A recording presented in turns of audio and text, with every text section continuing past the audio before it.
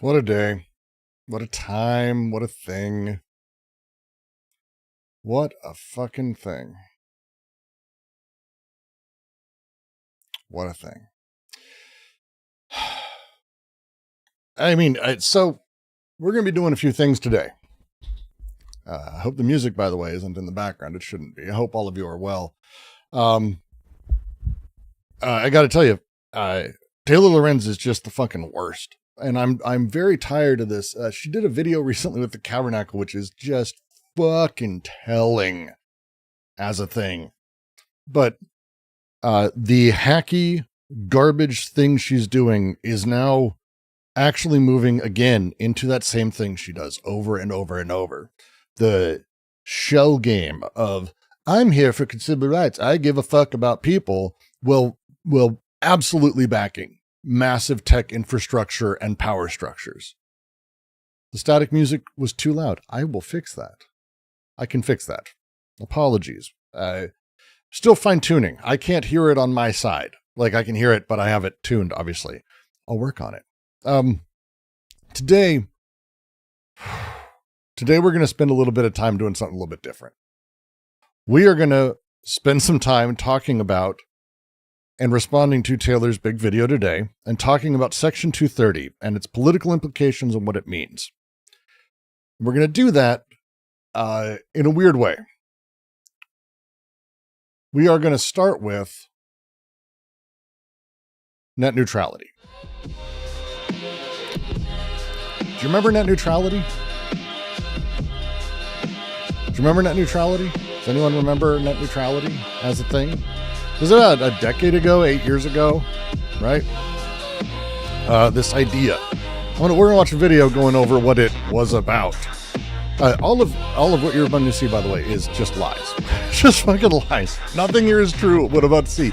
But this is the Wall Street Journal's video on net neutrality. And all of you will remember what net neutrality was, if you were around for it. Music started. Motherfucker. I gotta tell you, OBS, man. Net neutrality is a big thing, not just in Europe. It was huge on Reddit and Twitter and Facebook, and all of these companies got behind it. It was this huge thing against Comcast, going after this terrible new FCC guy and blah, blah, blah, all this shit. All this shit. This is what net neutrality was. Net neutrality. It's a seemingly complicated hot-button term, but it's actually based on a pretty simple philosophy that should be playing, by the way. Everything on the internet should be treated equally. Is it not? No, it is. Good. Broadband providers shouldn't be able to decide which websites to block or to slow down. Let's look at an example. I pay for cable and internet through a service provider, so when I go online, I expect to be able to watch all the GOAT videos my heart desires. And when I go on Netflix, I expect to be able to binge House of Cards without any interruptions in service. But without net neutrality, there's nothing stopping my service provider from simply blocking websites or slowing down the streaming speeds of websites, like Netflix. And it's already happened. In 2007, Verizon... Do you remember this? Does anyone remember it? Do you remember it as a thing? Right? I lost friends over this because people in general lost their minds over this.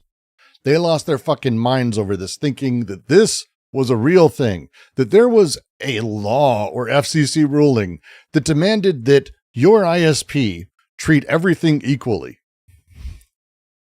And that somehow had come under fire by Comcast, that all traffic was not going to be treated equally.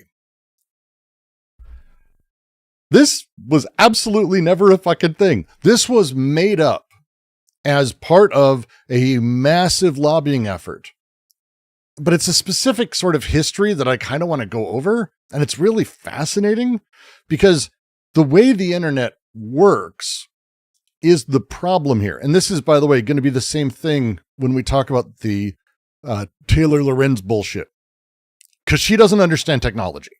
That's the first thing to understand. She's a gossip columnist who absolutely in the video says flatly insanely stupid things, acting like they're tautological truths that you should never doubt. That is fucking hilarious. She's a fucking moron. But more than that, she's an idealist and a reactionary.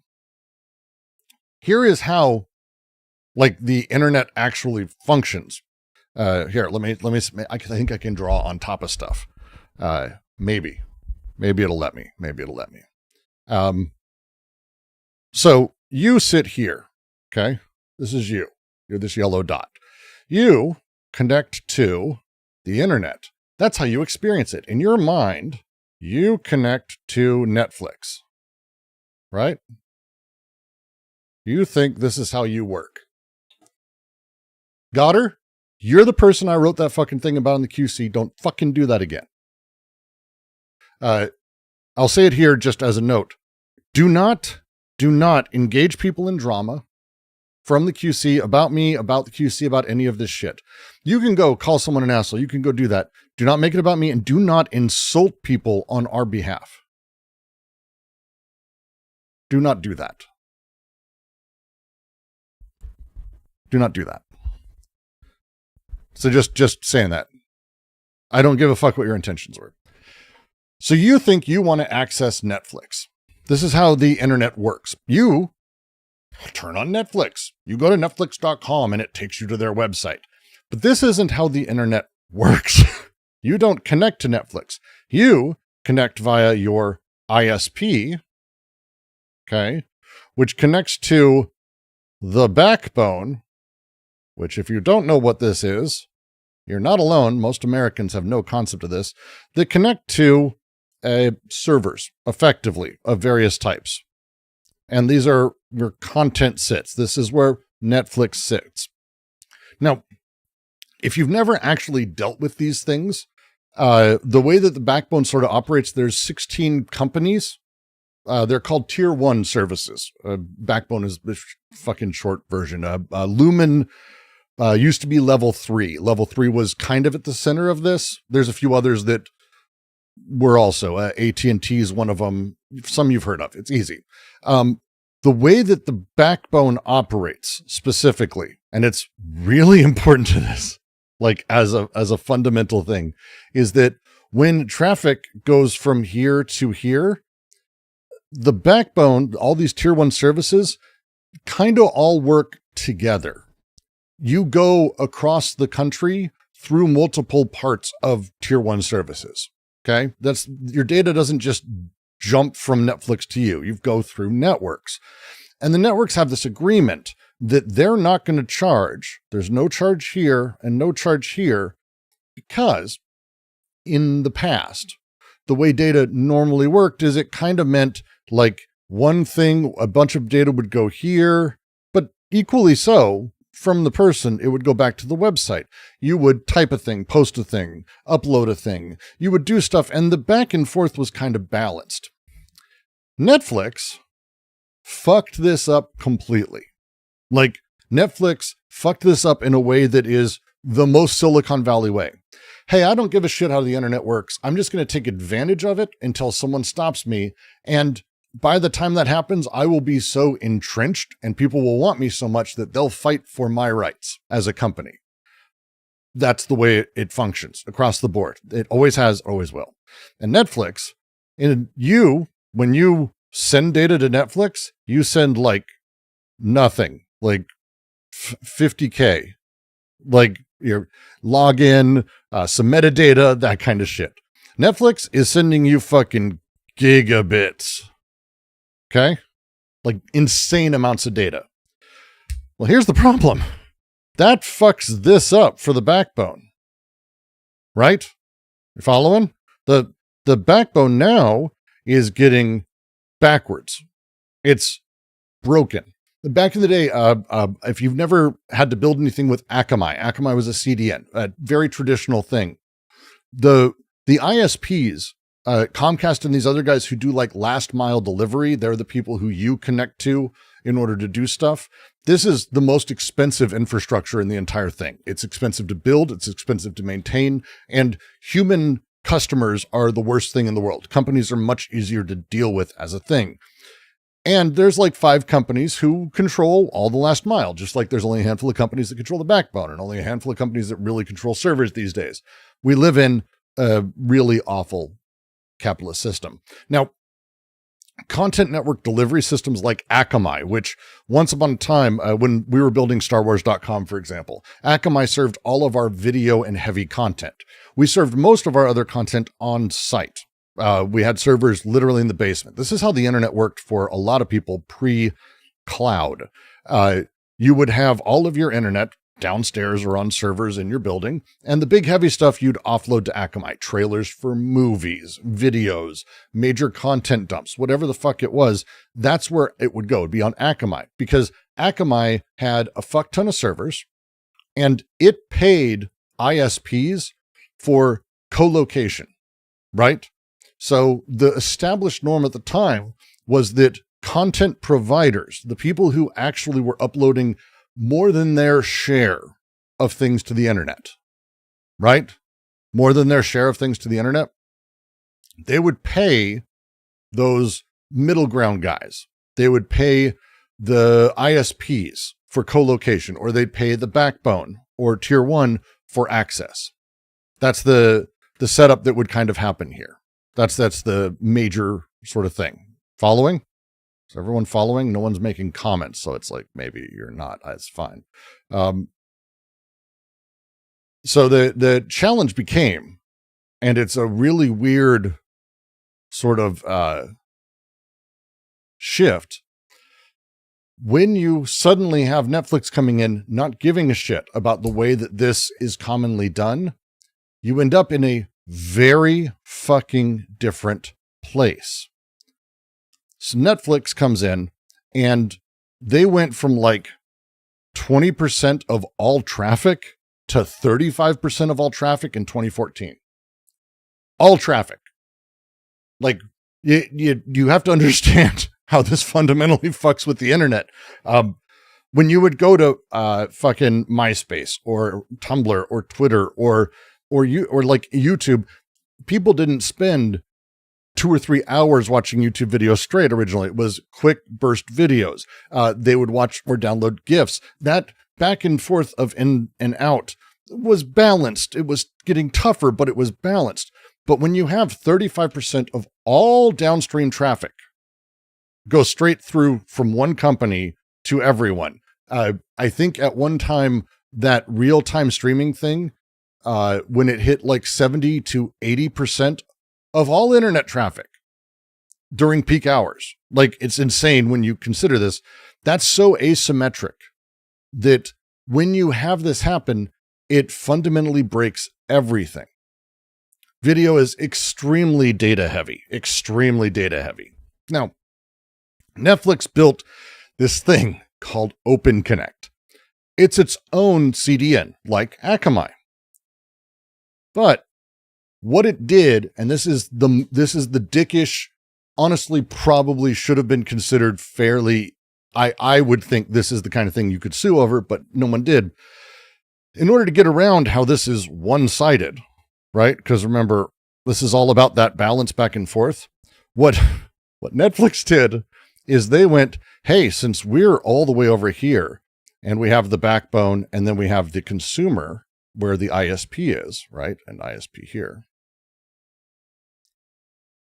What if, instead of having this direct line, because when video goes that way, it unbalances things. What if we actually go around to all of these tiny ISPs and we give them servers? We give them servers. Their Open Connect bullshit, they gave free of charge, which meant that, like, well, Akamai was paying. Akamai's still here. Akamai existed, and Akamai would give cash to ISPs. Netflix would offer free here servers co-located. This Open Connect bullshit, right? Which meant that kind of balanced out in the long run, because where these things went across different things, they weren't just in one section. It was kind of everywhere. And so you had this really weird thing where Open Connect basically let Netflix zero out its interconnection cost, that back and forth, or that I'm using more than I should thing.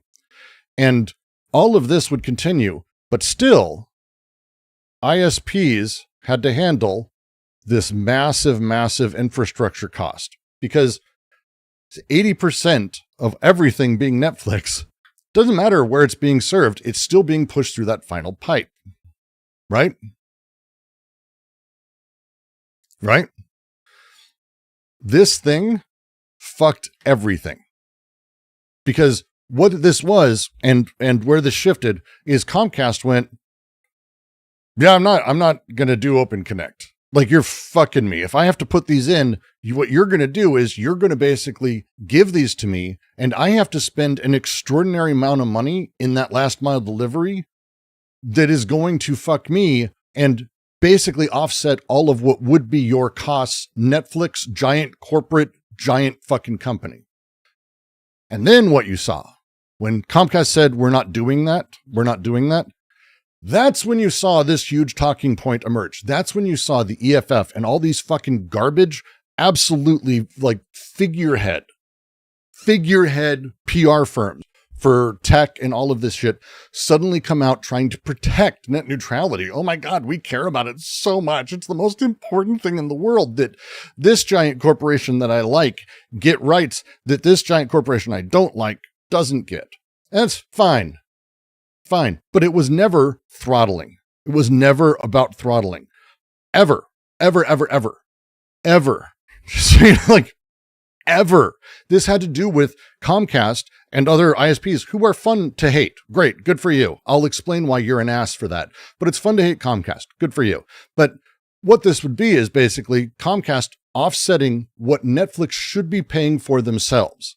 But Netflix getting away with fucking everyone as it goes. Right?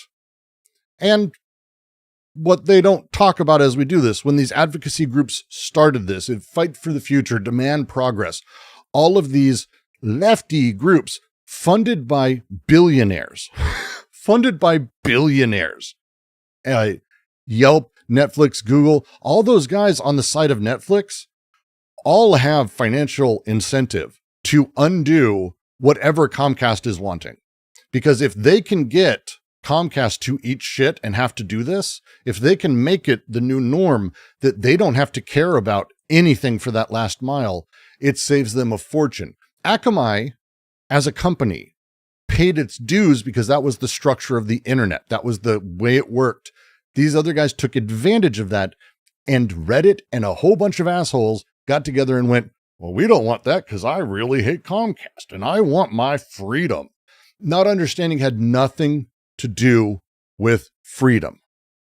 Nothing to do with freedom. And here's why this matters.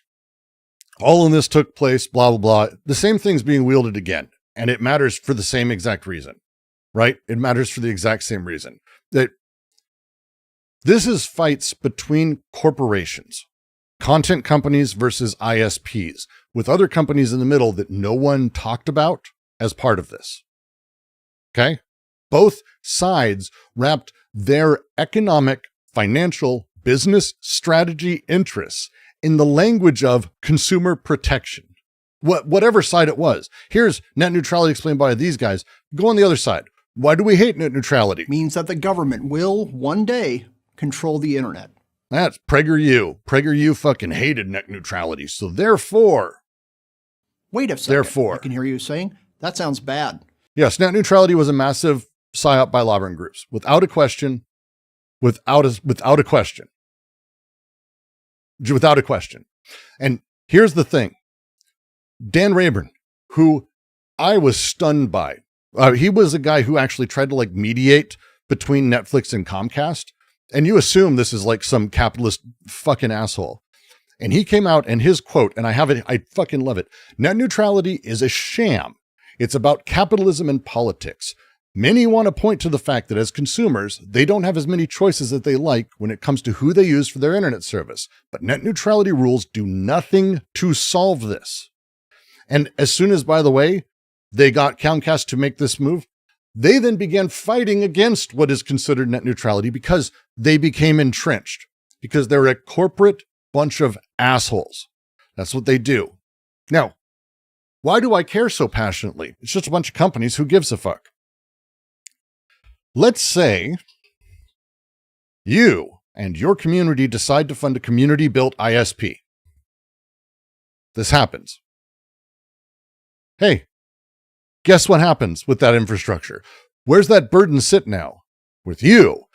Google and Netflix have effectively made public the only thing that will become public. These things are, Comcast is going to at some point go away. ISPs are going away. These things shift. These things are going to change.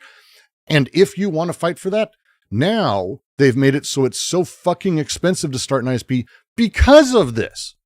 So everyone actually fought against their literal material interests because they understood all of these things wrong. They didn't care, didn't want to get involved, just wanted to stay surface level. And it is probably one of the most frustrating fucking conversations I've had. I lost friends. I had people who told me to fuck myself and wouldn't talk to me again because I just said, hey, I don't think necessarily we should be backing this because of, as I just explained, because I knew people at Akamai who were stunned by this. They were like, are you fucking kidding me?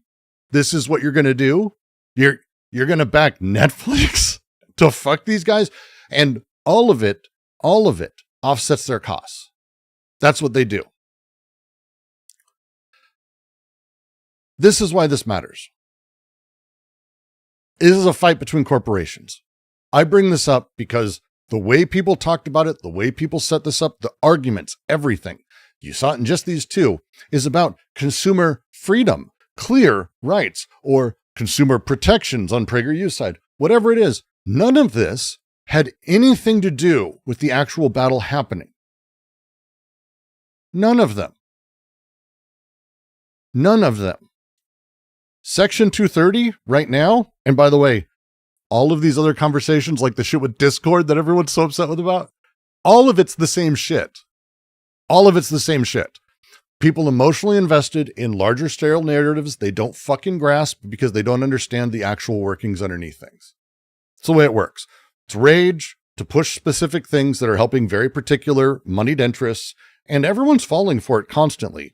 But there is no greater champion for tech moneyed interests than this bitch.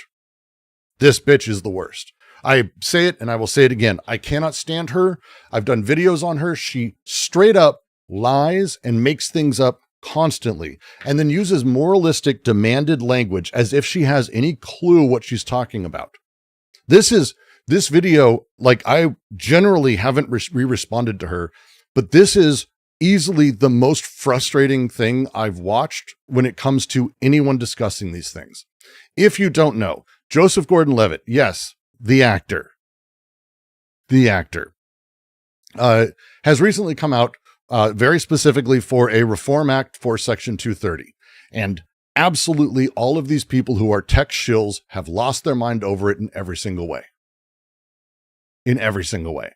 They just, everything. Oh my God, censorship. Take a look at her fucking channel. This is, again, the trash that is Taylor Lorenz.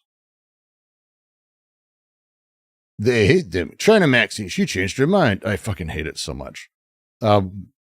This is bad. Mass surveillance. It's a trap. Mass surveillance. Here you go with our friend the Cavernacle, who's certainly not a fucking stupid hack.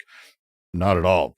Hey, look, smear campaign. This is bad. The new satanic panic is here. This absolute insanity of everything being the worst thing ever. And this from a gossip columnist who doesn't understand politics, culture, or tech. And it's awful to me that this is somehow someone who is ostensibly placed in that bread tube, left tube, fucking whatever thing. So we're going to do this. It's going to get point to point. The things in here that are absolutely worth noticing. And we'll go over what Section 230 is in a moment. There's a whole conversation to have around it. She is going to cite multiple times tech dirt, which is telling beyond words. Michael Masnick, as a mouthpiece, is a libertarian tech bro from the middle of fucking all of it, who has absolutely had everything he's done funded by Google and Yelp, Andreessen Horowitz, fucking CCIA, NetChoice. He is the fucking prime example of how these groups get captured by this money. It's insane. And The fact that this is one of those things that he's done is incredible. He defends Section 230 like tooth and nail. Absolutely. But he is funded by Google, Meta, Amazon, NetChoice. I mentioned NetChoice. NetChoice is one of those sort of shell companies that's Google, Meta, Amazon. He's fucking funded by these people in every one of these ways. He sits on the board of Blue Sky, which is like, he doesn't have any concept of these things. He's a for-profit businessman in tech world. Okay. This is like so frustrating. She cites the EFF. She will cite a lot of people. I have to push you to Yasha Levine's Surveillance Valley, which is a stunning book that you have to read if you care about any of these issues. The EFF is not a countercultural movement. It was founded by the creator of Lotus Notes. If you want to go back to the most boring fucking person in tech history that could found something, this is not some cool dude. This is Sun Microsystems people who did this shit. It had deep pockets, fuck tons of money, and connections to literal tech oligarchs. Steve Wozniak was a board member, right? Stuart Brand was a board member. Steve Jobs' former PR person handled their press. This is not a random group of like, hey, we just care about tech. It is 100% people who first lobbied. Their first job was lobbying for ISPs. That was their first thing. To quote Yasha, it didn't take long for EFF to find its calling, lobbying Congress on behalf of the budding internet service providers that came out of NSFNet, networks, and pushing for privatized internet systems where the government stayed pretty much out of the way. The Wired treats the EFF as countercultural heroes. That's why Taylor does it, because she's a hack. She's a hack. She's a hack. I'll go over the Tech Dirt article in part. It's all garbage. It's the headlines alone. It's incredible how absolutely everything is bent in like the worst possible way. But these people are absolutely not sort of open-ended. The privacy, the digital rights ecosystem that Lorenz treats throughout this as this neutral, grassroots, public interest movement has been, from its inception, funded by and aligned with the interests of technology companies and industry. This isn't some conspiracy theory. This is documented financial history and connections. The EFF started as telecom industry lobbyists dressed in counterculture clothing. One of their founders was a member of the Grateful Dead. Eat shit. No one cares. Like, ooh, it's the Grateful Dead guy. Clearly, ooh. It's exactly that kind of mentality. You know it. The tech guys do this shit all the fucking time. Like, all the time. Silicon Valley had this joke in almost every fucking episode. But it's funded by Google, Facebook, Meta, all these fucking guys, and their affiliated foundations that they put money into so that way they can have more money go to it. And she's going to say that these people are the good guys. She's gonna say that because she uses moralistic garbage language because she doesn't have fucking actual arguments and she doesn't understand any of this. Now, none of this means her arguments are automatically wrong. I'll go through why they're wrong part by part, and almost everything she says is wrong and laughably, embarrassingly fucking wrong. Embarrassingly wrong. But Sirius, you're wrong. So I'm not going into it. Like, you're wrong. It ultimately was repealed. Like, genuinely, you're not following. That's fine. That's fine. None of this means that what she's saying is wrong. That's like the point I want to make sure. She's using this moralistic language. I'm not using that to judge her main arguments. Her main arguments are wrong for its own things. But the way she does it from the start is straight up not journalism. It is fucking moralistic bullshitting. And it is something that you need to be watching for. Like straight through the entire thing. Straight through the entire thing. So we're going to do this. Can you put her mouth down? It looks weird. No, she does that all the time. All the time. A couple weeks ago, the actor Joseph Gordon-Levitt got up on stage in front of Congress and joined groups like the Heritage Foundation, Morality and Media, and other extreme far-right Christian fundamentalists to promote a law co-sponsored by Lindsey Graham that would dismantle the internet as we know it and eliminate free expression online. How the fact you can call this in any capacity journalism is so... Voxima tipped $4.20. Did you exercise today? The fascist did. Why haven't you? Hope you've been having a decent day, Brooks. Here's a tuppence. Thank you very much for the tip. And I have exercised today. We had to ban that guy from the server, as we do. Thank you very much. Okay. Let's just go through all of these absolutely insane ways to frame this that is straight up poisoning the well up front by leaving out stuff that is absolutely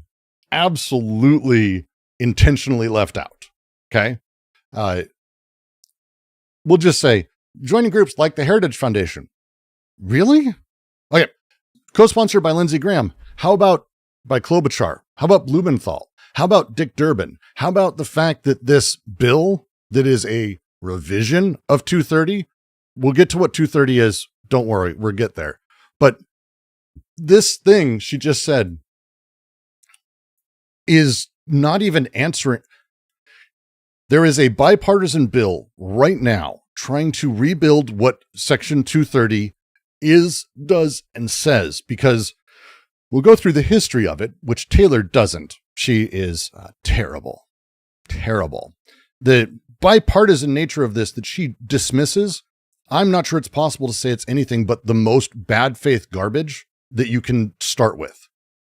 Like, it's incredible. Tech policy in Washington doesn't have two sides to it. Usually you don't have both sides. But if you were to say, and you could, but if you go, hey, by the way, this bipartisan bill that he's backing, no, you start with Heritage Foundation, start with Lindsey Graham, Morality and Media, and extreme far right. No, like they back it. Is that a thing? Starting there is so fucking telling, like straight up, so straight up. When you have to pretend bipartisan consensus doesn't exist to begin and make your argument work, something's wrong with your argument, and you might notice that it's a bit moralistic and maybe pull back.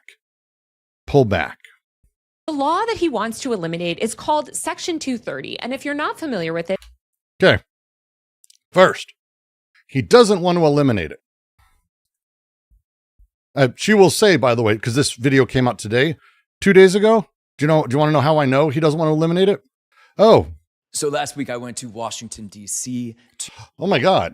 And she's going to quote from this video. Let's see if at the beginning he talks about whether or not he wants to eliminate it. To support a bill called the Section 230 Sunset Act. And I posted a video of my speech, got a lot of love and support from a lot of y'all out there. And so... What's up, Dex? So tired walking all of that way to here. You are, huh? You're tired? Uh-huh. Dexter's tired. Did you know that? Did you know that everyone Dexter's tired? What? Yeah. All right, upstairs. Go. Go. You know the deal. Get upstairs. Why? Close the door. Close the door. Close the door, Dexter.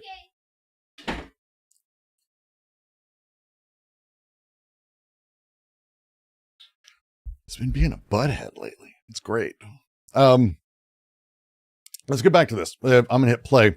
Let me know if you can tell whether or not he wants to eliminate it. Thank you for that. But also, there was a fair amount of confusion and pushback and people raising some very good points that I want to discuss. One point that's not true is I did not get paid to support this bill. But I actually think a lot of the people that were raising a lot of these good points are people that we probably agree on, like almost all of this. We want an internet that has vibrant, free, productive public discourse. I don't think we currently have that. And, the question is, of course, Is this Section 230 Sunset Act a good way to get there? Well, let's talk about it, because that's the whole point of this, right? Here's the first thing I'll say. I'm in favor of reforming Section 230. I'm not in favor of eliminating all of the protections that it affords. That seems to be a contradiction to what Taylor... One sec. I probably misheard. I misheard Madame Lorenz, who is clearly a good journalist. Online. The law that he wants to eliminate is called...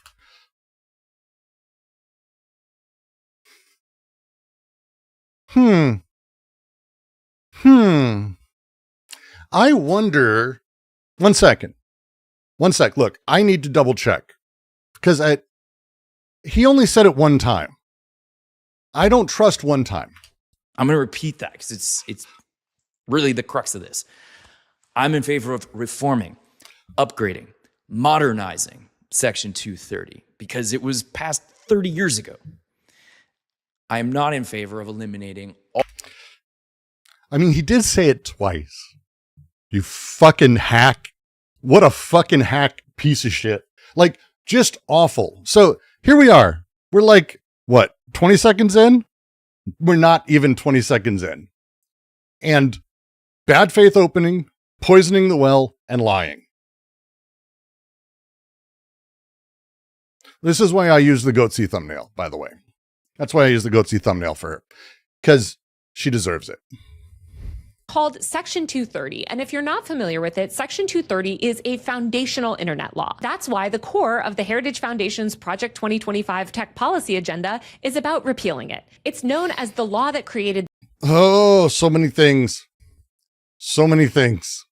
So many things to fucking go over here. It's kind of like...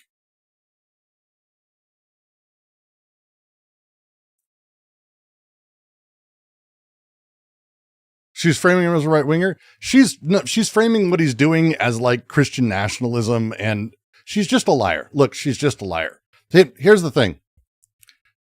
Section 230 is a law.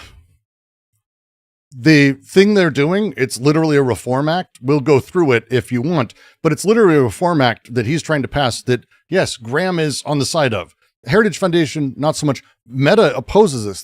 They're wanting to modernize it and shift it in their favor. And by the way, if you don't think that Section 230 is going to be changed to favor corporations, Jesus fucking Christ, what do you think is going to happen? But there's a chance that you can go in there, especially if you're someone like Jordan, that you're like the guy from Third Rock from the Sun, and you can be a voice. You can say things. Hey, we actually want to shift things around here because everyone wants to modernize. I hate Section 230, just so you know. I hate Section 230. I will upfront tell you, I actually want to fully abolish it. I don't give a fuck. I hate it. There are reasons for that we can get into. But the thing is, the middle ground that exists of like what Section 230 is only in favor of moneyed interests. And it is actively damaging actual consumers in every single way. We'll get into why. It's a whole thing. But this is not the law that created the internet. The people who've talked about this, and we can a little bit. Section 230 is very particular. It is a combination of two sort of lines of law inside of a much larger bill about what it means to be an internet service provider, content provider, all of this shit. And it kind of sets up, let me get the exact language. I have it noted here, copied over. So fucking angry. I got so mad about this. Like I have so many fucking notes that I've been pulling. Doop, doop, doop, doop, doop, doop, doop. Okay. Section 230 set up this idea. And it came about because of two very particular lawsuits that I think are actually pretty important to go over in order to sort of understand where it came from. Because it's not just a law that sort of exists as a law. It's a series of rulings. And again, Taylor's going to make this mistake and she can't help herself because she sucks. But the thing that is happening with the law is that it's put up and then the judges decide ultimately how it's enforced, along with the FCC, the executive branch, and other secondary laws that get passed. To call this law meaningful in its face 30 years ago as if it has some sort of transcendent power is fucking stupid. So, once upon a time, CompuServe, AOL, Prodigy, they were ISPs, like Comcast. Now, most of you who use Comcast don't go to Comcast.net as you log in every day. Once upon a time, when you'd log in through these dial-up portal networks. So CompuServe being one of them. And they would give you a homepage. In fact, they would often give you a full community. Prodigy prided itself on having a full setup community. It's going to be very, very important. CompuServe at one point, though, they did a thing. Now, this is kind of going to get wonky, but CompuServe had a forum about journalism. And that forum was run by people that they contracted, that contracted also. CompuServe kind of hired people. It was kind of a thing, but all of this content was given to people who went and used CompuServe as their way to get online. Someone posted some shit that talked shit about some other guy. I don't like, it's not worth really getting into the hard and fast. The question is not whether or not that guy did a bad thing. The question is CompuServe responsible? Well, the question isn't really that. It's what is CompuServe? So the question was, is CompuServe a for-profit, big, giant publisher of content? They talk about it like this. Or is CompuServe your internet service provider, where they're more of a library that you go to for content rather than a publisher like a newspaper? CompuServe was sort of ruled to be more that latter thing, that they were a library, a bookstore, a newsstand, I think is the way that they talked about it. So with this, CompuServe had no opportunity to review this content before it was uploaded to the computer banks. That's how they talked about it. This was weird for a lot of reasons. The way that content was uploaded, CompuServe paid for. Right? And that content they pushed to people who logged in. To say they're not responsible for it, to put it in the place of like a library, which is literally just meant to have everything, as if there isn't machinery and intention behind it.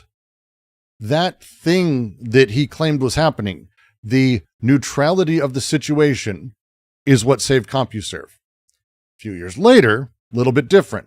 Guy behind Wolf of Wall Street, if you remember it, Jonah Hill's character, actual real dude. A whistleblower went on Prodigy's forums and said, like, that guy's a scam artist. His company's doing a bunch of illegal shit, which they were doing. But you're sort of not allowed to just do that. Like, you can't just say shit about people. And so when he went and took everyone to court, one of the people he took to court was Prodigy. This is the foundational thing of where Section 230 came from, because Prodigy posted content guidelines. Prodigy had moderators that were screening things and deleting things and moderating things. As such, they weren't just CompuServe neutral library. They were an active moderating force. That active moderating force that Prodigy was, that's bad. Yeah, that's not a good thing. And you got to do a whole thing. The whole problem with this was saying that a deliverer of defamatory material is a passive conduit and is not liable in the absence of fault. Frustrating. Section 230 became this thing that responded to what at the time was called the moderator's dilemma. It's the phrasing they use. Moderator's dilemma became this. Because of how all of these decisions were there, the actual curation was disincentivized. If I cleaned up my internet service setup, if I was Prodigy, AOL, or whatever, and I just took stuff down off of my front page that I thought was bad, that would be punished by being publisher of it, which means liability, which meant that hands-off approaches and hyper-neutrality was rewarded with this extreme level of protection. The problem here should be clear. We don't want that incentive structure. We don't like it. So Section 230 was introduced and passed. It was part of the Communication Decency Act and the Telecommunications Act of 95 or 96. The intent was pro-moderation, not pro-neutrality. That thing he's trying to protect is he wanted people to be able to moderate, to stop indecency. Again, you have to remember why they introduced this. They want to stop indecency and bad shit from being able to be getting to people. It's flatly about private companies making their own decisions and the privacy and privation and marketability of those ideas. But the actual way the law is written is actually not about pro-moderation. Not really. This is going to be really important as Taylor makes her claims because she just was The thing is, the actual way the law is written, Section 230C1, specifically is actually granting unconditional immunity. The line in it, the way it's written, no provider or user of an interactive computer service shall be treated as the publisher or speaker of any information provided by another information content provider. There's no good faith requirement here. No enumerated content categories, no conditions to this at all. That's one clause. 230C2, which is a lot, protects moderation when, quote, voluntarily taken in good faith. Now, this targeted very specific content. They name it obscene, lewd, lascivious, filthy, excessive, violent, harassing, and otherwise objectionable. The asymmetry here, I'm going to talk a lot about asymmetry today. Doing nothing is protected unconditionally. Doing something means justification is required. That's what actually is written in the law. So despite whatever intent anyone says, and intent doesn't matter very much here, you'll see very quickly, the legal architecture absolutely privileged passivity and neutrality as a default. Okay? Always. That's the setup. The packaging then compounded this problem. All of it was codified within Title II, right? Title II of the fucking Communications Act of 1934. This is the common carrier title. This is the idea that a phone company can't be responsible for phone calls made on its service. Okay? It's a little old. Like Morse code shit, like that kind of thing, right? But here's the thing. It now governs these things. Information services was always Title I, but now these guys are in Title II. This is a problem. This means that the way net neutrality, and that's why I bring it up, net neutrality and Section 230 are really one thing. And the way the debate on the floor happened when this was going, it's worth watching and paying attention to all of it. The conduit metaphors for everything was wild. Talking about holding websites responsible for user content to saying the mailman is going to be liable when he delivers a plain brown envelope for what is inside it. That's not the same thing. They reached for any metaphor they could in order to claim that this would be like that. It's almost like there's a fuck ton of money that was pushing them in this specific way because these were all passive pipes. They kept talking about it. Always. The mailman, it's just like the telephone, it's just like the library, just like the blah, blah, blah, all that shit. So this is this history of 230. This passes, and honestly, it lays the groundwork for the internet. Ask Yasha about it sometime. I reached out to him. I'm hoping he'll come on because I want to talk to him specifically about how this happened. But the hyper privation that 230 gave and the structure of it is the reason we have the worst internet we could possibly have today.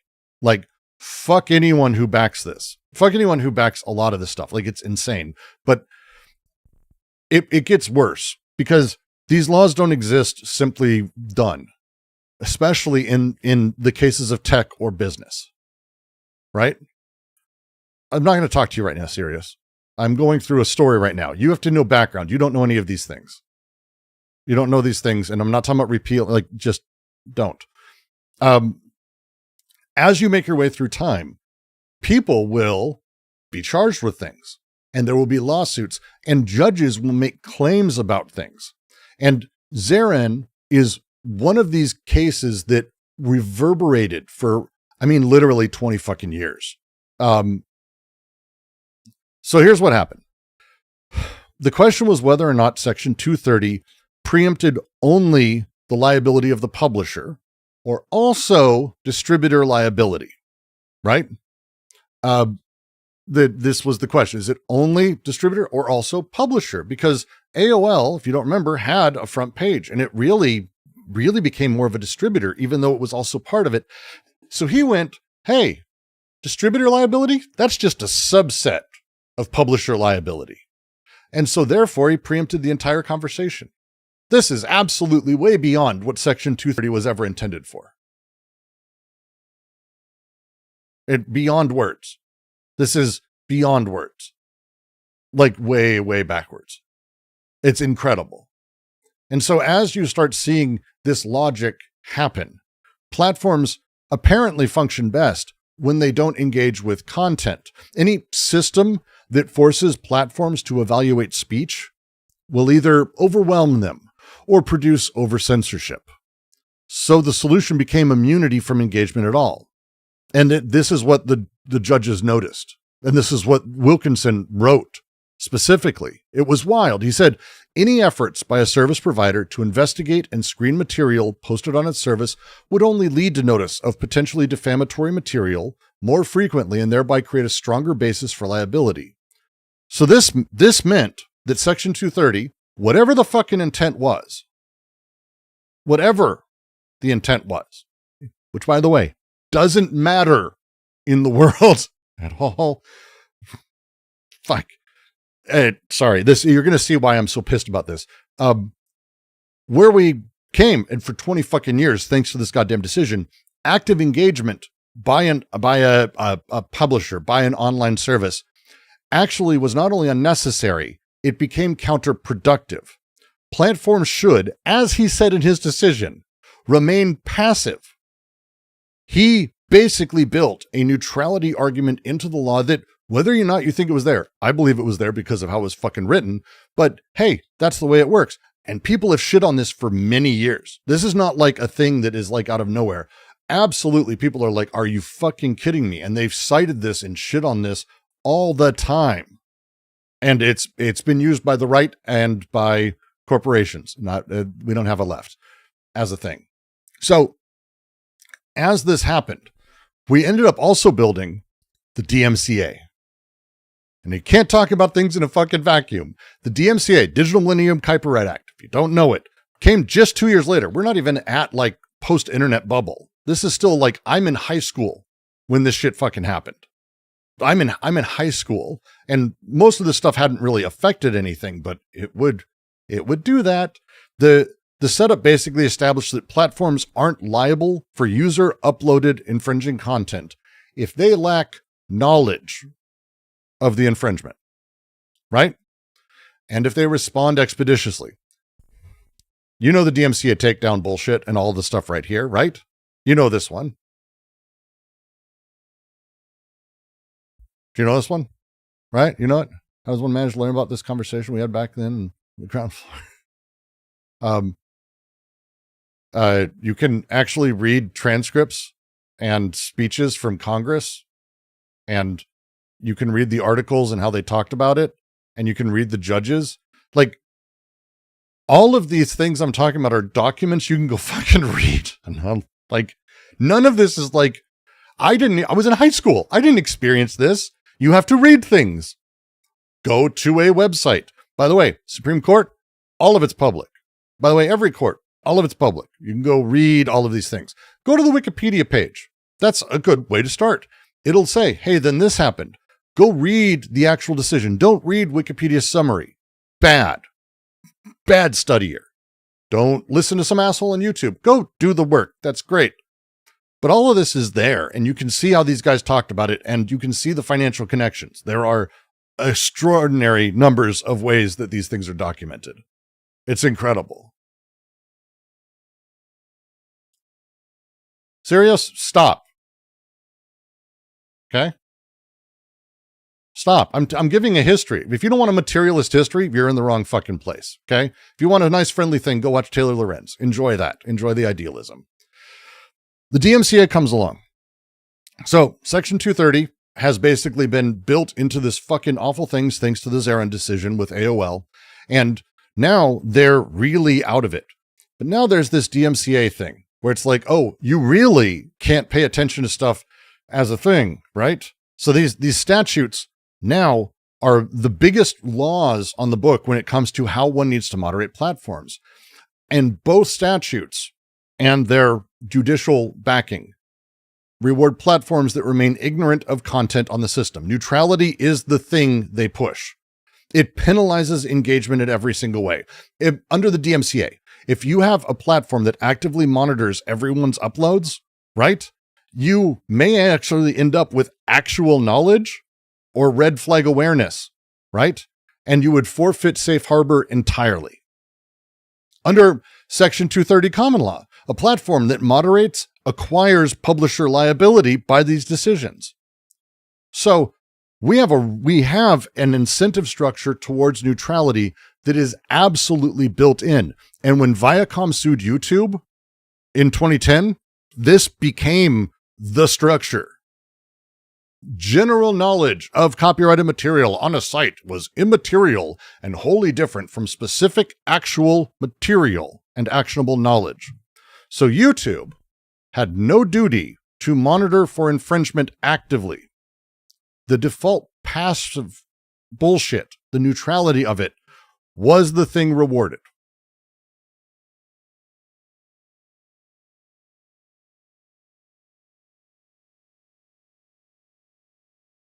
Okay? All of this is about that setup and neutrality. The internet. And I did an entire video linked here on the law, breaking down what it says, why it matters, and why the far right and billionaires in power across the political spectrum are so hell-bent on destroying it. Basically, Section 230 is what enables... I find it so frustrating to hear some of these things. Like, it's...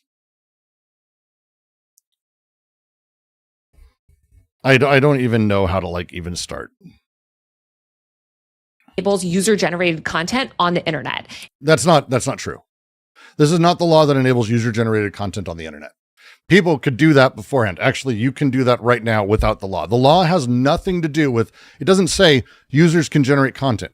What it means and what it's laid out to do is to give platforms immunity from things other people post on them. That's the intention. But actually what it means is that people who upload are responsible for the things they upload, not the place they're uploading it to. Neutrality is rewarded. And the reason, serious, if you want me to say very quickly the reason, if you don't understand that these laws have basically forced power consolidation into a handful of places where platform centrality is what runs the internet, which is what Joseph Gordon-Levitt, by the way, talks about in his fucking video. If you don't think these are the incentive structures that build a Facebook or a Twitter or a Meta and all of this other shit, it is. It's literally the structure that encourages that and stops individual websites from existing. They existed prior to this law. They would continue to exist after if this law did not happen. There are countries in the world that do not have a Section 230 setup. They have websites. That's how stupid this fucking claim is. Section 230 is not a global fucking law. It's the reason you can leave a negative restaurant review without Yelp being sued out of existence. No, that's not true. You can leave restaurant reviews. If it's true, you can... Yelp getting sued out of existence is not because it has user-generated content on it. It's claims that are unfounded being suable. Like libel. By the way, all these cases had to do with libel. And whether or not it ended up that the guy was actually blowing a whistle, the fact that there was a lawsuit, that's not the point. People sue for shit. Go fucking deal with that. Deal with slap laws. This is not the thing that stops this. Flatly. It simply is not. It's the reason fan communities can exist online. It's why any website can... That's as stupid a sentence as you could possibly say. It's the reason fan communities can exist online. How? How is anything that it says that in any capacity? It doesn't. It has nothing to do with that. This is the wording that you see when you go back and you look at all of the conversation around net neutrality. It's the same moralistic, grand claims that's talking about result, not process, talking about ideas, not material conditions, talking about these big, grand things, not any functional reality on the ground. Host a comment section. Section 230 is what allows blogs to exist and book reviews to be posted online. It's what allows for forums and chat systems to exist. None of this is true. Section 230 is the sole reason why Wikipedia can function as a volunteer-edited encyclopedia. It's why the Internet Archive can...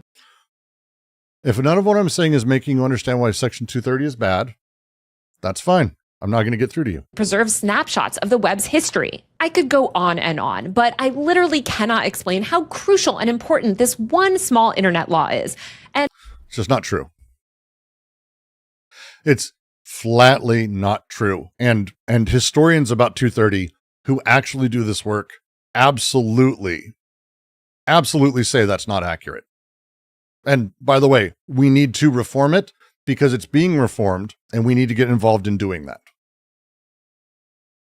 And of course, it's no surprise that billionaires and powerful far-right extremists want to destroy it. And it's insane as a line. Just this claim on that. Billionaires and far-right. It's wild. Since destroying it would eliminate the ability to have free speech at all on the internet, that's not true either. Do you know that's not true?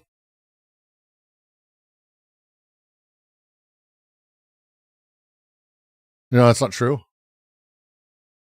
That's just not true. I wanted to take today's episode of Free Speech Friday.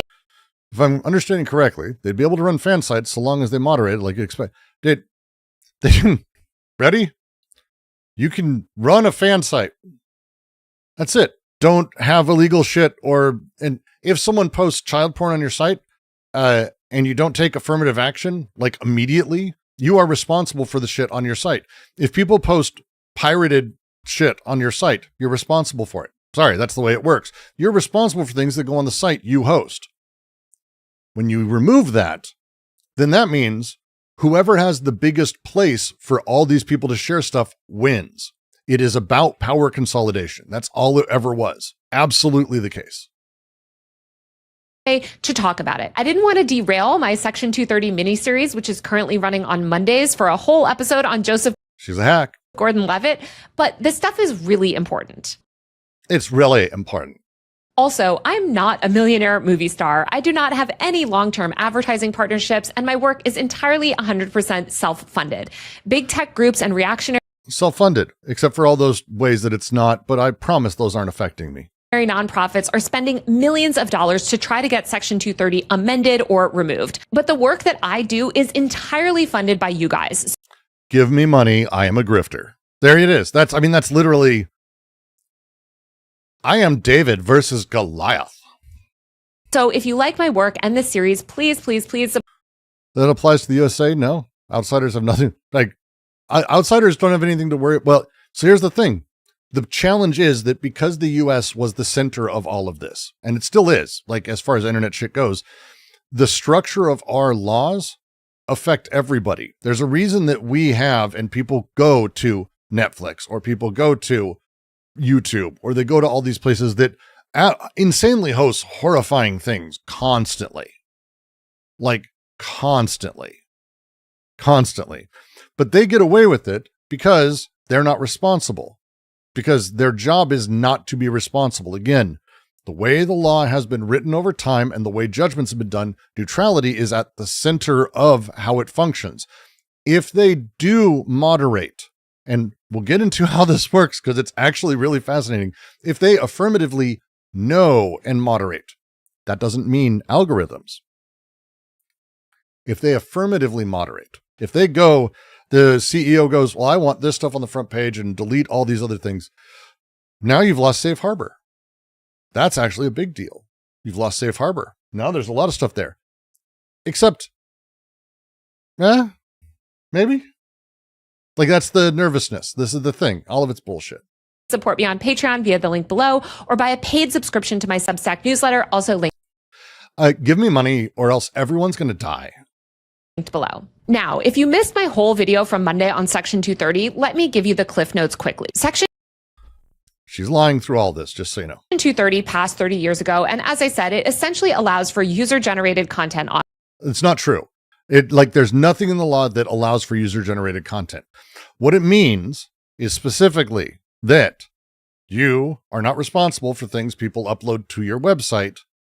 And also, if you do make that move, you have to justify it as it being objectionable content. This is why dick pics are easy to delete from websites and everyone does it. But the moment that you start talking about, oh, actually, we're going to eliminate Zionist content or hateful content. Ooh, I'm not sure we can do that. Like, this is the reason. So again, she's full of shit. She's full of shit. She's full of shit. She's full of shit. Online. It's not the First Amendment, and it's structured a little bit differently, but it's effectively known as the First Amendment for the internet. And for the No, it's not. first 20 years, it remained largely intact, but that's absolutely not true. Like, again, to say that is insane. Within 3 years, Zarin versus AOL fundamentally shifted whatever the fuck you're talking about. That was 2 years after it passed. The publisher-distributor distinction was destroyed, and that ruling created blanket immunity way beyond the legislative intent.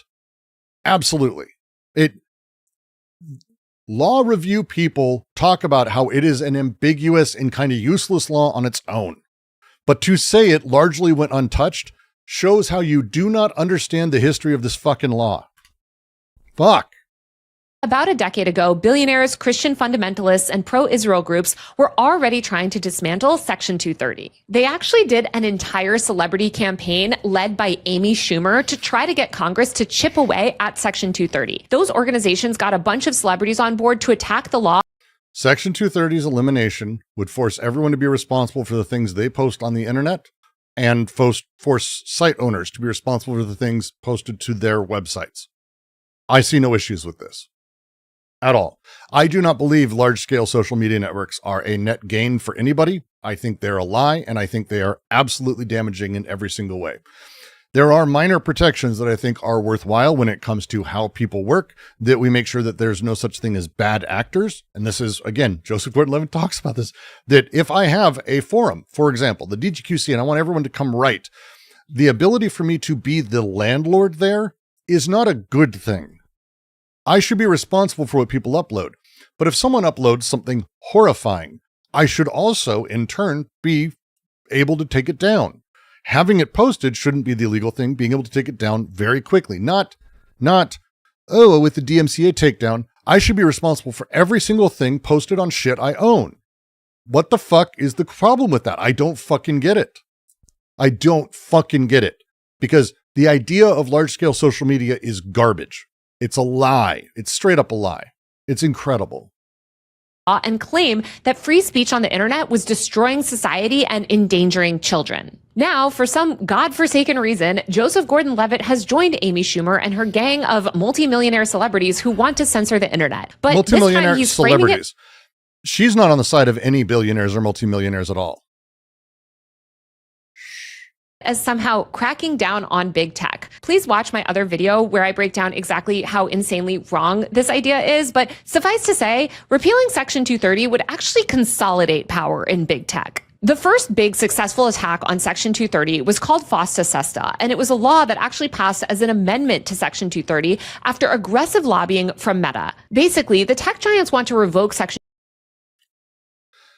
Full repeal, sure, you could argue. Could hurt smaller platforms more than the large ones. Meta supported FOSTA. The competitive dynamics are a real thing. But here's the thing. We need reform. This is, again, let me just one more time say a thing here real quick. Reforming, upgrading, modernizing Section 230 because it was passed 30 years ago. Is she not right that Wikipedia and the Wayback Machine could not exist? She's wrong. She's fucking wrong.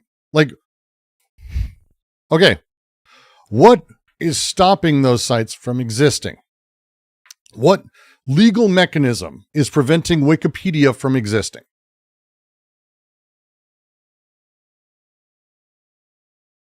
I'm just asking you. Like, without Section 230, what would destroy Wikipedia or the Wayback Machine? No idea? That's because that's not how it works. But there's nothing in 230 that would do that. Nothing. I am not in favor of eliminating all of the protections that there you go. That it affords. Look, I co-founded an online community called Hit Record with a website with, a community of about... Legal burden of moderating every upload seems unrealistic. Then, ready? Figure out a system that isn't 230.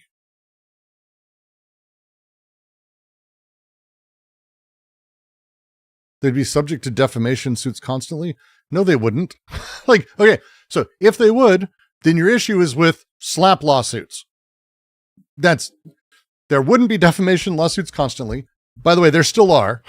There still fucking are, because none of this matters, and 230 is not what gets them out of that at all, because they have problems with, like, this is not how any of these things work. Like, you're just now making shit up. Like, none of this has to do with it. Fundamentally, Wikipedia is a big conglomerate of a lot of people. It's nonprofit, and they do watch everything. By the way, if they're responsible, suing them for what? For posting truth? That is the defense against defamation. Go against slap lawsuits. Change the way that works. Change how lawsuits function. That shouldn't be done as this weird case that allows consolidation of power online. Didn't know about net neutrality. You still don't know probably about net neutrality. Most people don't. Wayback Machine is already subject. Wayback Machine is subject to all the same laws as everyone else. What's the thing preventing them from existing? Like, oh, they'd have to watch over everything? Sure. Yes. So maybe that's not a thing. Like, what the fuck? About like 1 million people when it was the biggest. And, but oftentimes it's been small. We were a small business. And I completely recognize that if a small business like Hit Record could be held liable for all of the things that anybody might post on a user-generated content platform, we wouldn't be able to afford the legal bills and it could put us out of business. So I really do understand the logic behind Section 230. I get the idea of what people are going for. I'm with them. That said, the internet has changed a lot, and a relatively simple platform like Hit Record is not how most people are using the internet nowadays. Most people are using a small handful of these gigantic businesses that are driven by engagement optimization algorithms. And to just put it in perspective, you right now are using one of those companies. There are only a handful of companies that basically are 98% of like internet traffic. That's it. That's it. So, well, you cloak and people cloak the language of, we've got to keep it there to protect small business. Take a moment to realize where that refrain comes from and how often you fucking hear it. How often do you hear it in other places? Do you ever hear it in, I don't know, tax conversations, regulations, EPA, climate change, racial rulings, civil rights laws? Oh yeah, wait, all of those things. Rhythms and advertising revenue. And I would argue this is actually really bad for productive public discourse. So the question is, can't we have both? Can we protect free speech and the First Amendment while also holding the... He never said he wanted to repeal it completely. He literally said multiple times he doesn't want to repeal it. He wants to reform it. At the beginning here, he says it twice and he restates it multiple times. Again, Taylor's just the fucking worst. these big tech companies accountable? Well, there have been lots of efforts to reform Section 230 in the past, and they keep getting killed by the big tech lobbyists. So by people like Taylor Lorenz's people.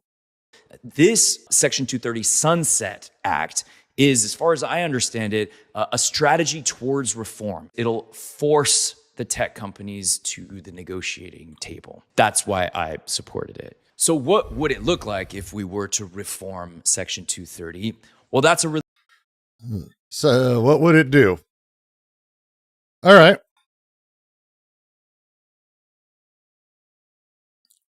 Why not? Let's talk about the law. Let me pull it up.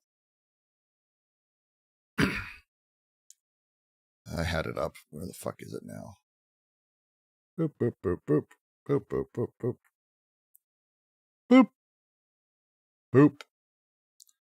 Let me zoom in. You should be able to read it decently. Again, it's a bipartisan thing, and it's actually pretty significant. Now, there's a lot of push here in a lot of different ways. Completely. Don't get me wrong. Politics is a messy business. But to just throw it all out in favor of no reform is fucking wild. So, let's go through. It's going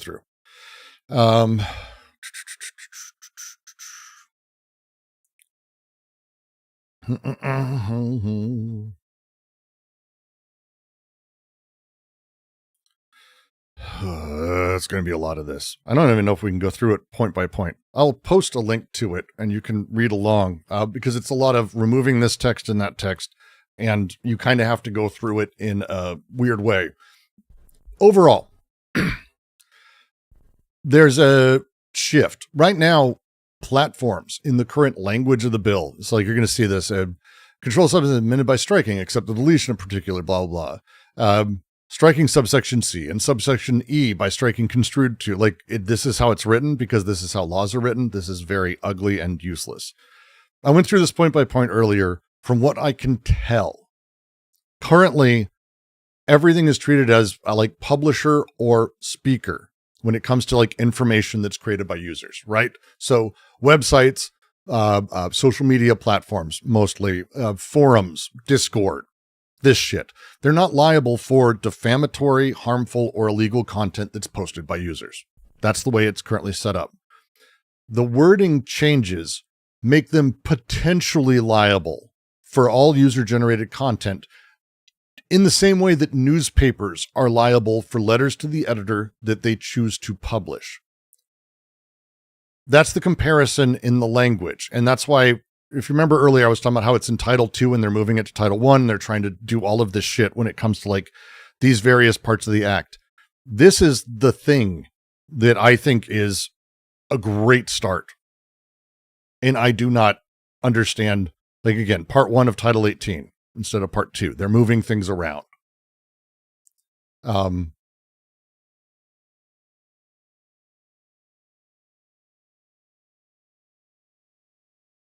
So he's giving mixed message. Earlier said he would have no problem eliminating. I mean, I would have no elimination of it. I have no problem with elimination of it.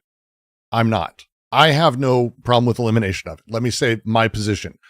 But I'm not here arguing my position. I'm arguing Taylor's and the problem with Taylor's position. That's the thing. I have no issue with elimination because I don't think it matters. And I think that change needs to come harshly, and I want to break up all of these companies. And I think eliminating 230 would effectively destroy Alphabet as a company, Meta as a company, X as a company, plus all the AI companies as well. I'm perfectly fine with all of that. But I'm an extremist, which is fine. That's fine. That's fine. This language and the thing that he's backing, that she is saying is the end of the internet, that's one thing it does. The other thing it does is it changes Section 2. And again, remember, it's only 2 clauses that make up this entire fucking thing. So when a platform removes lewd, lascivious, dirty, nasty penis content or violent content like gore and porn, basically, if they do this in good faith, they have immunity. This changes that. This makes it so moderation decisions overall, both for removing and for leaving things up, can be the subject of lawsuit. It moves things in a different place. There would be absolutely a huge number of lawsuits. I have no doubt whatsoever. But the change forces the platforms to come back and go, okay, well, here's the things we can do. Because what they're arguing, and this is the terrifying thing, and we've seen it recently with the TikTok case, where TikTok was putting content in front of children that caused her to kill herself and another child to die. There's lawsuits over this because the algorithm is basically teaching kids to do horrifying shit. We'll get to the protect the children shit. I'm not doing that right now. But this thing shouldn't be allowed. They shouldn't be free to do that. They are publishing content. It is the same as if the New York Times published an opinion piece. I believe it's the same thing. And I don't have an issue with the elimination of all those things. If they demand that I sign when I sign into YouTube that I'm personally responsible and they change how they do algorithms, good. Perfectly fine. I'm perfectly fine with that shit. Section 230 so they can harvest even more data to feed into their AI algorithms and eliminate their competitors. That has nothing to do with anything in this law, by the way. You're free to read it. By the way. 30 was called FOSTA SESTA, and it was a law.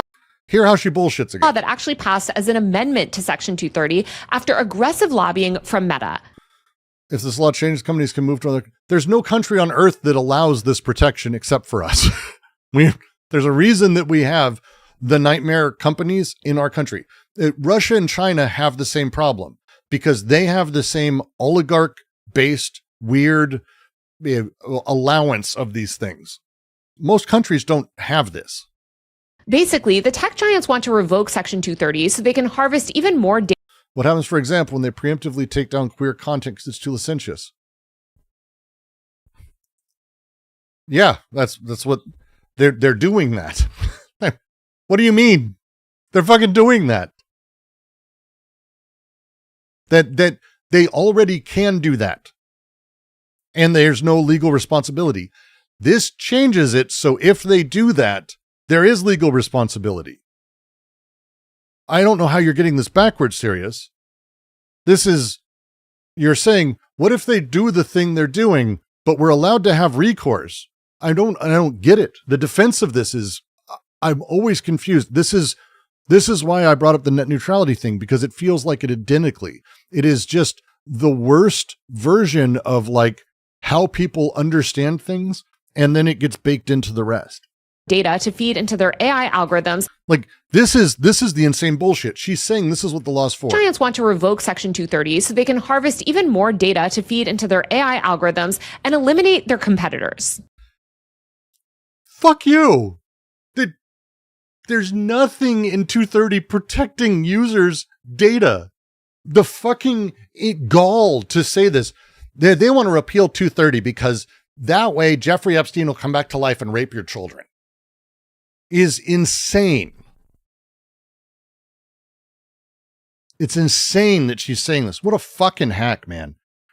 Just awful. Unsurprisingly, nobody that cares about freedom and civil liberties actually wants this. Again, moralistic garbage language. Fuck you, fuck you, fuck you, fuck you. Nobody wants freedom. Wild. Again, this is the queen of bullshit and hackery. The lies are so fucking huge. It's so frustrating.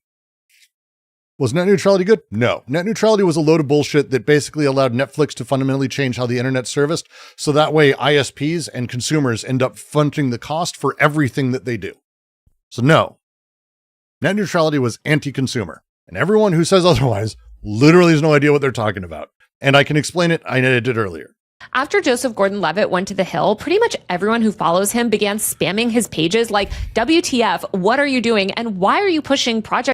What is the recourse if my queer content is taken down? There is none right now because they're allowed to do that because it is licentious. Licentious content is literally the thing they're allowed to take down. That's the thing they are in good faith allowed to take down. And you could, with the new change, sue about that. That your rights were abrogated, that your civil liberties as a queer person were violated. I'm saying, like, if it were repealed, you could sue to get it back up.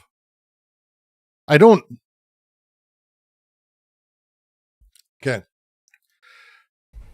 Let's say a newspaper, right, publishes queer content. Let's say actually you're a writer for a magazine and you want to write something about queer content and they tell you, no, we don't do anything about homos. In California, they say this. Protected class, by the way. That's not good. You could sue, win probably. For some reason, Discord doesn't have that same liability. Facebook doesn't have the same liability. Right now, the internet doesn't have that. The law that Joseph Gordon-Levitt is pushing, that is a bipartisan law, would make this a suable thing. And again, 99% of the lawsuits would go to one of 5 companies. Fuck them.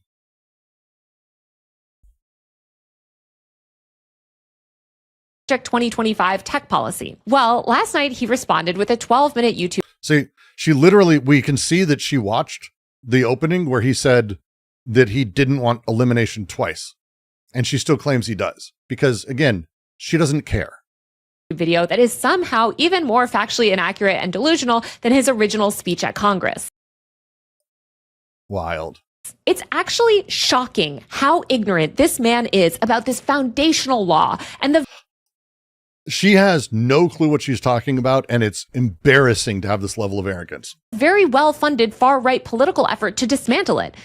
A very well-funded far-right political effort that's completely bipartisan and actually backed by a lot of people who are not far-right. Because Nazis are on the side of a thing doesn't mean it's bad. It means you should take a look. Do not doubt that. But when Google is very upset, maybe go, I don't know. Yeah. So, to dive in, I first want to address a couple things related to the speech that Gordon-Levitt gave in D.C. He said, So I understand what Section 230 did to bring about the birth of the internet. That was 30 years ago.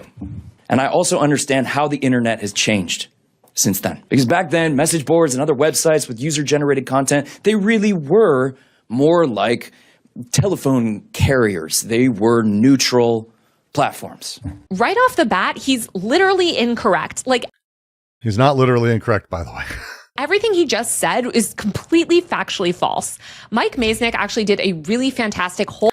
Oh, let's quote him. How many times do you think she's going to quote a guy who's absolutely funded by Google and Andreessen Horowitz over and over and over and over? Do you think she's going to quote him a bunch? She's going to quote him a bunch. Whole podcast series where he spoke to the people behind Section 230, including those involved in the early internet and the various lawsuits at the time. Also, Mike Maisnick at Tech. And he doesn't go over the one I mentioned. Isn't that fucking weird? Isn't it fucking weird?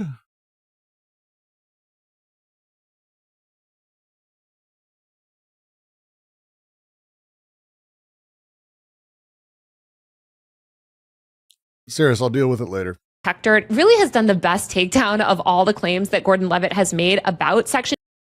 It's not a good takedown. 230 on his tech news website, Techdirt. It's going to be linked below. And I'm going to be using a lot of stuff directly from Mike in this video.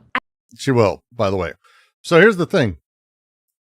Yes, you could say the intention originally was not to have it be neutral. You can say these things because that's what the guys said when they were passing it.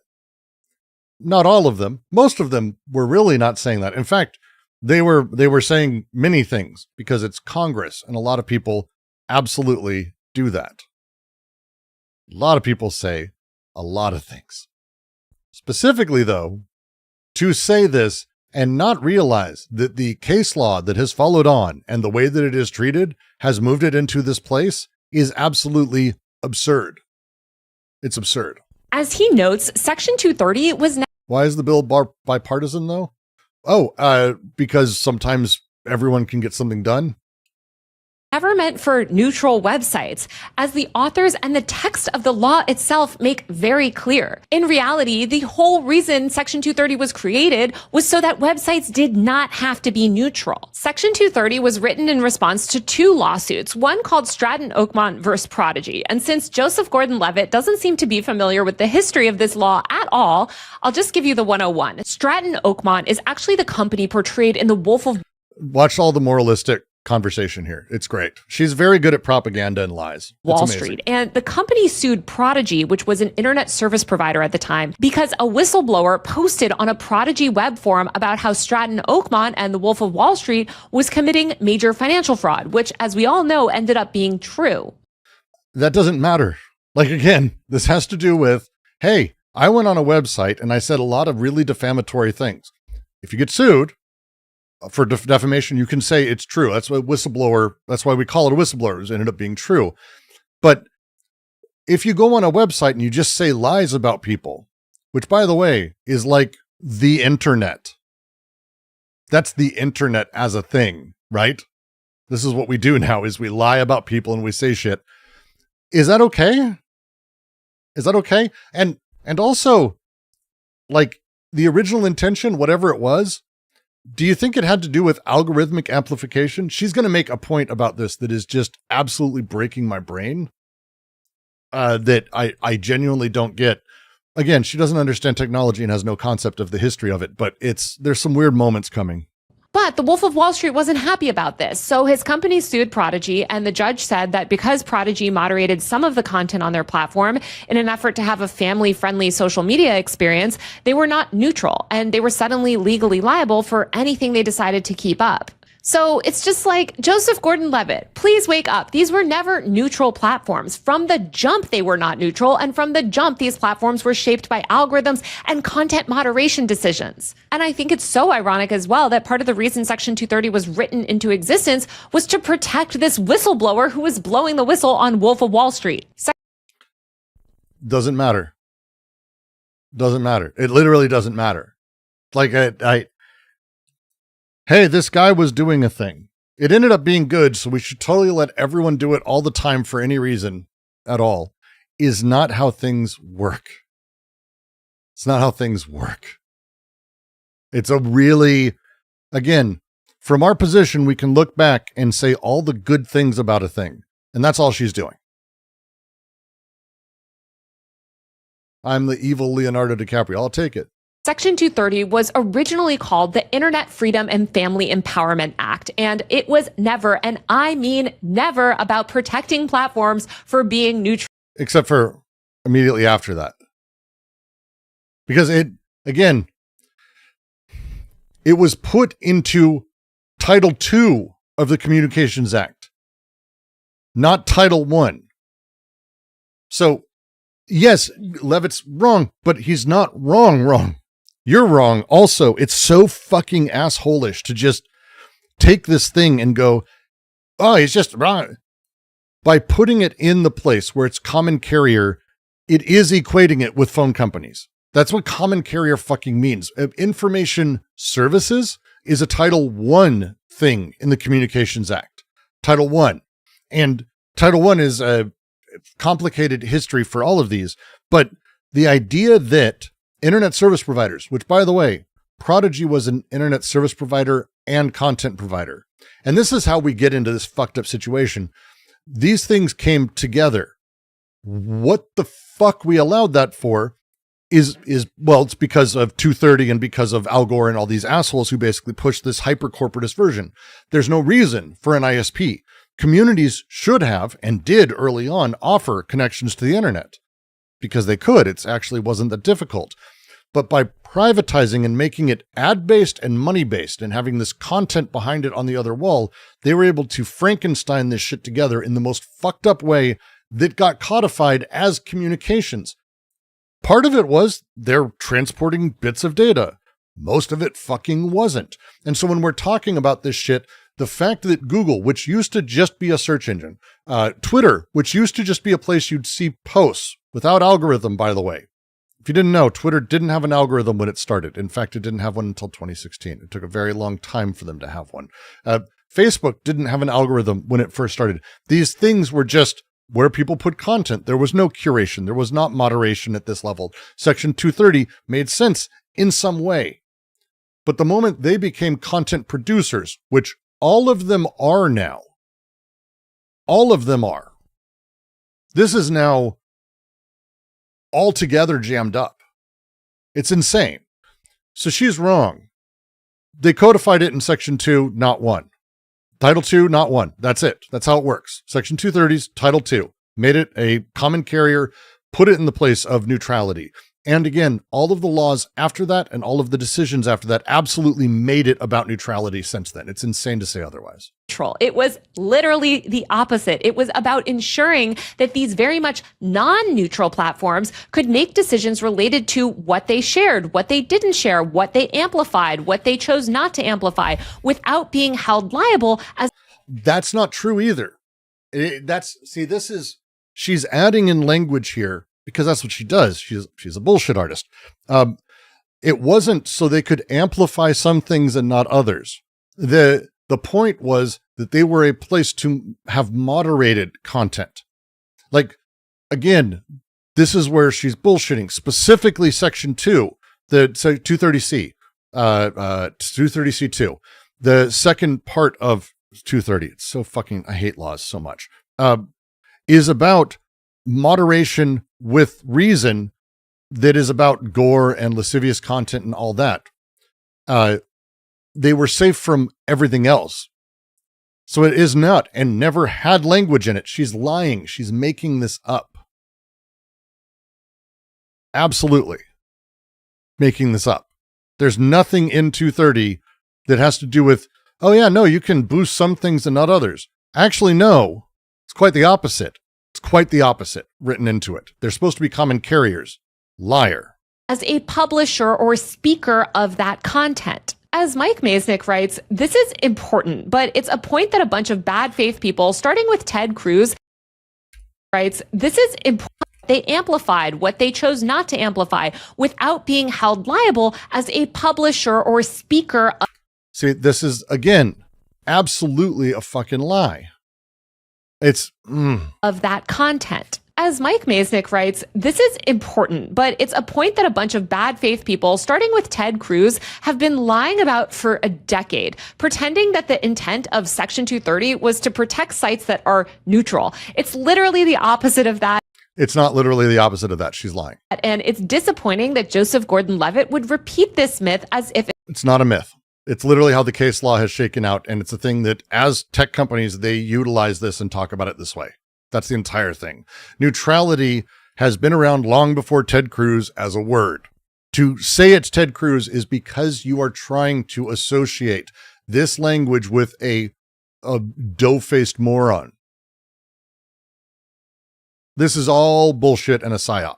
It's fact. Courts have even said this explicitly. Again, these websites were never neutral. These internet service providers like Prodigy and CompuServe were never neutral. There really is no such thing as this like... I know you weren't trying to antagonize, so I'm not like pissed at you, Sears. It's this angers me, and every time you kept pointing things, I want to chase that rabbit hole, but it is a diversion every single time. So it got frustrating, that's all. Like neutral internet, unless maybe you're talking about things like Google Drive or Dropbox or just like file sharing systems.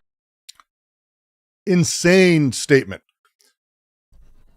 that, again, fundamentally doesn't understand how the internet actually worked. Like, the whole point of all of these lawsuits and this was because these websites were meant to not be controlled in that sense. They were supposed to be forums, use groups, news groups, Usenet, like all of this shit. This was supposed to be a place of just communication. And yeah, we want to get rid of porn and gore and all that. Oh yeah, no, they should be allowed to do that, but they should be free to allow everything else. It had nothing to do with anything she's talking about here. This idea that the websites weren't built or platforms aren't built for neutrality first, this is a thing that's been smuggled in the back door because Twitter was just a fucking RSS feed. Facebook was just a fucking RSS feed. In fact, all these sites were basically complicated RSS feeds, which was just showing you shit as it came. There was no curation. so insane as a conversation. But any kind of platform with user-generated content is never going to be neutral. Anyway, Joseph Gordon-Levitt... literally not true. That's the thing. This is unbelievable. Okay. A platform that has user-generated content on it can absolutely be neutral. Is the platform's content neutral? No. And no one's saying that, and wrapping them together is disingenuous bullshit. Flatly. If I build a site where people can post photos of themselves and then share them, like Instagram, and I do nothing except allow people to see whatever they follow in other people, that's a neutral site. It's actually a neutral site, as much as it can be. And to say it's not is, again, wrapping in the new thing that sites have done that Taylor probably adores because she loves the algorithm, because otherwise rage content does nothing. Like, no one would follow this bitch if they were just like, oh, I came across it.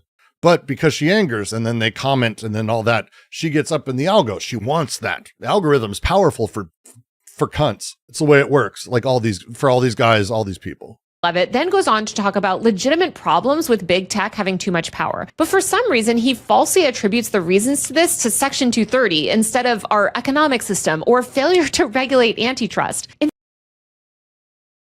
Yes, also that. Did you know that there's more than one thing you can care about? God damn, I hate these people. Instead, he blames Section 230, the very law that protects small platforms' ability to compete on an even playing field. Think of the small business With these tech giants. He says, today, the internet is dominated by a small handful of these gigantic businesses that are not at all neutral. The neutral thing again. But instead, algorithmically amplify whatever gets the most attention and maximizes ad revenue. By the way, platforms always did that. No, they didn't. You fucking liar. They did not. They did not. They did not. They did not. That you're rewriting history. I remember having a Twitter account like within a month after it went public. It wasn't called Twitter. They had some fucking stupid name for it. I lived in San Francisco. You knew about this stuff. I remember Yelp when it had the fucking monocle mode where like you turn on the side and it would really shittily show you a direction of a thing. I've talked about my favorite Yelp review of all time, where the local gay bar kink fetish, I lived on Folsom Street, called the Manhole. A big manhole cover. Well, the Manhole had multiple reviews for its scat tub, and that there was a 2-star review for the scat tub. And I will always regret not writing that man to find out how a scat tub is a 2-star thing. Like, it's either 5-star or 1. Nuance in scat tubbing. That's the internet I want. Back in the day, they did not do this shit. She is lying. She's lying.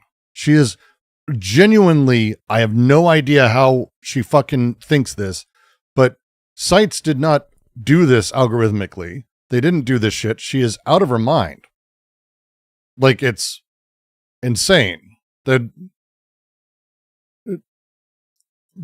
CompuServe, which started this as a thing, bulletin boards with chronological ordering and organization, comparing that as if it's equivalent to TikTok's neural network driven recommendation engine that served blackout challenges to 10-year-olds who died.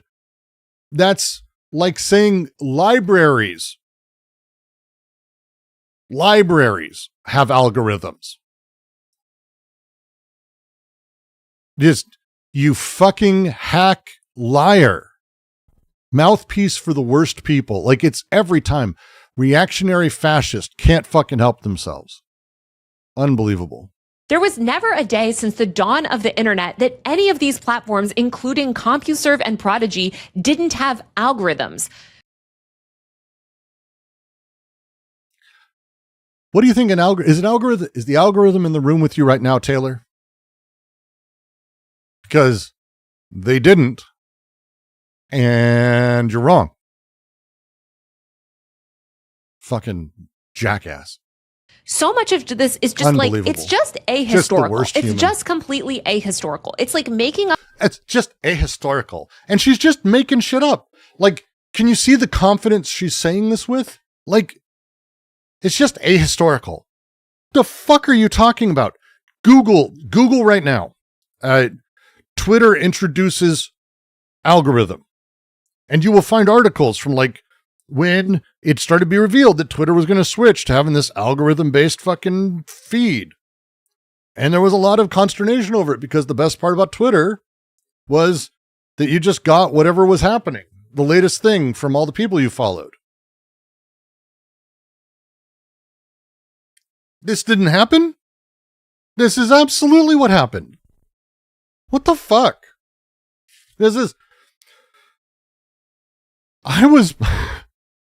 When I first created Star Wars shit on Facebook, because I was the person who did that. I was the person who put Star Wars on Facebook.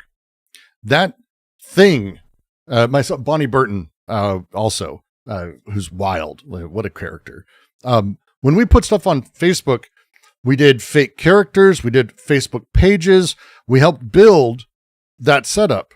And our pages were in the feed just like everyone else's content as we posted. So it was possible for us to actually reach every single person who liked the content because there was no algorithm early on. I know this because I ran those fucking pages and I talked to the people who designed the setup. When they introduced the algo, I also was running the literal largest fucking Facebook page in the goddamn world, 45 million fucking likes. And I will never forget the day when I made a post and it got 20,000 people. And then I was notified that I could spend $1.5 million to reach most of my audience. I remember that day. And I remember the introduction of the algo. You fucking liar. It's amazing to me. What does it mean to be the first one? I registered Star Wars on Facebook. I registered on Twitter, social media. I almost got fired for it. It's a real story. I worked at Lucasfilm. That's a real fucking thing. It's a real story. I ran the Avatar Facebook page, the movies, 45 million, global, massive. And we could not reach our own audience because Facebook built this fucking nightmare system where you couldn't actually talk to the people that you were giving content to. You had to pay to reach your own audience because they wanted to make money off of you. The algorithm was introduced. Just this lies are so insane that she's doing this. But again, watch her confidence and how she says it in moralistic bullshit. Platforms, including CompuServe and Prodigy, didn't have algorithms. So much of this is just like, it's just ahistorical. It's just completely ahistorical. It's like making up a version of the fuck does an algorithm for CompuServe mean? Can you fucking just take me that just for a moment? Did Lucas tell you it was my idea? Oh, it was my idea. I almost got fired. The very, very, very sketchy 2 months. That ended up working out okay. I ended up building the social media policies for the company, but it was almost losing my job kind of constantly. Can you blame me for cringe brand accounts? Not cringe ones. I had a lot of fun when I was running the LucasArts Twitter account. It was probably my favorite because this was like 2008 was when we did all this. So like you're talking about very early in the social media cycle. I just literally carried it around with me all the time. And I just I just was it. And it was so fun. And the fans were fun and people were fun. And in 2010 to 2011, it started to shift and becoming bullshit. And, that became it for me. I couldn't really handle it anymore. It moved to other people. They ended up hiring specifics for it as a whole thing.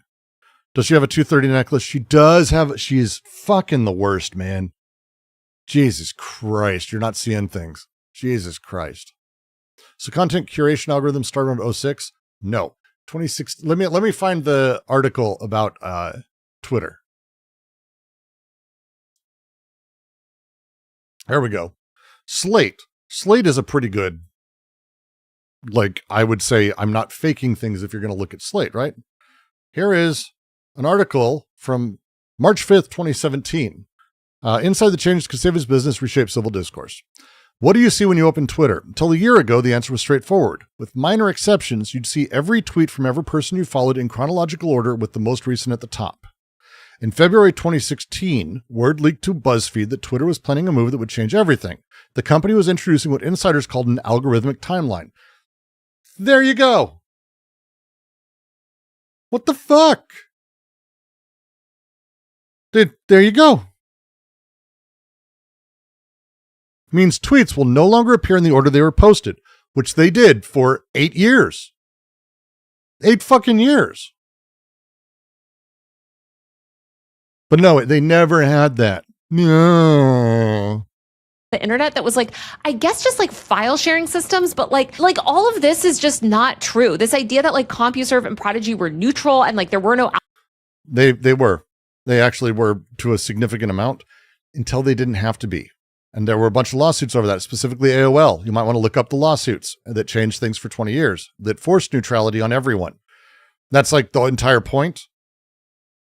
Algorithms like, you are under spells. Okay, you are under spells. But anyway, let's let him continue. And we know what happens when we let these engagement optimization algorithms be the lens that we see the world through. We get a mental health crisis, especially amongst young people. We get a rise in extremism and a rise in conspiracy theories. And then, of course, we get these echo chambers. These algorithms, they amplify the demonization of the other side so badly that we can't even have a civil conversation. It seems like we can't agree on anything. Okay, so there's a lot to unpack here. Everything she's about to say is bullshit. We'll go through it one at a time, but I'm just priming it because she does that. She's lying here. I know that most people have bought into this moral panic about kids and technology. You should have. It's dangerous. It's bad. But as every single... Oh, look. Hey, it's Mike Masnick and Tech Dirt again. You fucking hack. Okay. You look, you can Google this article. It's right here. It's right. 2 major studies, blah, blah, blah. This is a propaganda piece that is saying that there is no link between social media and child's mental health, citing a study that says there is a link between social media and child's mental health. Not a joke. Not a joke. He says, and goes into this, and again, she has no ability to do anything but parrot what people who claim they've read things who probably haven't, but are probably also paid off, say. He says there's no causal connections, therefore no connection. That's not what the fucking study says. The study goes out of its way to make sure that we know that there is no causal connection in a way that they can prove. There is absolutely a fucking connection between them. To say there is no causal connection is not the consensus of science or these studies or any of these things. Social media use is a profound risk of harm to children and adolescents, period. But we don't know if it's causative or correlative. Is it that, and this is, by the way, what correlative means, if you want to fucking understand, am I becoming worse because I'm reading social media? Or am I in a depressive state, therefore I use social media? That's it. That's it. So the hack Taylor is citing a hack guy who's paid off and part of big tech, and she just doesn't do it critically. That's how it works. The specific study, and again, you can go read it. They go out of their way to actually make really particular commentary on this, that it's correlative, the relationship, and they don't know about how it's causative. She says there's no relationship and that there's no causative in all of this. Single top researcher who actually studies the effect of social media on kids has found there is simply no causal connection between social media and mental health problems. What they have found, she's right, but that's not the statement, is that the youth mental health crisis is being driven by myriad factors, largely economic and societal, and that your mental health status can affect the way you use the internet, but not the other way around. That's not what it says. It's literally not what it says. It says they cannot prove causation. That doesn't mean it's not the other way around. It means they don't know which way it goes. To just quote it, longitudinal relationships vary by gender, such that more frequent gaming at T2 predicted less time spent on social media use at T3 in girls, but not boys. More frequent internalizing of symptoms at T2 predicted reductions in gaming frequencies at T3 in boys, but not girls. There was no evidence time spent on social media or gaming frequency predicted later internalizing symptoms among boy or girls. Sensitivity analyses that distinguish active versus passive social media use replicated these findings. The findings of the study do not support that adolescent technology use is a causal factor in mental health difficulties. Correct. And then you read it, and they go deeply into how there's absolutely correlation, and there's a lot of problems there. There's a lot of problems there. And she's just dismissing it wholly. And by the way, this is one study that she's pretending is like this large, massive meta study. Facebook's own leaked research, which Taylor reported on and made a big stink about, but now, of course, because it's not in her service, she's just like dismissing, I guess, her own writing. The Facebook files, if you remember this shit, said that a third of teen girls felt bad about their bodies and Instagram made them feel worse. Facebook's internal fucking studies said their shit made their users feel worse. Said that they could actually manipulate the emotions of their users, and they constantly did. But yeah, let's not trust them and the study they hid from everyone.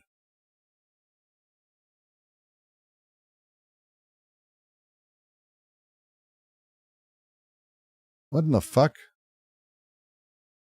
Do you want to reach her channel? I don't want to reach her channel. I don't care about educating her people. People who like Taylor Lorenz are not people I will ever touch.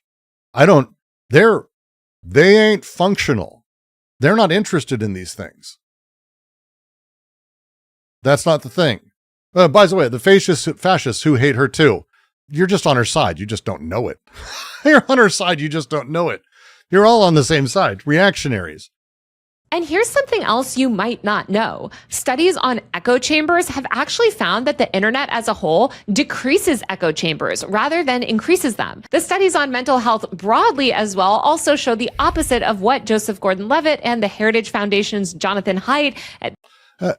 I love how you keep citing the literal website that's like funded by Andreessen Horowitz and Google and all these social media companies. Weird. I wonder if there's another source you could possibly use. Barry Weiss and others seeking to censor the internet are claiming. Even his claims about algorithms being focused solely. I could have used a better photo for her in the thumbnail. That is her photo I got from her stuff. That's why I think it's funny. On engagement aren't true at all. Like, that hasn't been true in years. So the opposite of what Joseph Gordon-Levitt and the Heritage Foundation's Jonathan Haidt at Barry Weiss and others. Again, the association, the guilt by association, the Joseph Gordon-Levitt, Haidt and Barry Weiss, Haidt, the transphobic asshole, and Barry Weiss. There are other people who have done this work, but let's not mention them. No, because I want to make sure people really fucking hate him. Others seeking to censor the internet are claiming. Even his claims about algorithms being focused solely on engagement aren't true at all.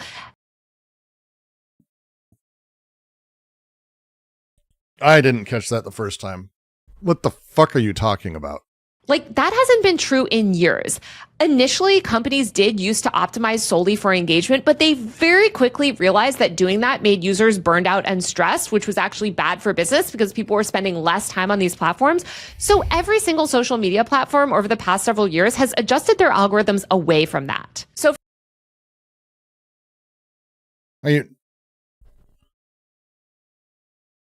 Okay. Taylor, let me explain to you what adjusting your algorithm for engagement means. You change the way things are done and displayed to various users dependent on a great deal of metadata and activity in order to gain the ability for a person to care about your platform and engage with it and spend money more, or to sell ads against it. The idea that platforms adjusted in response to this public pressure and threat of regulation, like, okay, the companies that made these adjustments made the adjustments in a way that would make them more money, that would gain engagement. They realized hyper cynical engagement's bad. They changed how they defined engagement. That's actually fucking what the fuck. They changed how they defined it. Engagement changes and they adjust a little bit. But here's the fun part. One sec. So for those keeping track at home, I applied for engagement, but they very quickly realized that doing that made users burned out and stressed, which was actually bad for business because people were spending less time on these platforms. So every single social media platform over the past several years has adjusted their algorithms away from that. So for those keeping track at home, I just want to reiterate, so far, every single claim that Joseph Gordon... So wait, okay. The algorithm has no effect on people, but the algorithm has an effect on people in this way. I cannot, it's just the thought you just had. You just had this thought. You just wrote that. I know look, I do this too. I have a fucking teleprompter. I read the script, but I wrote it and I'll read it before I do it. And I'll be like, hey, okay, this point flows into this one. And I'll notice, hey, I just said that social media has no impact on users and their emotions. Then when I say... Every single social media platform over the past several years has adjusted their algorithms away from that. So for those... Why did they do that? Like, that hasn't been true in years. Initially, companies did used to optimize solely for engagement, but they very quickly realized that doing that made users burned out and stressed, which was... Okay. So the algorithm doesn't make people burned out and stressed, except where it makes people burned out and stressed in the examples you give, because you clearly have your head just screwed on perfectly right. And Joseph Gordon-Levitt's wrong by saying that the algorithm makes people feel burned out and stressed because he's talking about it in a way that you don't want him to be. Jesus fucking Christ. Which was actually bad for business because people were spending less. And by the way, why did they adjust it? Like, if you think it's because people were stressed, no, they were engaging more. They don't give a fuck about that. Don't buy the idea you'd buy that PR hype. Do you know what did it? Laws or the threat of regulation. The very threat you're saying no one should do about 230 is actually the thing that made them adjust that, or at least start to adjust that. Mossad and the Jews. That's fantastic.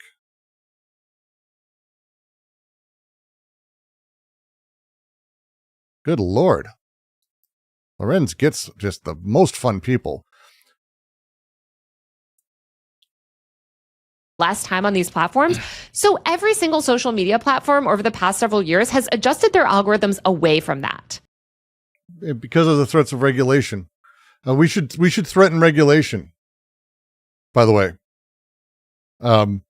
internal documents were leaked. Congress held hearings. Reform advocates put pressure on them and began starting to do the process of passing legislation. But don't reform anything. Fuck you, Joseph Gordon-Levitt.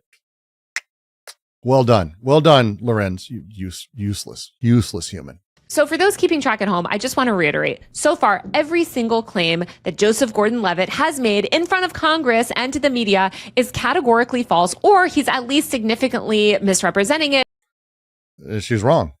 And even if he's wrong kind of on some of the stuff, he's not wrong in these ways. To the point that it's just deeply misleading misinformation. You are. But his biggest and most offensive lie to me is that killing Section 230 would somehow crack down on big tech. This is delusional. And once again, the exact opposite is true. The big internet companies do not need Section 230. As Mike Masnick reports, the real benefit of Section 230 is that it gets unfounded lawsuits thrown out early. Textured again? Wow. Jeez. My God, he must be just the best source ever. I can't believe Joseph Gordon-Levitt would lie in Congress without fear of legal repercussion. Because he didn't do it in front of Congress. It was in a press conference. Because she's a fucking hack who doesn't know how to write. What is Tech Dirt? Tech Dirt is an interesting, very fucking specific thing. And it's kind of this like hyper insider bullshit Silicon Valley conversation that this guy, Mike Masnick, started. And he's part of this really weird, like he's part of like, I don't know, the old dig crowd kind of thing where it's like tech truthers and all that shit. And he is himself a business person and he writes almost everything. I mean, he's easily the majority of everything that is on Tech Dirt and has been for years.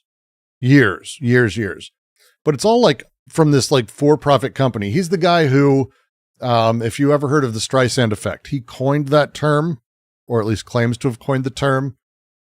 The internet did that, but he gets to do it. Like he's this thing that is an influencer. He is, honest to God, he is what Taylor fucking like jerks off at night wishing she fucking could be. Like, it's the worst thing. And the thing about them is that they make their money not as like a nonprofit or anything. They are straight up a think tank or attached to a think tank that does consulting work for all of these major companies. So when you're talking about like who pays the bills for him, it's Google, Meta and Amazon and Microsoft and all of these guys. He's funded by the guys that he's supposedly going after, or at least commenting on. I'm sure it doesn't affect anything though. I'm sure it doesn't do anything. I'm sure not. That matters a lot for smaller companies and platforms. To put it in real terms, as Mike says, under Section 230, companies can get vexatious lawsuits dismissed for around $100,000 to $200,000. Apparently, it used to only be around $50,000, but things are getting more expensive. That's a lot of money, $50,000, $100,000. That's now. With 230, companies can get vexatious lawsuits dismissed for around $100,000 to $200,000. Okay. Can we have a conversation around what small company means? Can we do that for a second? I ran what I would say is a small company. We got $5 to $8 million in funding. One of those lawsuits would have destroyed the company. $200,000 for a fucking lawsuit is survivable? To get the same case dismissed on First Amendment grounds, you're talking $5 million and up? That's not true. Like, it's just not true. It's just an insane fucking claim. Like, she takes this real concern that, like, litigation for small companies and small platforms, like, for example, Joseph Gordon-Levitt's Hit Record, which was a 1 million person user-generated content thing. The dude may have a fucking clue what he's talking about when it comes to that. You've never owned a platform or run a platform, but hey. Great.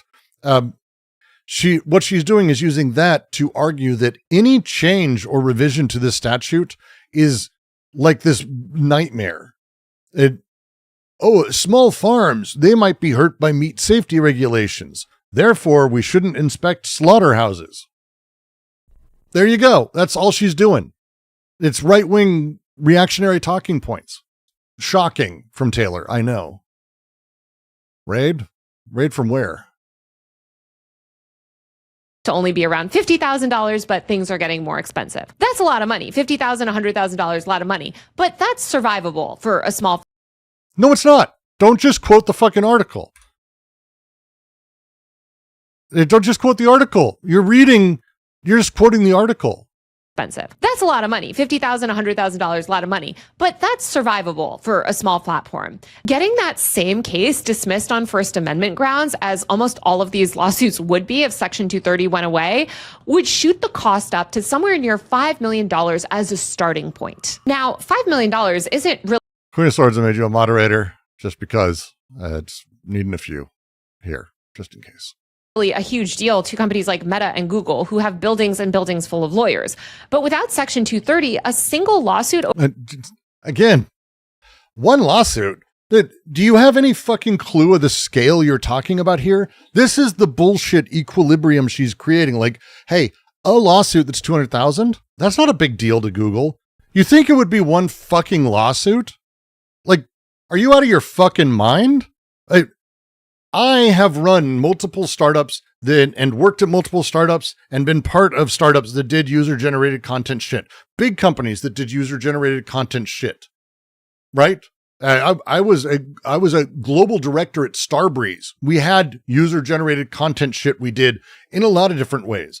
That thing we did, they're a Swedish company, 230 didn't protect us, and we also never got sued. What the fuck fantasy do you live in? That Google would be sued by huge numbers of people for violating multiple civil rights laws, First Amendment, lots of different things. That's okay with me.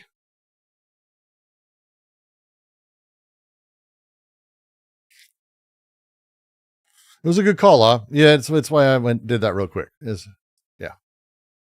Over a user's legal speech on a nonprofit-driven platform would destroy the platform and put it out of business. And I think it's hard for people to remember how vast the internet is and how much Section 230 protects.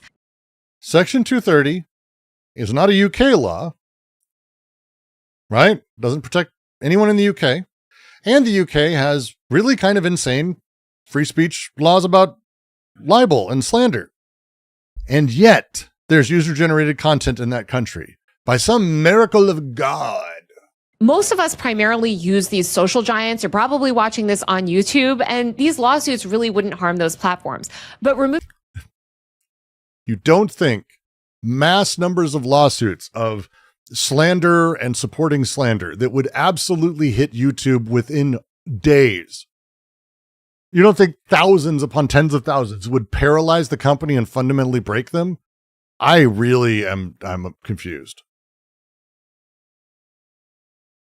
Removing Section 230 would eliminate protection for things like cancer patient forums, eating disorder support groups, online communities for those struggling with addiction or seeking to escape domestic violence. LGBTQ communities and nonprofit platforms would be eliminated overnight because of legal liability.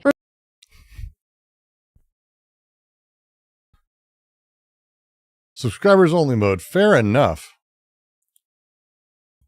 Fair enough. You guys are great. Thank you, by the way, for all of my moderators. This has gotten a little bit more spicy here for a handful of people. Revoking Section 230 would literally wipe out the entire indie internet. It wouldn't do that.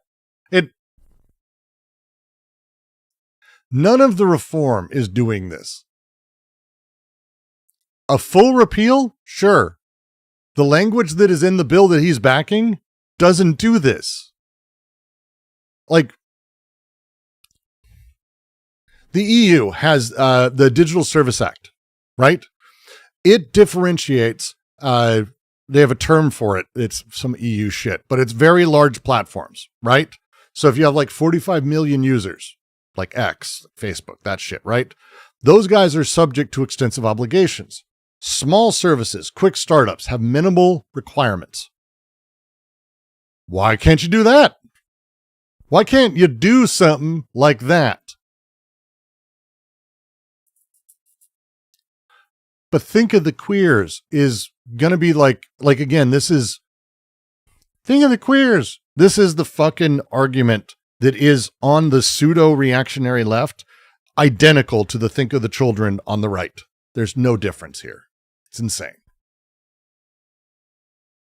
Just garbage.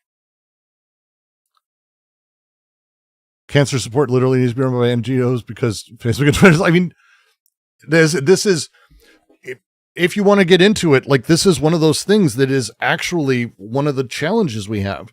If you go right now to Facebook and you go to a group of cancer support, there is a very good chance that someone there is going to talk you into shoving bleach up your asshole in order to cure your cancer, but only on a Tuesday because on Wednesday it needs to be cyanide. That is absolutely something that can be on Facebook. I'm part of a lot of Facebook groups because I find Facebook fascinating. I find the worst parts of humanity, the worst of like unemployment mixed with Social Security and disability and mental illness, which is what that is. Transvestigations posts that are about the certain hertz that they're trying to hide from us because it's the perfect sound, because it would resonate and it would break the walls that are holding us in flat earth. That shit is this is a problem, and it's actively destroying people's lives and has been for a very long time, by the way. This is not new, but this neutrality of, hey, look, people are just posting stuff and we're cool with it. That is the backbone of things that are happening. And it's awful. It's awful. And consolidate all power and all conversation on platforms run by big tech. Because you think they'd only get one lawsuit, huh? You think? Oh, look, Tech Dirt again, another article. Jesus Christ, Taylor. There are other websites. I mean, not for you. This is why Meta is literally running ads telling Congress that it's time to ditch Section 230. So don't ditch it. Let me just one more time.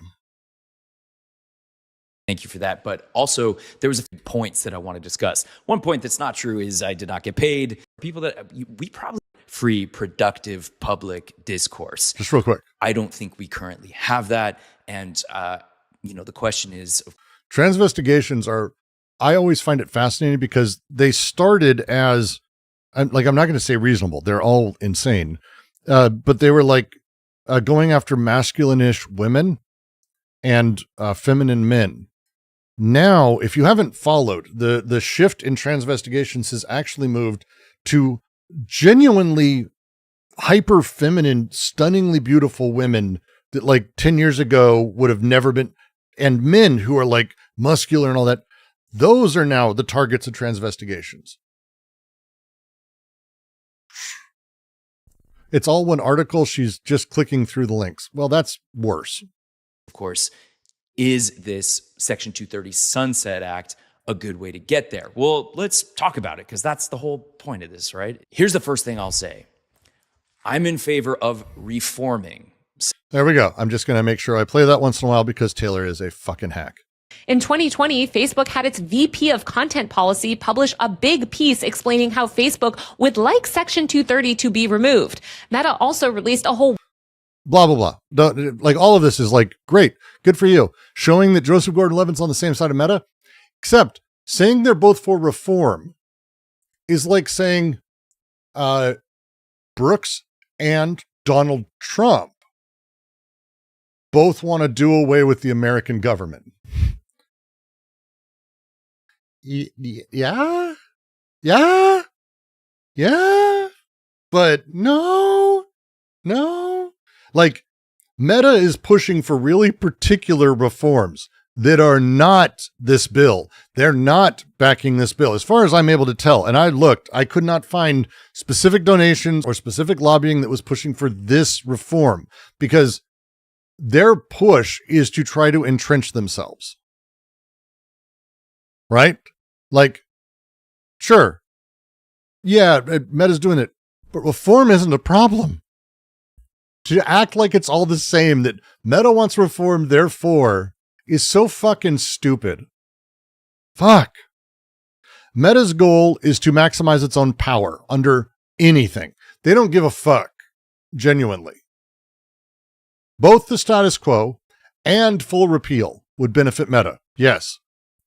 The status quo gives Meta blanket immunity. They live off of it. Go look at the law. That's how it's set up. Neutrality on them. That's the thing. It's big for them. Even under Democrat lefty presidents, which is not a thing. That thing that doesn't benefit Meta is targeted reform. And that's the thing. By eliminating that discussion, she's actually arguing for elimination because she's not giving anything. She's foreclosing conversation. It's fucking hacky. White paper outlining a path to... It's probably dark money. That's probably fair. I mean, again, when someone tells you who they are, believe them. And if someone says that they believe that everyone is buyable for $10,000 or $20,000 and that a small amount of money changes them forever, believe them that they're telling the truth. to destroying Section 230. And here's why all of this is happening now. Meta and Google are giant, but they've maxed out almost all the entire social media market. Most people who have thought about signing up for YouTube or joining Instagram have already done so. So how can these tech giants continue to expand and capture more and more of our social life and conversation? Well, by driving every single small indie nonprofit community and forum out of business and consolidating that power even more. Getting rid of Section 230 makes it impossible for small startups and forums and online. And again, we just read the act. You can read it yourself. I posted it. It's not about repeal. It's about reform. You're saying repeal. You're foreclosing reform. You're making sure that those are the only options. Both benefit Meta. Good job. Communities to survive. So Meta swoops in and either buys the platform at a fire sale price or just steals their community. Oh my God, they don't do that now. Oh, wait. Getting rid of Section 230 literally makes every single problem that Joseph Gordon-Levitt claims to care about so much worse. Like,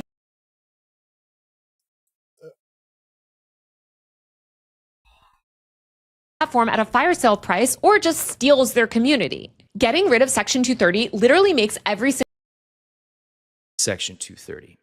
I'm not in favor of eliminating all of the protections that it affords. Just again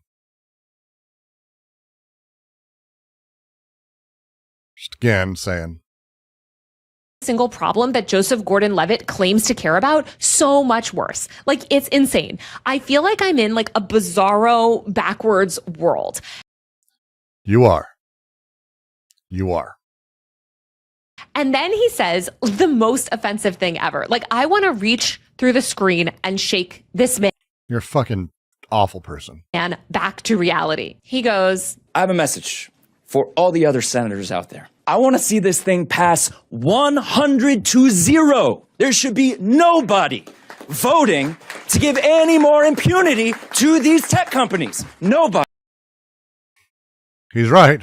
It's time for a change. I haven't watched past this. Like literally, I like everything she said so far is all I need to go over. This is just awful. I'm curious how she's going to say that this isn't the case, because literally that's what 230 has done. So let's make it happen. Thank you. Are you crazy? Deleting Section 230 is not. You fucking stupid bitch. Stop lying and saying that's what he's doing. We fucking looked at the thing. Look at what he's doing. Look at the law he's trying to pass doesn't repeal it. Jesus fucking Christ. You're just fucking making things up. Stop it. Voting to give.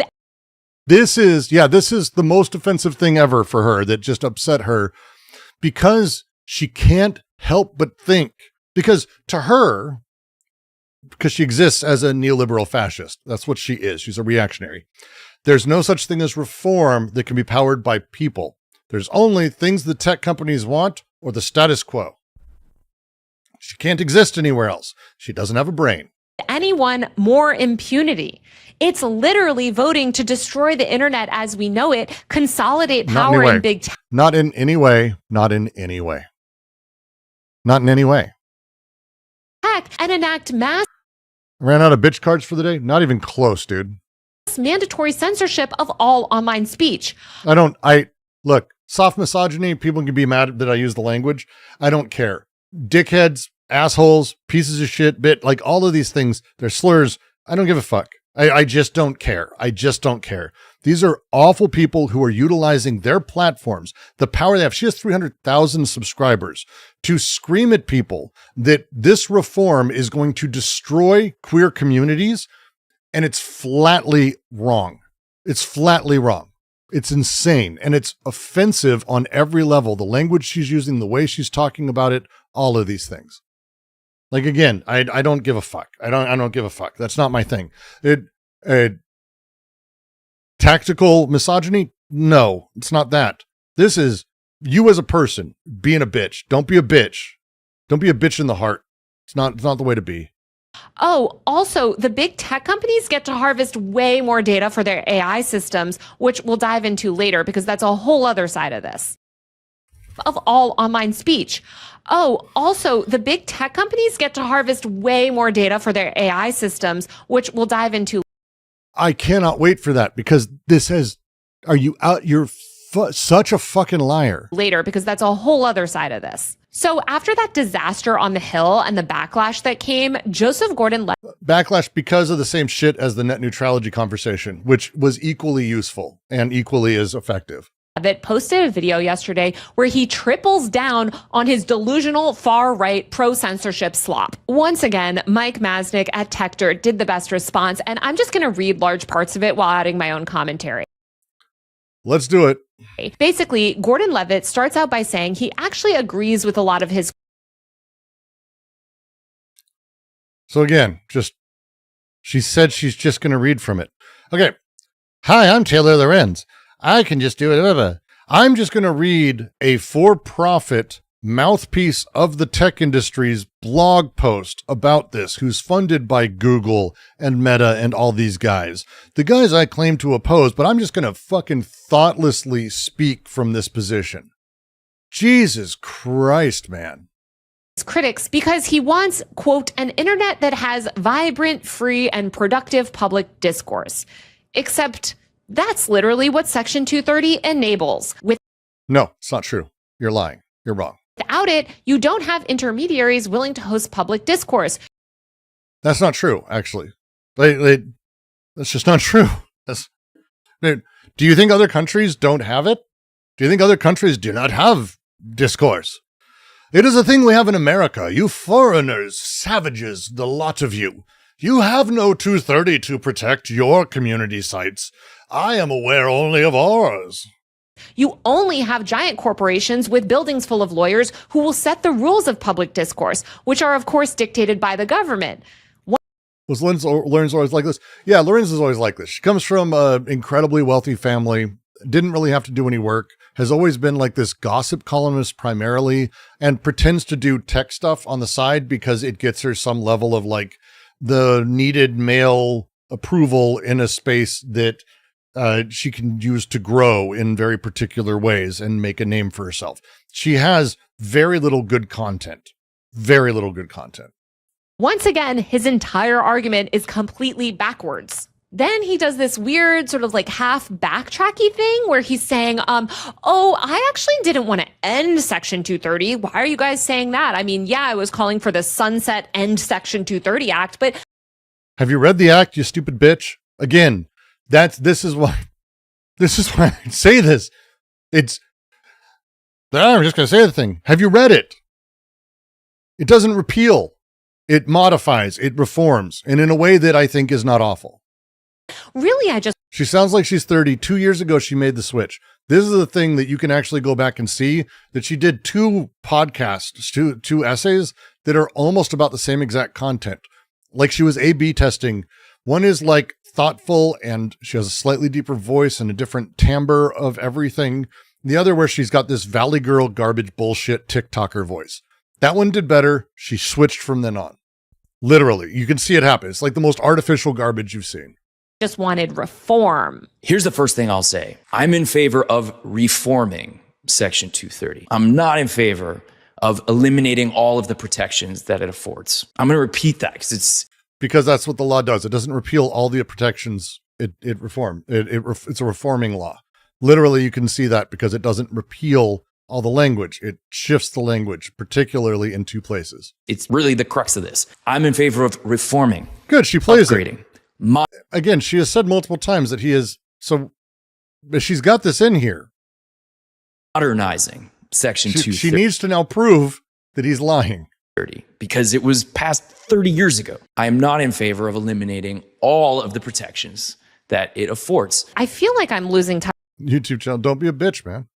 With reality, and I was like transported to Mars or something, because it's like, brother, are you kidding me? You literally traveled to Washington, D.C., got up in front of United States senators and told everyone how you wanted this bill that revokes Section 230, that literally takes away every single one of those protections that we're talking about, to pass 100-0. It's a reform bill. It's a reform bill. Read it. Do you understand laws do things like whatever they're titled? This is the everyone gets all the pussy and dick they want for life law. It doesn't matter what the title is. Like the title isn't the law, the language of the law.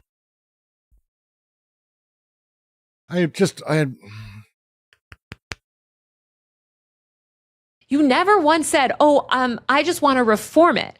Literally, the law he's pushing for is a reform law. Like, no, that's complete and total bullshit. You literally said, get rid of this thing. And that's...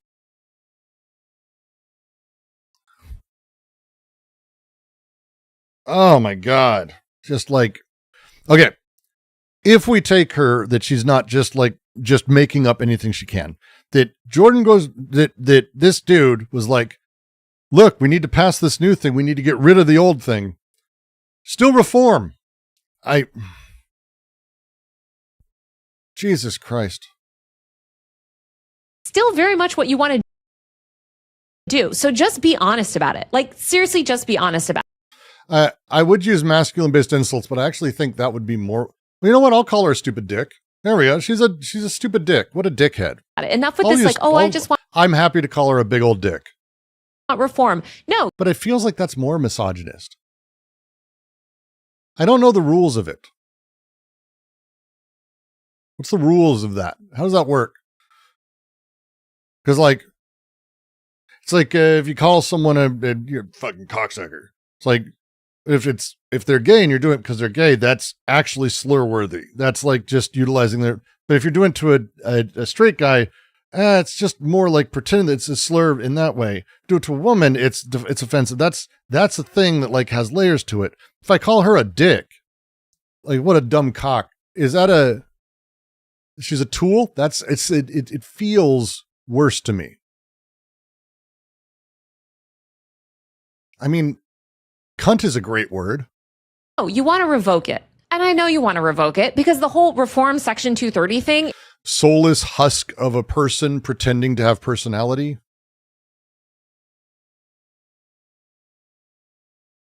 And insults are highly gendered. Fair. Fair. That's fair. Awful person. Is really just a dog whistle.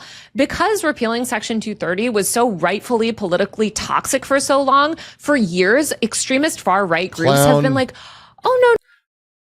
I mean, if you watched my stream the other day, I did one and I was, what was his name? I kept calling him a bitch. So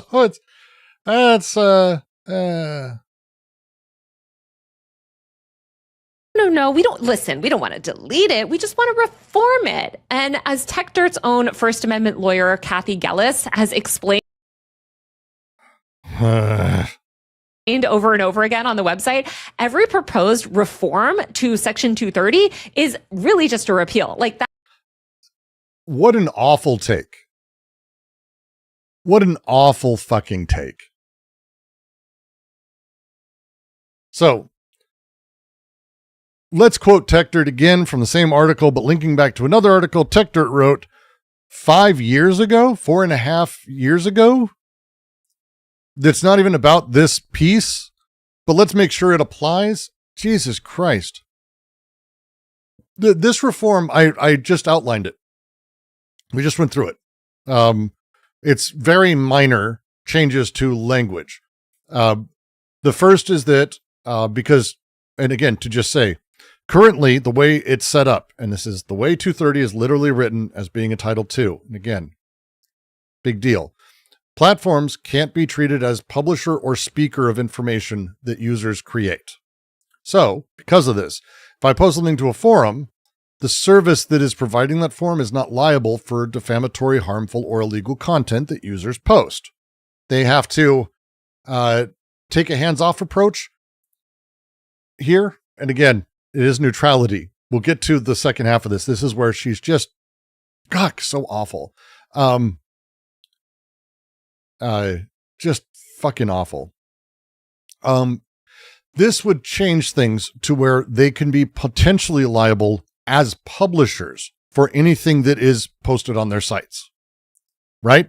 Now, there's very particular wording around it, and you can go and have that conversation, but it is saying that, yes, they can. It's not a full destruction of it. There's particular limitations and particular setups and good faith and all that stuff, but they're calling it and treating it the way a newspaper treats publishing a letter to the editor. If I have a newspaper and I publish a letter to the editor that says, hey, I want to do X, Y, and Z that I can't say on YouTube because definitely be tossed. But if I have that article posted, the newspaper can't do that.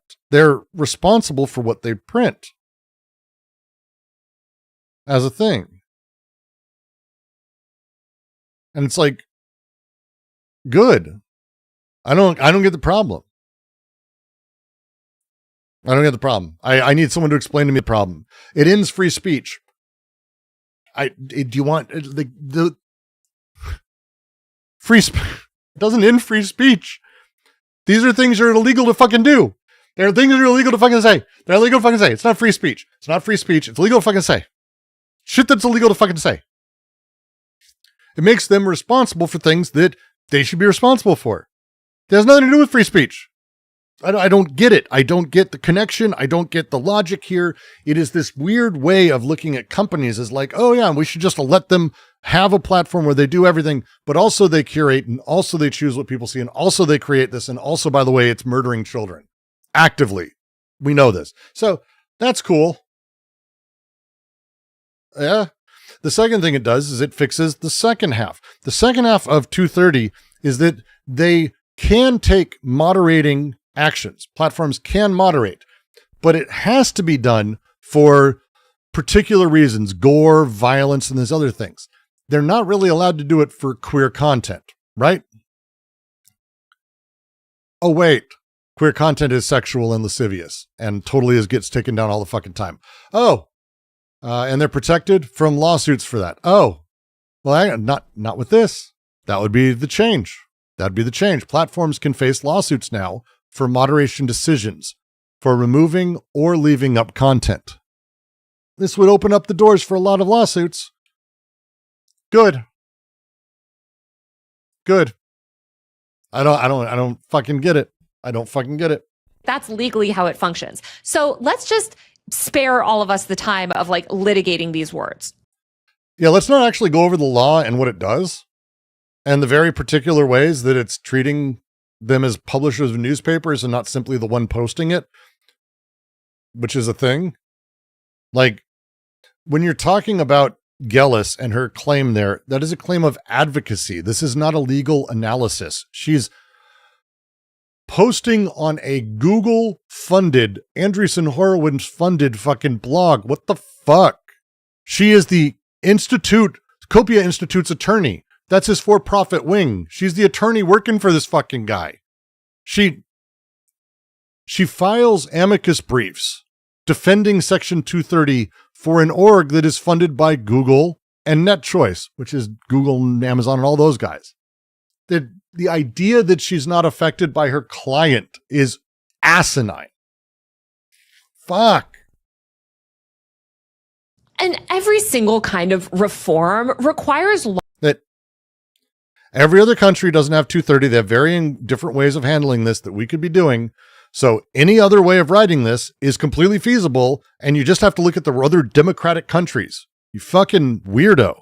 Long, expensive lawsuits to determine if a platform is liable for whatever speech is in question. And in the end, those companies will... If it's just repealing, it'd be easy to go over. If it was just repealing, it'd be easy to go over. It's not repealing. We looked at the language. It's really annoying because it's literally reforming. And here's how you can know. Section 2, the repeal of 230. Section is repealed. These amendments. The Communications Act of 1934 is amended, striking paragraph 2, inserting the following. Term interactive computer service means information service system, blah, blah, blah. It changes the definitions of these things. Again, I don't get the larger problem here. I really don't. I just don't fucking get it.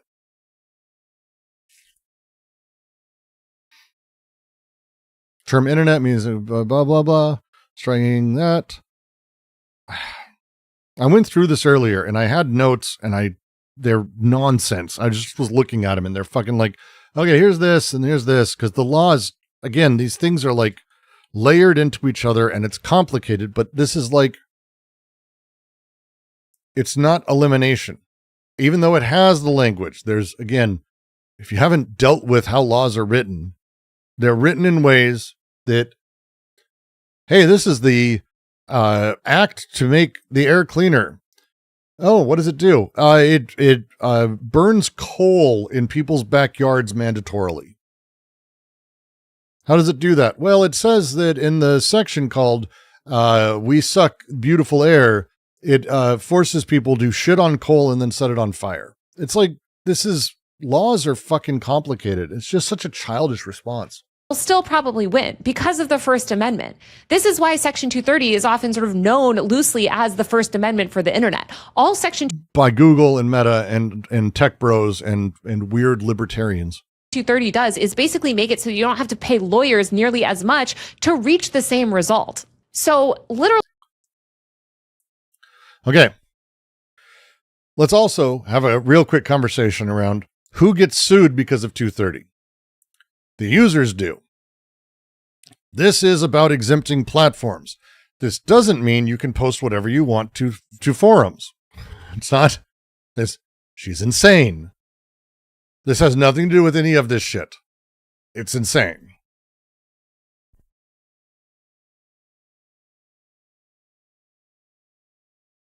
Literally every reform proposal basically just resets the clock in a way that makes every old court precedent before it just be gone. And all you're doing when you're revoking it is just making these baseless lawsuits against platforms. YouTube channel was funnier. No, don't go overzealous, June. Don't go overzealous. Don't go overzealous. These are okay. These are okay. I understand. I understand. Don't go overzealous. It's okay. These are okay. Just saying. I understand and I appreciate. I appreciate. Senses of humor are funny. They're weirdos, but it's funny. They're fine. Cool? Cool. Platforms for legal speech cost way, way more. And what's really going to happen, because these companies ultimately can't be fighting these lawsuits all the time unless you're Meta and Google, just the threat of a lawsuit or the threat of potential legal action for legal speech on a website. Platforms are not exempt when they have any stricter regulations. Platforms are currently exempt. Site will be enough to just shut. Ultimately can't be fighting these lawsuits all the time unless you're Meta and Google. Just the threat of a lawsuit or the threat of potential legal action for legal speech on a website will be enough to just shut down speech and enact mass moderation. Yes. Yes, it would. It would force fundamentally everyone to stop using these gold, standard, simplified, monolithic platforms, and it would make people go find other ways to have their content in communities. Yes, absolutely, Taylor. Correct. Or shut down the platform completely. Yay! Like, if we go along with Joseph Gordon-Levitt's plan for Section 230, say nothing of what she said I see as negative. Donald Trump or the state of Israel doesn't like what people are saying online on a platform. They don't even have to go through the whole hassle of suing. They can just threaten to sue. That's what they already do, you moron. And without Section 230, the platform will just remove the content because they don't want to deal. That's what they do, you moron. They're doing that now. Like,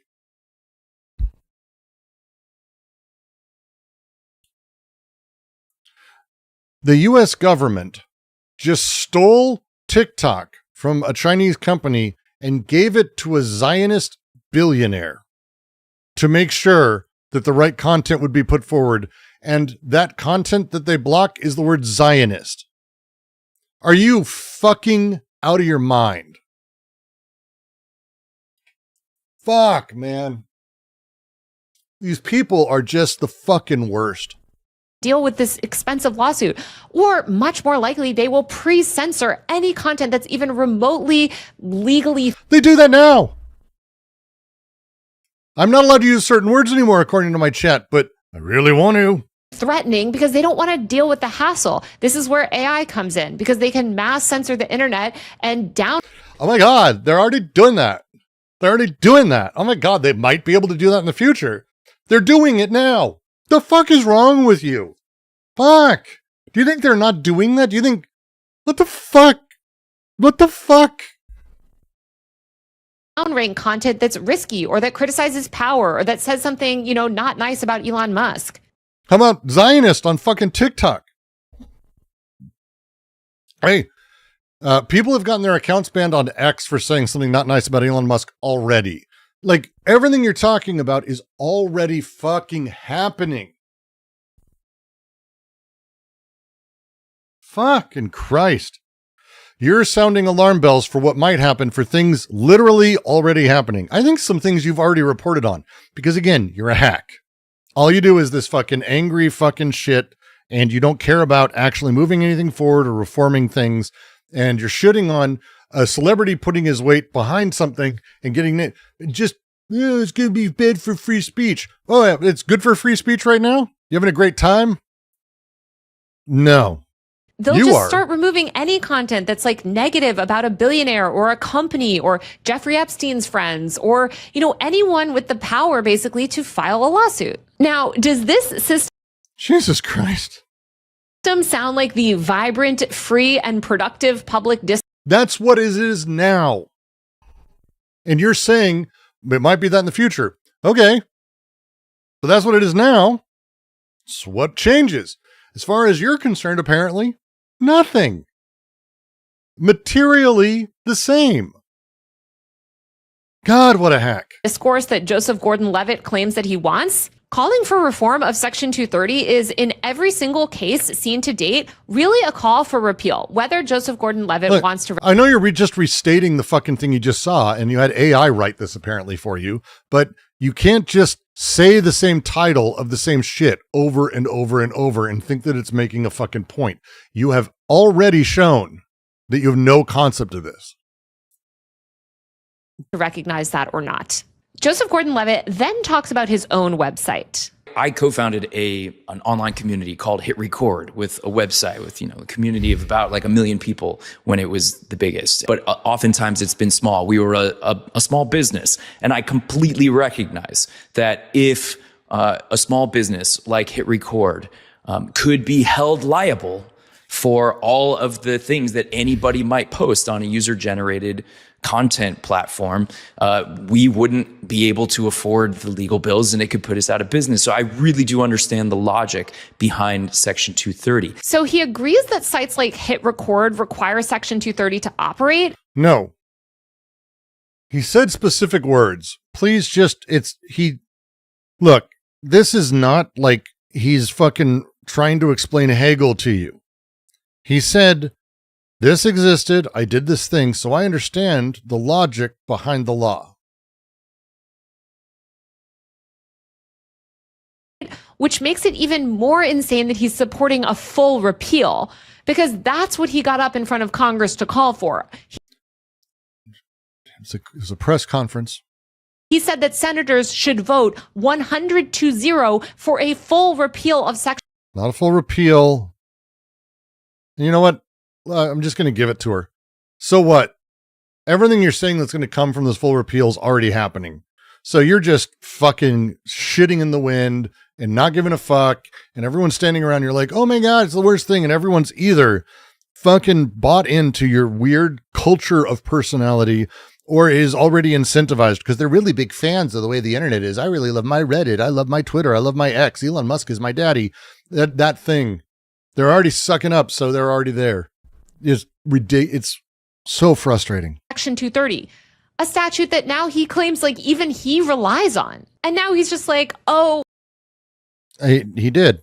Well, I actually just wanted to basically get up in front of Congress and threaten to destroy the internet, threaten to revoke free speech for everyone, threaten to yes, reform. It's called reform in politics, Taylor. Remove our ability to criticize power. Remove our ability to criticize power? How the fuck does it do that? It means that something like Twitter can't exist materially because it shouldn't. I don't believe social media systems should exist. I don't understand why we believe they're justified. They are rent-seeking of intellectual capacities for every single person who uses them. They don't actually connect people, and they've never connected people meaningfully. Small niche communities can spring up in a billion different ways that don't need Google Meta, or any of these other guys who basically created ways to have very small blogs and very small forums centralized and owned and then seek rent on their behalf. There is nothing needed in this for good community online and good information online and any of this shit. I can host a website where I can talk about any of the fucking things I want to, period. And I do, by the way. I have shit. I have blogs and shit that I host. I host shit on my fucking house that I want to make sure, hey, and the Duluth stuff I talk about, it involves incest and sticky stuff and all kinds of gross things. I'm not getting sued. No one gives a fuck. No one gives a fuck because it's just me hosting a thing for a small community. No one cares. That's the thing. Fucking embarrassing. Like just the shilling for big goddamn tech money. This is. So what? When we say that there is no left, when we say everyone is a reactionary, and that ultimately all they are is a counter movement to whatever the power structure is, Lorenz is the king of that. She's proof of it in every single way. So you could get up there and get a photo op so that you could just grandstand so that you could, use your celebrity power to push an insanely bad law because, it gets you headlines. Law. Like literally what's the goal? And then fuck your stupid law and fuck your stupid beliefs about this. I'm over the edge. Look, I don't believe in reform. Fuck 230. Give me a reason it should exist. Give me a fucking reason. I need a reason it should exist. I don't believe it should exist and I don't care anymore. I don't care. If I'm hosting a blog, if I say something illegal and I get sued, good. Fuck me. If I'm hosting a blog and I'm saying stuff that isn't illegal but is offensive to people, no one can do anything. What the fuck is your problem? He has the gall to say this. So this Section 230 Sunset Act is, as far as I understand it, a strategy towards reform. It'll force the tech companies. It absolutely will force the tech companies. If it can be voted for and there's no room, Meta wants to do very particular reformations. They don't want this weird language and having to relitigate all of it. They don't want to have to deal with all that. To the negotiating table. That's why I supported it. Again, it's so crazy how quickly he backtracks. He's like, oh, I just wanted to get them at the table. I just want to get them at the table. Guys, I didn't know. Yeah, that law that I said that I shouted. Also, fuck the law. Fuck the law. Give me a reason it should exist because none of the things you've said are accurate in any capacity. And don't hold water when even thought about for 2 seconds beyond whatever ideological bullshit screen you've created for yourself. That senators should, that they should pass 100-1. Oh yeah, I didn't want them to pass that anyway. I just wanted to get big tech, to the table. It's like, what? Big tech is always at the negotiating table. They live at the negotiating table. They built the negotiating table. Meta and Google are 2 of the biggest lobbyists in Washington. All they do all day is meet with lawmakers and try to negotiate tech policy that's favorable to them. Which, speaking of... Hey, by the way, then push people to get more involved. Then push for people to get more involved. Don't just say no reform. You are foreclosing reform in every single thing you've said so far.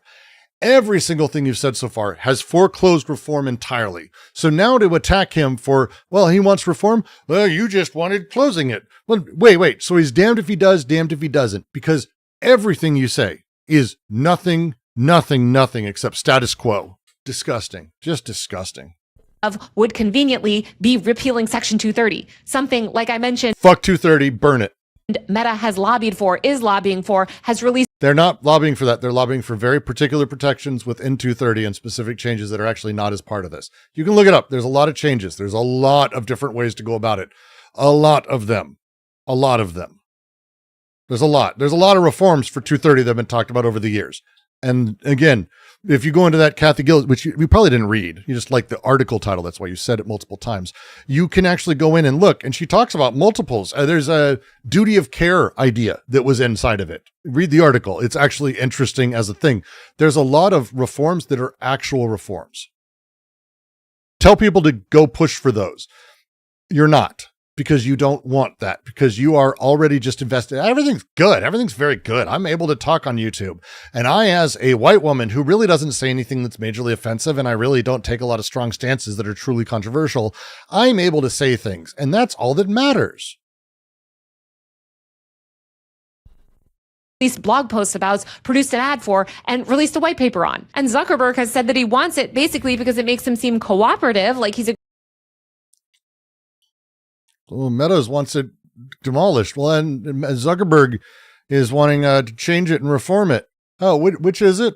Agreeing to tech regulation, while it ultimately just allows him to literally destroy any of his smaller competitors' ability to survive. And what's also so offensive to me, and like why I'm getting like increasingly heated during this video, is that like Joseph Gordon-Levitt doesn't seem to know about the work of any activists in this space at all. Like, he has not engaged with any privacy activists, any civil liberties activists, any like sex workers, trans people, abortion activists, literally no one. Like, there are so many people in the space trying to reform this fucking law, and you are telling all of them, and you've said in this video that any reform is repeal. Fuck you. Fuck you again. Fuck you again, you disingenuous. He doesn't seem to know anything about any of this, because the actual reason that Section 230 reform bills have failed is not because of big tech. Literally, what are you talking about? There's an entire multi-billion-dollar far-right Christian fundamentalist political movement that you've aligned yourself with, built on repealing Section 230. Again. Good. Here's the thing. They suck. Do not get me wrong. Heritage sucks. All of them suck. Fuck Facebook. Fuck centralized platforms. Fuck the idea that we have to have that. We don't. The idea that, see, here's the thing. The Heritage Foundation wants Facebook to stick around, and they want them to get rid of queers. That's what they want. They don't want to get rid of Facebook. So when they weaken it, they're weakening it in a way that gives them power over what it means to take things down and specific controls. Destroy it. Again, this is why just destroy it. I have no reason to believe otherwise. But again, there's also a lot of people saying reform it, and you're absolutely shitting on them too. So you have no idea of the activists in this space. Good job. The Heritage Foundation, Nikosi, aka Morality and Media, you know, the anti-extremist LGBTQ hate group that wants Section 230 removed because they think that the internet is turning kids trans, the ones who support conversion therapy. Who cares? Surely you're familiar with them because they've been using your Section 230 speech all over social media. Yeah, they're going to do that. Who cares? To boost. Hey, it's worth, when that happens, it's worth going, fuck, the Nazis are on my side? Shit. Then go, well, what do they want? Oh, wait, actually, we want different things. We want different outcomes. Hell, maybe the policy reform should be different. Are you pushing for that, Taylor, in any capacity? Or are you really happy right now with all the pressures that are up, queer content, Discord, and the thing you've been railing against? She has so many videos right now about how this Discord thing and this verification and all this shit's going to ruin the internet also, because everything destroys everything to these people. They have no personality otherwise. It affects mostly queer servers.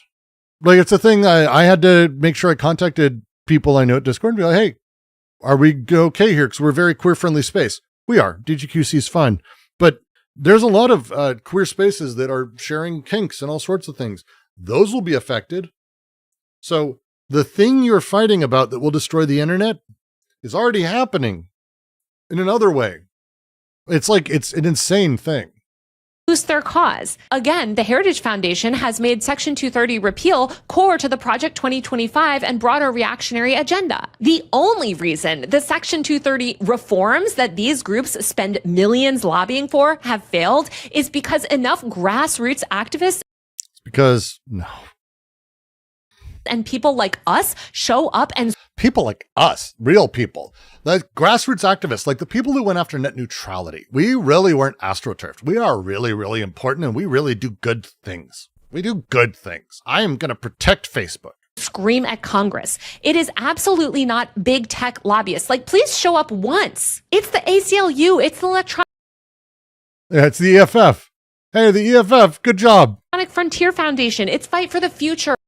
Fight for the future. Wait, Fight for the future? Well, that's a fun coincidence. Fight for the future? I wonder if Fight for the future was brought up by me in this opening. I didn't even get this fucking far in the video. This is Fight for the future. They're Union Square Ventures. This is Yelp, Sonos, the Ford Foundation. This is the people who did exactly the same thing. This is net neutrality take 2. It's astroturf bullshit. Fuck me. She's actually, I didn't know it's going to connect back. That's great. It's demand progress. It's LGBT. Fuck me. Demand progress. Also part of that. LGBTQ rights groups. Again, great. Make sure you just wave that virtue flag as deep as you can and make sure everyone knows you're on the right side of definitely not big tech, because Demand Progress is not the 1630 fund. It's the left's largest 501c dark money vehicle that you recently did a video on. Oh, wait. You literally just shit on the people you're now cheering on. Oh, did you not know that? Did you not know? It's fight for the Do you remember the dark money future. thing? It's Demand Progress. It's Demand Progress? This right here? Demand Progress? That's... She just did a video on the dark money thing, saying how awful dark... This is them? This is them. This is... God. I want anyone to have a principle for like 20 fucking minutes. It's LGBTQ rights groups. The people fighting for Section 230. The Heritage Foundation are your enemies. Yes. If they're involved, be suspicious. Absolutely. But Heritage Foundation is in favor of things that you might like as well. They're not pure evil. They don't wake up in the morning and be evil. The thing is, you need to look at what are the material realities of things happening. What do we want done and what will it affect? The Heritage Foundation wants to do it because they want to control. They believe Facebook and these large centralized major platforms will maintain that post 230 and that they'll be able to sue them into being the Christian happy thing. I don't believe that's the case. I believe that's a silly way to view it. And by the way, a lot of people agree, and even Stu agrees. You're like, it'll destroy these platforms, and it's like, good. I don't care. Are the people who want to protect our ability to criticize ICE online. Really? We want to stop AI surveillance and censorship from dominating our internet. The people fighting to protect Section 230 are marginalized people who have been directly affected by the policies that you continue to use your platform to advocate for. Yeah. I mean, social media is just the most poisonous fucking thing. It isn't good for kids. Digital screens aren't good for kids, by the way, generally speaking. That's just not really a thing. It's not good. But social media is really poisonous and awful and has been fundamentally a negative in the political, intellectual, academic discourse, friend-making, social space in every single way. It's all awful. Again, it's workers, it's trans people, it's abortion activists, disabled people, and other people who only have a voice in community and collective power thanks to the internet. This would not change that. It just wouldn't. Like, it just wouldn't. I don't understand why she thinks like queer like, do you think GLAAD's website will be taken down because of this? Like, what the fuck are you talking about? It's also just abundantly clear that Joseph Gordon-Levitt is so ignorant about the history of Section 230 reform. You've already shown you have no concept of it. Like, he doesn't know that we literally already reformed it. We literally did everything he says he wants. That's not true. In 2018, Congress passed FOSTA SESTA, the first major reform to Section 230. FOSTA SESTA itself is an amendment to Section 230. At the time, lawmakers and celebrities like you made all of these same delusional claims. Do you not remember Amy Schumer's crazy PSA about all this? I sure do. FOSTA SESTA created an explicit carve-out to Section 230 to crack down on child sex trafficking content. The amendment to Section 230 only passed because of Meta's aggressive lobbying, by the way. And ignorant celebrities like you claimed that this was cracking down on big tech. This Section 230 reform and carve-out to hold platforms accountable would end big tech's influence, they kept saying. Okay, look.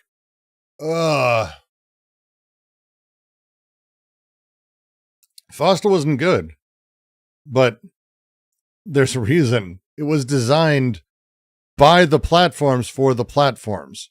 She's right when she says Meta lobbied aggressively for it. because it hurt their small competitors, specifically Craigslist, because Facebook was going into the marketplace business. Like, the lesson is not don't reform 230. The lesson is get people to get involved so Meta doesn't write it. Oh, Diane, it's a very good point. Multiple times, Taylor has censored her language here, especially the word sex. But don't worry, that's not because anything would happen to her on the platform or she would be disengaged by the algorithm or there's anything happening, because that would only happen after 230 is repealed. She's doing it just because it's fun. That's why she censors herself right now. There's no censorship happening right now. No, but then we're going to, of course.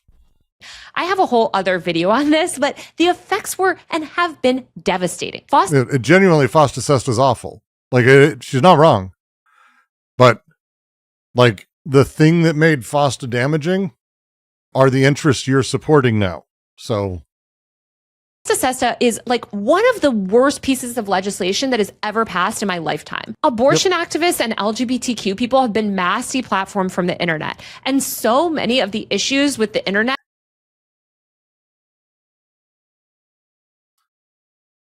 that you described today and how bad it can be are actually due to Fosta Sesta. Fosta Sesta not only pushed, according to some reports. Yeah, no, it's she doesn't have tact enough to write a script around it. Yeah, it's I mean, you think she wrote this? Come on. 10% of all sex workers into homelessness, leading to more abuse. Certainly no minimization of sex workers happening right now. Sorry. Workers. It made trafficking on the internet far easier to conduct. It hid massive amounts of LGBTQ content, and it made it harder for law enforcement to capture actual human traffickers. I could go on and on. But again, all of this harm, all of this written by Meta and Google and all the people who back Tech Dirt. Just mentioning. Homelessness, abuse that happened, restrictions on women's rights content, abortion content, all of this was done in the name of cracking down on big tech by amending Section 230. So let me ask you, Joseph Gordon-Levitt, you claim that Section 230 reform will hurt big tech, that this is something that big tech doesn't want. In the years since Fosta Sesta, the first and only major reform to Section 230, has big tech gotten more or less powerful? Okay. You are just a gross person. She's actively saying now, any reform to 230 is worse. Don't even try, stay away from it. Don't touch it. It's only going to make things worse. And I'm using Fosta Sesta as proof because any reform clearly is bad. This is the problem with American politics. She's the problem with American politics, fundamentally. Is Meta more or less powerful today than 2018? Is Google more or less powerful today than 2018? You're a fucking terrible person. Genuinely use your brain for a minute. Since Fosta Sesta created the first major carve-out to Section 230 in the name of cracking down on big tech and making the internet safer, has big tech become more or less powerful? Maybe. LH, you don't have to take like a stance on it, but again, reform is always a thing. Like, you should always be pushing people to go read, get involved, start advocating, call their congressman, try to get reform done. If your position is ever, don't try to reform, you're a piece of shit. Even if you're the Heritage Foundation saying, hey, we need to change all these laws, I want to abolish everything and create a Christo-national state, get involved in politics, you are actually having an effect on politics. When you're doing what she's doing, you are foreclosing activity. What kind of leftist would I consider? She's not a leftist. One, leftists don't exist. Two, she's a reactionary. Three, she's right-wing. Before getting up in front of Congress to call for Section 230 repeal, again, not even reform, you called for repeal. You should learn a little bit more about when we did reform Section 230. Good, burn it down. I don't care. Because it went exactly how every... And that includes getting rid of FOSTA SESTA, by the way. Like that, for me, would include getting rid of FOSTA SESTA. Do you want to keep FOSTA SESTA? You don't want to reform FOSTA SESTA? Why would you not want to reform FOSTA SESTA? Why would you not want to repeal and reform part of Section 230? Feels like that's a thing. If FOSTA SESTA is the worst thing, why are you not advocating for reforming 230 that way? Why is your gotcha for Joseph Gordon-Levitt? You didn't think that's ever been reformed? It has been reformed. And that's proof we should never touch it again, and we should leave it just as bad as it is forever. Me. Awful. Trans person, LGBTQ person, digital rights group, disabled person, marginalized person said it would. It went exactly that way. SESTA FOSTA devastated small online communities and suppressed sex positive and LGBTQ content forever. Anyway, Joseph Gordon-Levitt then repeats a bunch of slop that's literally just Ted Cruz talking points. Like, really, Ted Cruz is... I can't even explain. He's basically the only American who thinks that Section 230 works this way, or the only one that has ever made these claims. None of these claims are what the law says. But again, I guess Joseph Gordon-Levitt is just getting his talking points directly from Ted Cruz, because this is Ted Cruz's whole shtick. He says, Section 230, as it's currently written, or as it was written 30 years ago, distinguishes between what it calls publishers and carriers. So a publisher would be a person saying something. It's not Section 230. That's Article 1 versus 2. He is technically wrong there.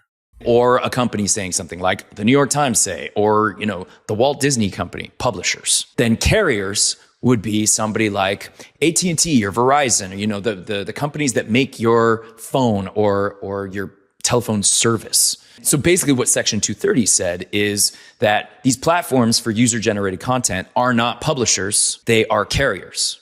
He's not talking about Ted Cruz here. This is not Ted Cruz's talking point at all, actually. This isn't what Ted Cruz says.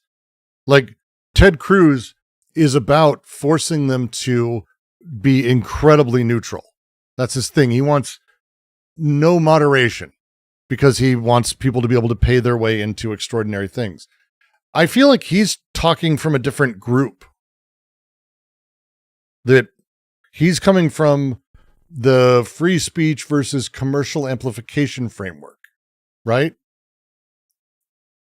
Which is about algorithmic amplification and that they need to be responsible for it. I feel like it's going to be interesting. I don't know. It's a different thing than Ted Cruz. They are as neutral as the telephone company. And if someone uses the telephone... Because it's classified under Article 2 as a common carrier. This is why he's saying this. This is not mistaken. The law is where it is because it classifies it under Article 2. That's not wrong. To commit a crime. Section of the Tech Dirt article before this very quote. Speaking of which, JGL then doubles down is exactly backwards Ted Cruz inspired version. Jesus fucking Christ. She's just copying an article. She doesn't know how to write. Crime, the telephone company shouldn't be held liable. And that's true about a telephone company. But again, there's a third category that we need to add to really reflect how the internet works today. And that third category is amplification. Once again, everything he just said is literally wrong. Not really, actually. I mean, he's technically wrong in the sense that that's not in the laws, but in the classification as a common carrier versus an information service, which is Article 1 and 2, which is how the law is fucking written. She doesn't care about that. He's not incorrect. Completely wrong. These are just factual error. Not even errors. They're lies. It's all just completely backwards. Nope, it's not true. I don't even know. I mean, I guess you can just get up and say anything in front of Congress. Nothing has to be fact checked. But anyway. He's not in front of Congress. Again, you say that over and over and over. I hate to break it to you. It was a press conference. It wasn't in front of Congress. I don't know if you've ever seen what Congress looks like in session. It isn't that. Section 230 does not in any way distinguish between what it calls publishers and carriers. Okay. This is this like publisher's platform myth that somehow people with no understanding of this law like to promote. It's not what the law says. And if you don't believe me, you can literally just go look at the law and read it. You can read actually around the law. It's not just the 2 or 3 lines that make up the fucking law. It's where it's placed and how it's placed and all these things that affect it. Jesus Christ. Yourself. It's very short. It never makes this distinction. This doesn't exist. I don't know where this conspiracy, framing came from, but it's not there. As Mike Mastick explains, the only distinction that's like Mike Mastick, again, this is the Tech Dirt article. She's showing something else, because if she showed the same Tech Dirt article again and again and again and again and only showed that, that would be pretty terrible.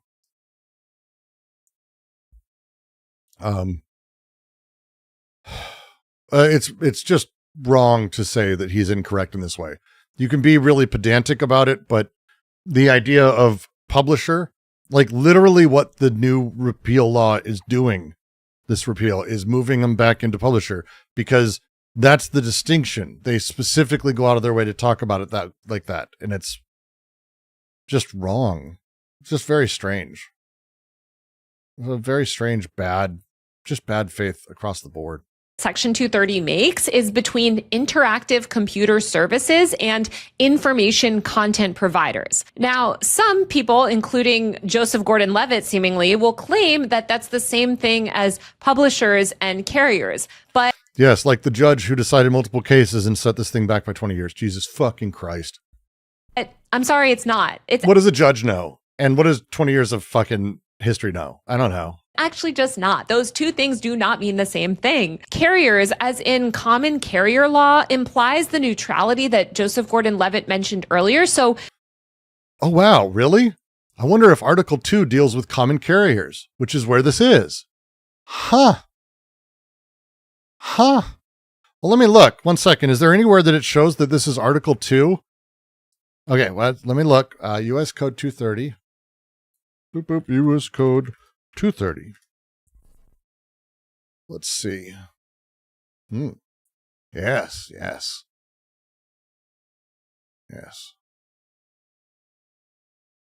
Oh, 1 second. We'll get there. So frustrating. I'm so frustrated by all of this, because it's just like this same.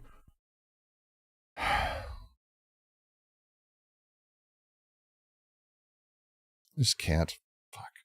Oh, fuck. She did the interview with Elon Musk's kid mom, that awful right-wing grifter bitch. I'm sorry, I'm going to call her. She's an awful person. And again, Taylor is too, for giving her a platform and trying to rehabilitate her. I totally forgot that was the case. That's crazy. I had forgotten that.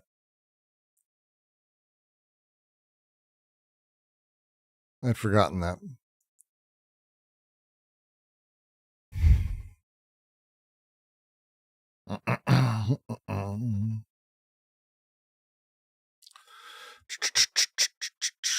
Give me 2 seconds.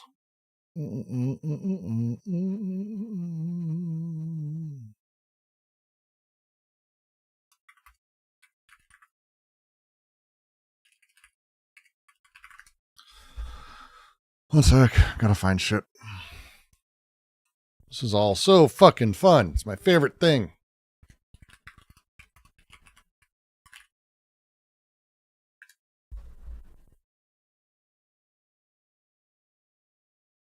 I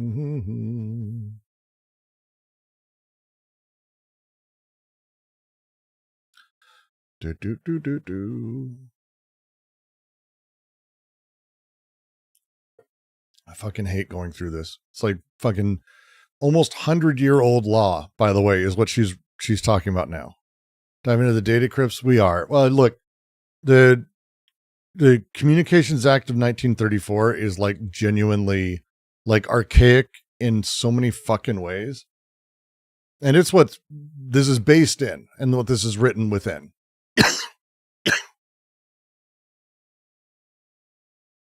So it's just I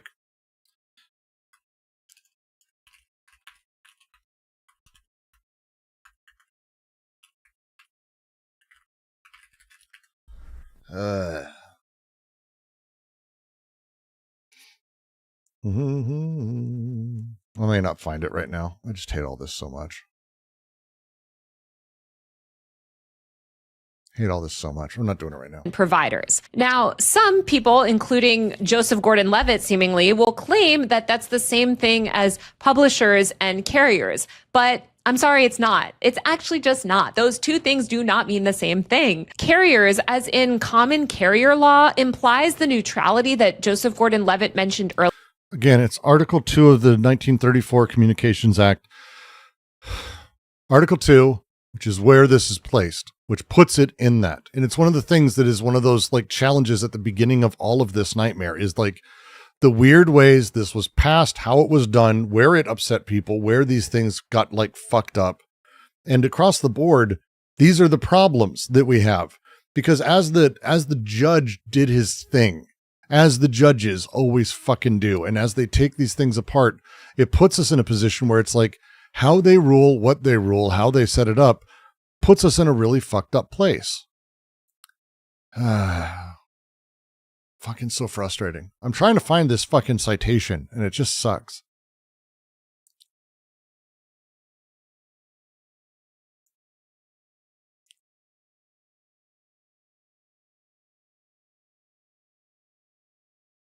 This is all about the old net neutrality conversation, because this is all the same shit, by the way.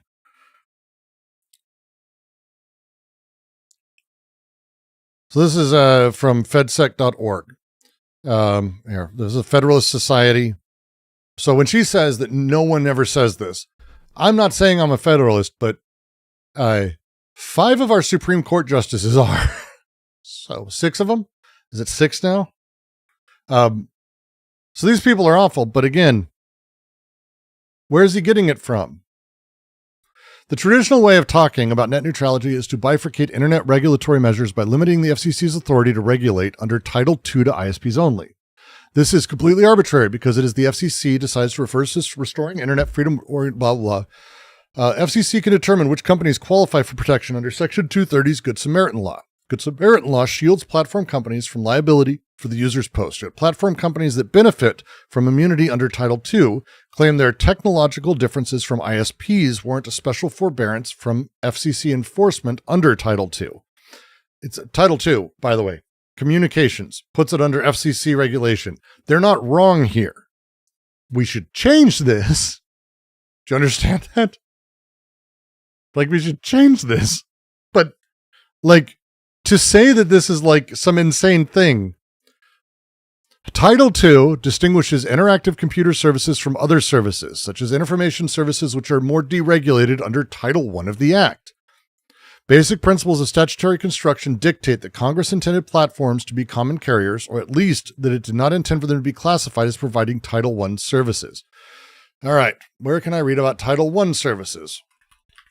Title I versus Title II services. Where in the law is it written? Communications Act 1934. Not 2934, Brooks. You're very tired today.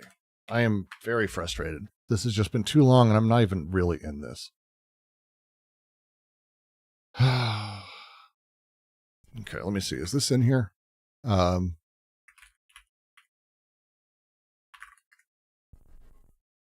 me see if I can find this. Doop, doop, doop.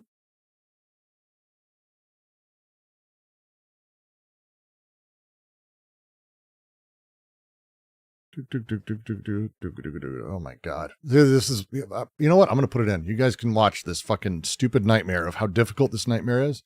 This is the Communications Act of 1934. This is every mention.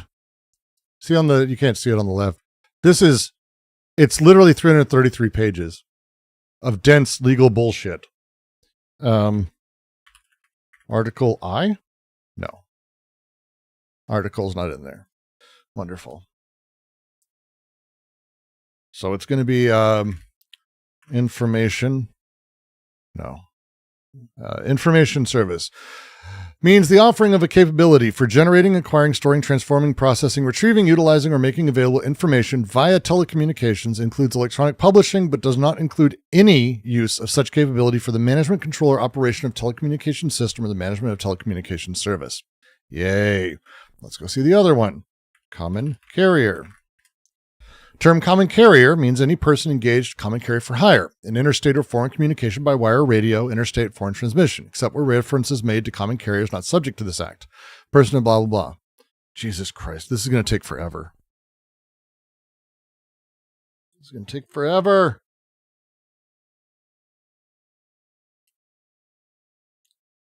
Part 2, Title 2. Let's try Title 1. No, not Title 3. Let's go down. Let's see if we can find the actual wording for Title 1 and 2.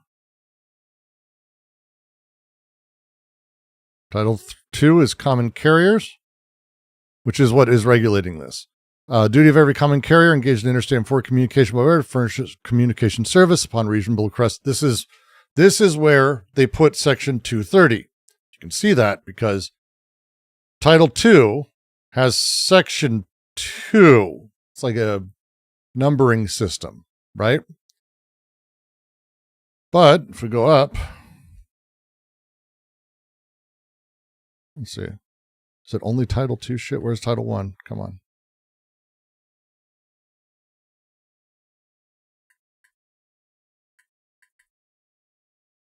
Amazing. Let's see if I can find a section.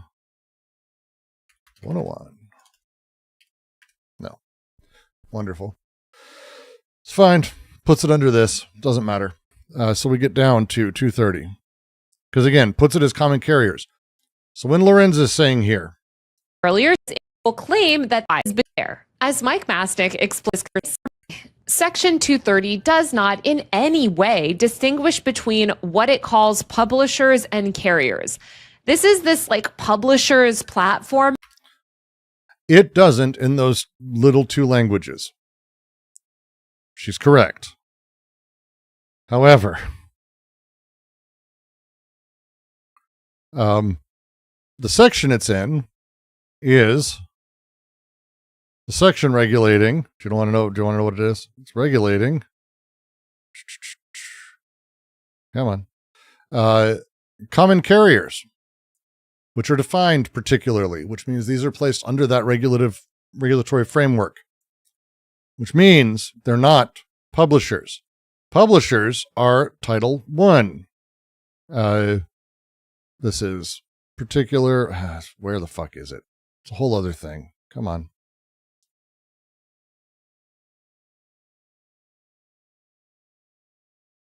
Come on.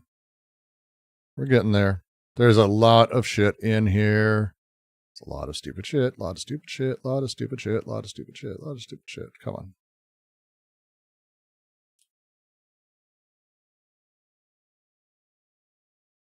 Title 1, General Provisions, Purpose of the Act, blah, blah, blah. Definition of common carrier, because that's all that matters here.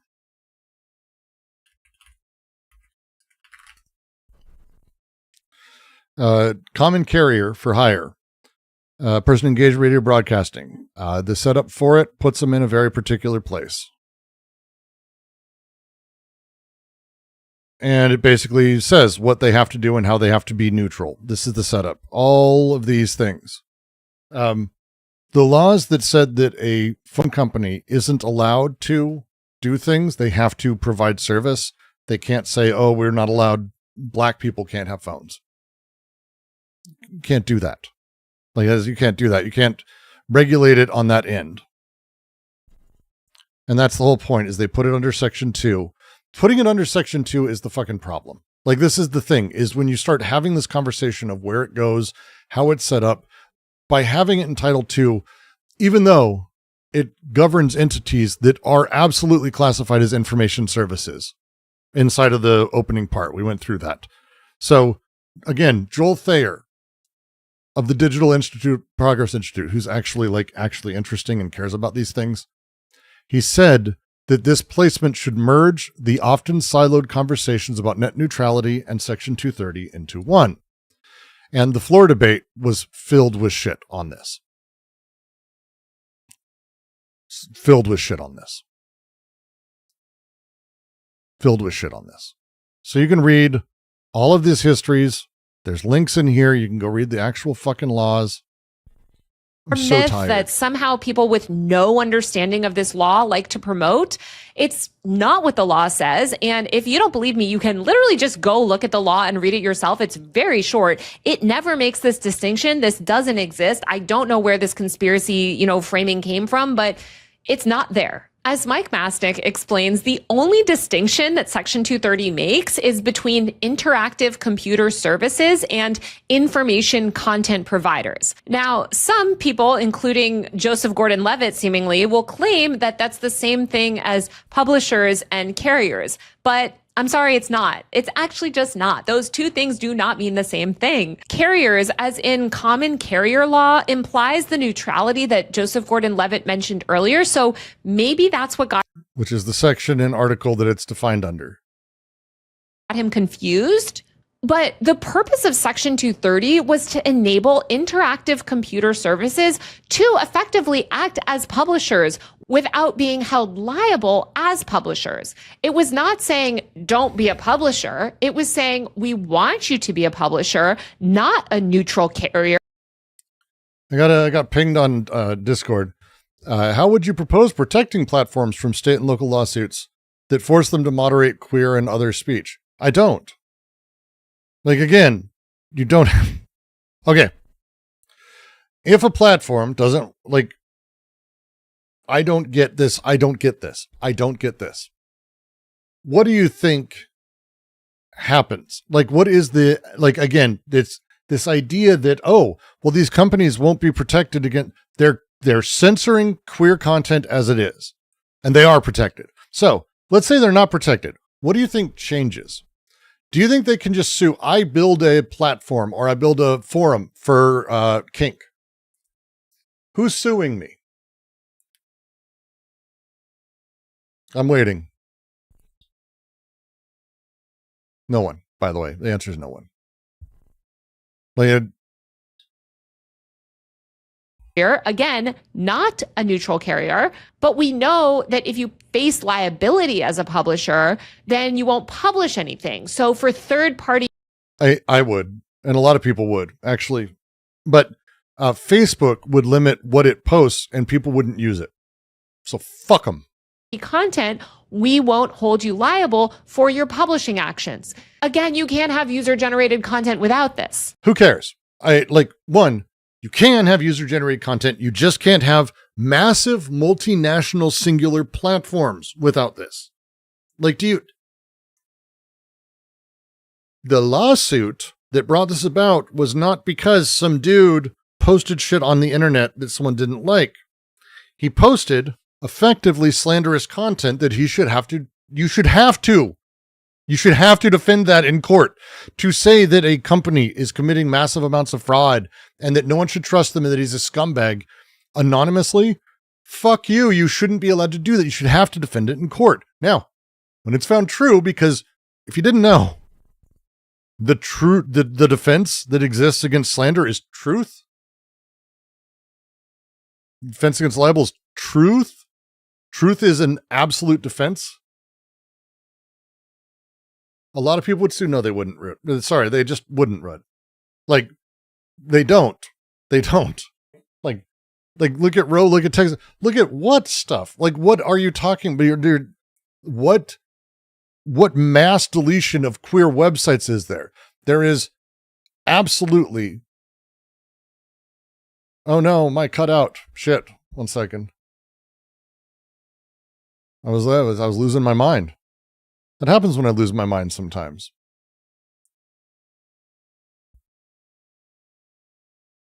I was losing my mind. What can I say?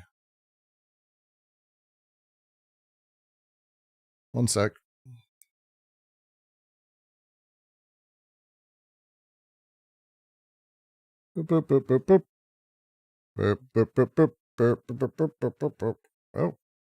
Oh, the device is gone. That's even more fun. All right, 1 second. Gotta go do a thing. It's okay. You can't see me do it, so that's the way it works. But I can continue complaining out loud because you can still fucking hear me. No, you can't. People have blogs. Blogs don't get fucking sued. Small forums don't get sued. They do illegal shit. Shouldn't do illegal shit. If you do get sued because the Heritage Foundation decides they're going to start suing random blogs, one, they don't do that. They don't do that. Why would they? They're not going to spend. That's not how it works. The reason they like Facebook and the reason they want Facebook to continue just without protection is because they want a single place to be able to sue. They love it. It's Facebook makes it more efficient to go after queer community. Facebook makes it more efficient to do all this awful fucking shit. Discord makes it efficient. Because when you have singular fucking places that all these people have to go because no one else uses any other goddamn website, that's the way it works. That's the way it works. And if we don't basically have a forcing function to get people to rebuild communities, we won't. That's how it works. That's how it works.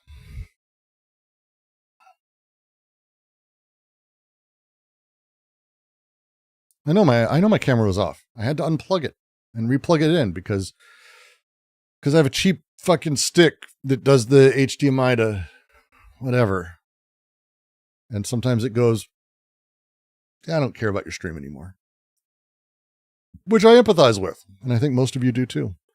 So to go back to the Prodigy case, Prodigy did act as a publisher in trying to filter out non-family. Well, I thought publisher was a ridiculous thing. Friendly content. And the judge said, okay, now you're liable. And the entire point of Section 230 was to come in and say, no, don't worry, act as a publisher. But since this is all third party. Where's he getting this language of publisher? Now let me give a history of the thing utilizing publisher. Content, we will hold the speaker of that content liable, not you, not treating you as a publisher. Basically, like the entire purpose of Section 230 is to encourage these interactive computing services to act as publishers by removing liability for being. That's, again, you can say it all you fucking want. Read the law and you can see that it fundamentally doesn't do that. That the incentive structures are particularly built in a very different way. We went through it earlier. Go rewind and go watch. This is insane. Like, a publisher. The point of Section 230 is not to say you're a carrier, not a publisher. It's literally just to say you can safely. It actually is merge them together in court cases. That's the thing. Envy's back. Welcome back. You are now a moderator.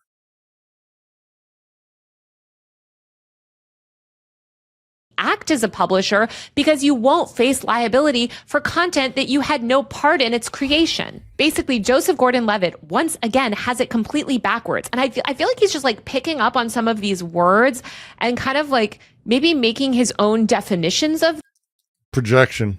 Them. Projection. I don't know. He then just like goes on to make this really weird and meaningless distinction between free speech and commercial amplification, as if this is like has any legal meaning. It literally doesn't. Like, again, he's just sort of like. This is literally 100% just taking the Tech Dirt article. Wow. Okay. Let's do this. We're going to do this because she is fucking terrible. She's fucking this. She is this fucking terrible. This is insane. Copyright kills competition. Isn't it great that they're pushing that? That's, by the way, right now what they want because AI companies and tech need it. Literally, this is a place that exists only to parrot whatever talking points there are for whatever people will come here. Awful. Where are you? Are you here?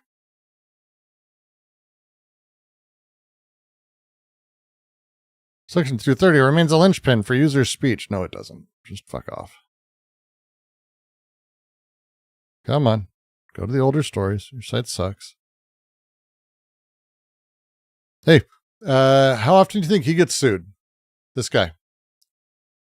Because he doesn't have protections. Does he get sued a lot? No? Oh, okay.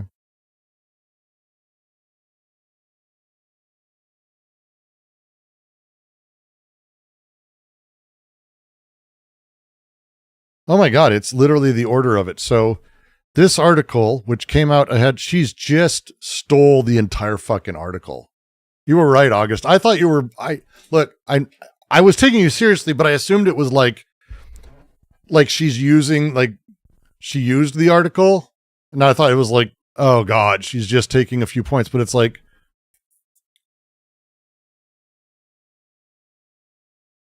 it's literally the points in order of the points that she's making. And the same mistakes, which is great.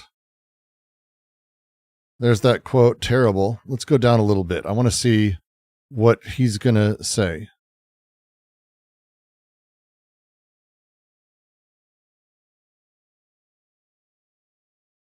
I don't like this person at all.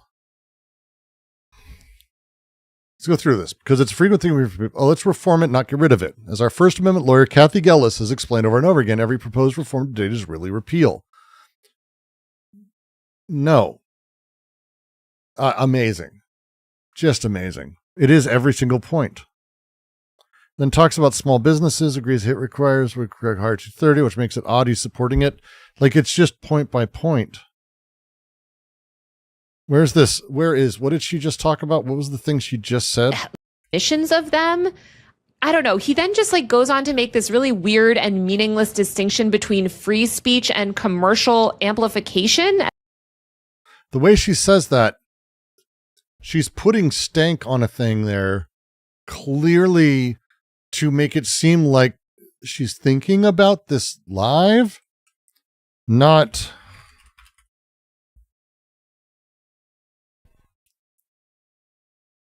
Oh, you're a fucking hack. What the fuck, man? Are you fucking kidding me? All right, here we go. We're going to read the article as she talks. Making his own definitions of them. I don't know. He then just like goes on to make this really weird and meaningless distinction between free speech and commercial amplification, as if this is like, has any legal meaning. It literally doesn't. What the fuck are you doing?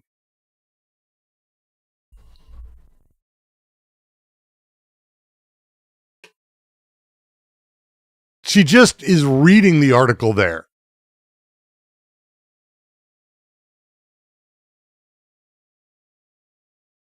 She's just reading the fucking article.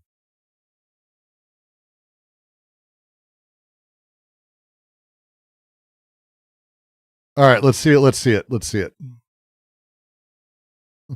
Oh. And like, again, he's just sort of like hitching himself onto like buzzwords and trying to like make up like legal jargon, but it's like, this is actual law and like, these are real legal concepts. He says, at the crux of their article is a really important distinction. And that distinction is between free speech and commercial amplification.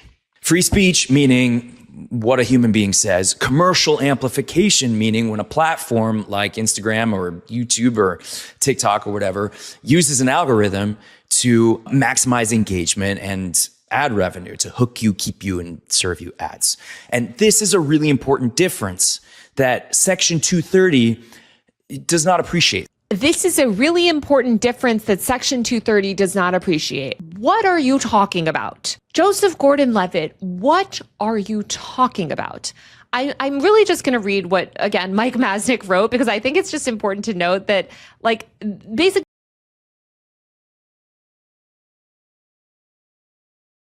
you've only been reading what Mike has written with your own weird stammers in the middle of it. Let's just do the article then. The article he's talking about is a very, very, very clearly a rational argument. Very, very, very, very, very badly confused piece in ACM. Let's find out. ACM Digital Library. Let's see. Who is...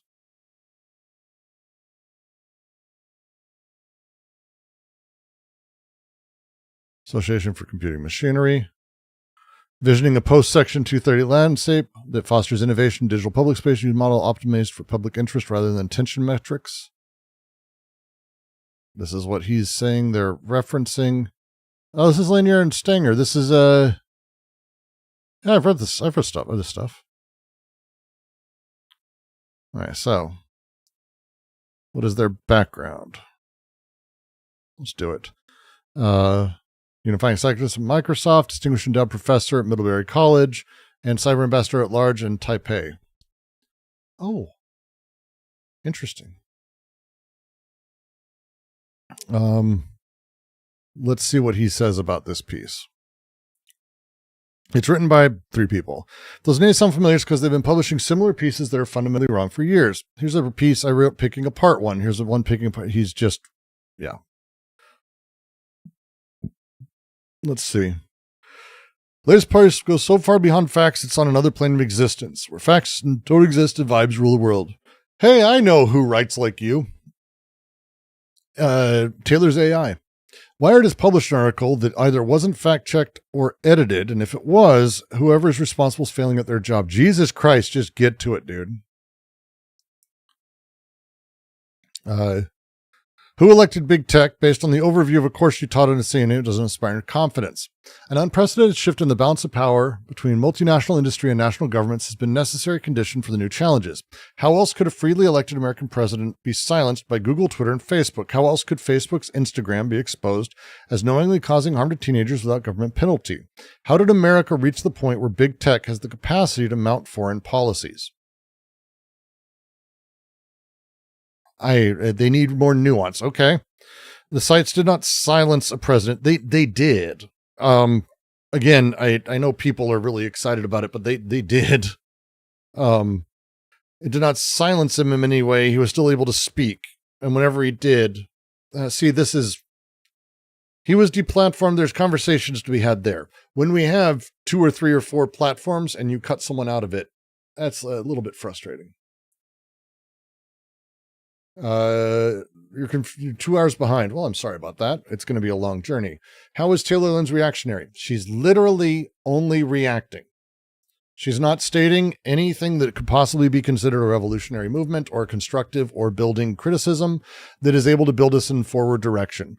She is taking someone who's doing something and trying to make changes and shitting all over them, utilizing mocking terms, utilizing epithets and ethical claims, and absolutely no point doing any real work to build something different.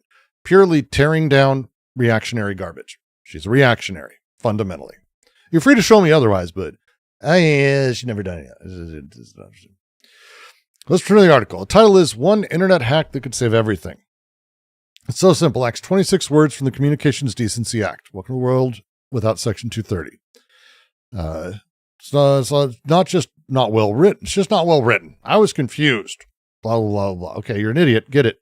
It's good, just wild. It's confused babble. Like, you want to say that over and over. Let's do it. Okay. It somehow created a business model. To quote the article, the impact on the public sphere has been, to say the least, substantial. In removing so much liability, Section 230 forced a certain set of business plan in prominence, one based not on uniquely available information from a given service, but on the paid arbitration of access and influence. Thus, we ended up with a deceptively named advertising business model, and a whole society thrust into 24/7 competition for attention, a polarized social media ecosystem. Recommender algorithms that mediate content and optimize for engagement. We've learned that humans are most engaged, at least from the algorithm's point of view, by rapid-fire emotions related to fight or flight responses and other high-stakes interactions. In enabling the privatization of the public square, Section 230 has inadvertently rendered impossible deliberation between citizens who are supposed to be equal before the law. Perverse incentives promote cranky speech, which effectively suppresses thoughtful speech. That's not... You have trouble with that, buddy? You had a tough time with this one? You had a tough time with this. This was confused babble?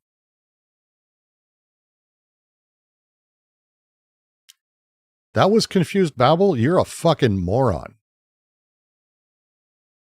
Maybe you can't read. I have a video coming out about literacy.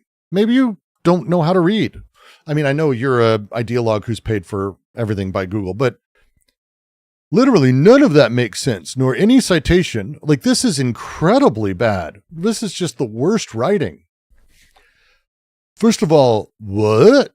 Literally none of that makes sense. So first off, let me just get my take. That 100% makes sense. Do you not get how that makes sense? Like, it's actually a really simple fucking statement. This was not difficult. How is that different? Is there anyone, like, and I mean this, and it's okay. Like, did you not get the point of that? And you need me to explain it? I'm happy to. I really am. I feel like it was fairly self-explanatory. I don't think that was difficult. This felt intuitive, if anything. Are you fucking kidding me? Literally none of that makes sense. Nor is any citation or explanation given for what is entirely a vibes-based argument. Section 230 has nothing to do with the advertising market directly. Hey, do they agree with that?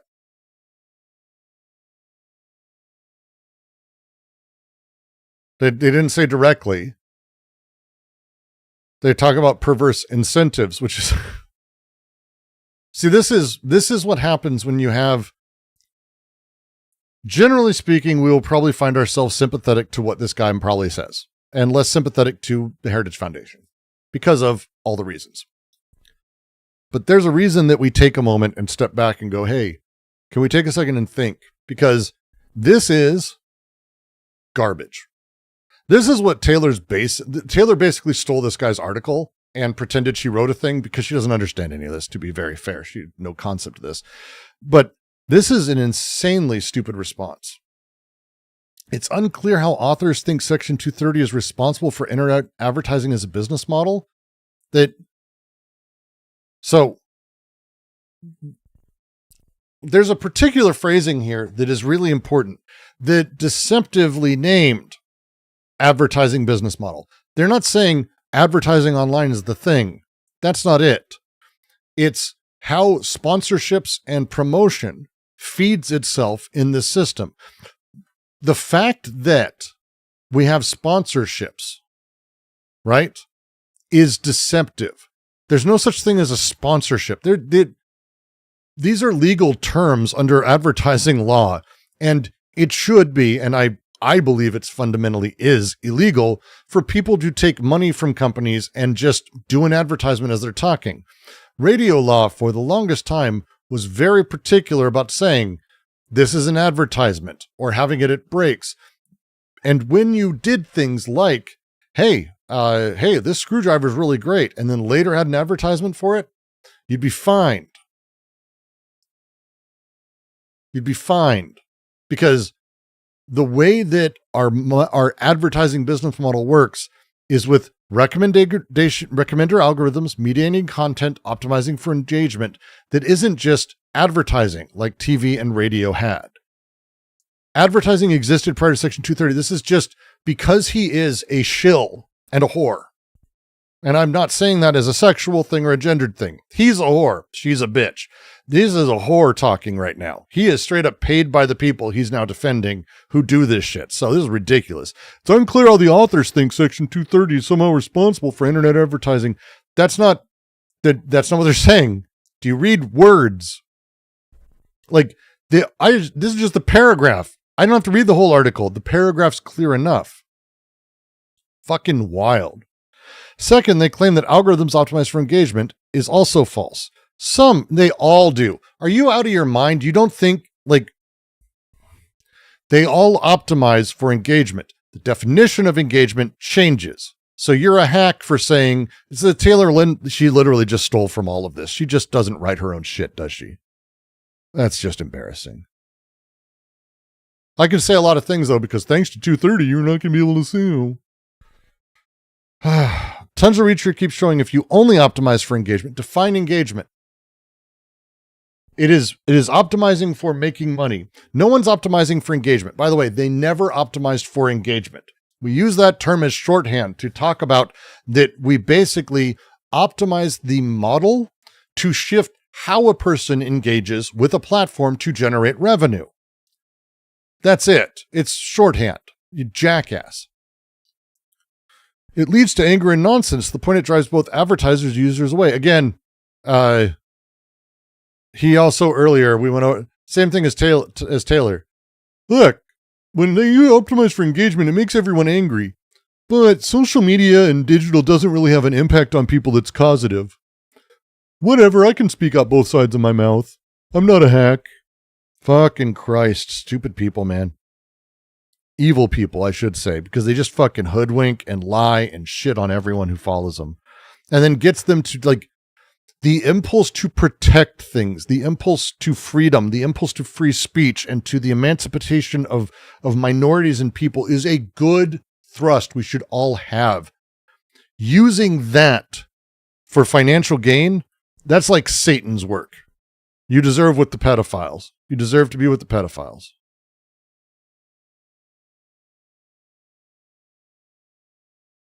Just gross. Just gross.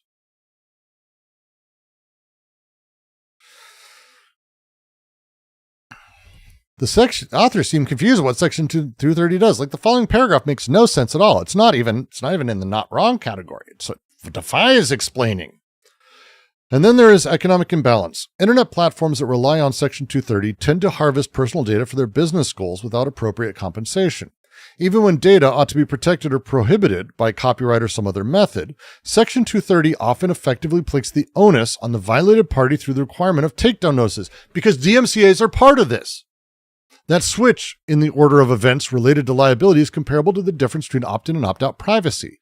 How does this not make sense, dude? Like, how does it... There's no economic imbalance in those who use 230? This is all I need to see. Yes, there's no economic imbalance between me and YouTube. You asshole. The libertarians, man, they're in every shape, every form. And Taylor Lorenz is one of them, just fucking parroting this liar's points. Amazing. There's this one article that Joseph Gordon-Levitt seems to have read on this topic, which is essentially... It's not one article that he seems to have read. That implication in that line is to insult him and say he's only read that one article. I don't believe that would be the case. It's not probable. I think you probably have only read one fucking article because you literally are plagiarizing it as you go forward and you haven't told everyone that you're just ripping it off. But hey, let's make fun of Joseph Gordon-Levitt, I guess. Pseudoscience written by people with... Not pseudoscience. What the fuck? Zero background in speech law, like zero background. Do you have a lot of background in speech law? You fucking liar. And the article that he's talking about, again, this like pseudoscience weird article is... Pseudoscience weird article. What the fuck are you talking? Like, there's no pseudoscience in it. What you... Even your, like, does he say pseudoscience? Is that where she's getting it? No. No, you're adding that. He didn't even say that. Did he say it here? Did he say it here? Is she stealing it from somewhere else? Or is the one thing she added? Nope, it's not here either.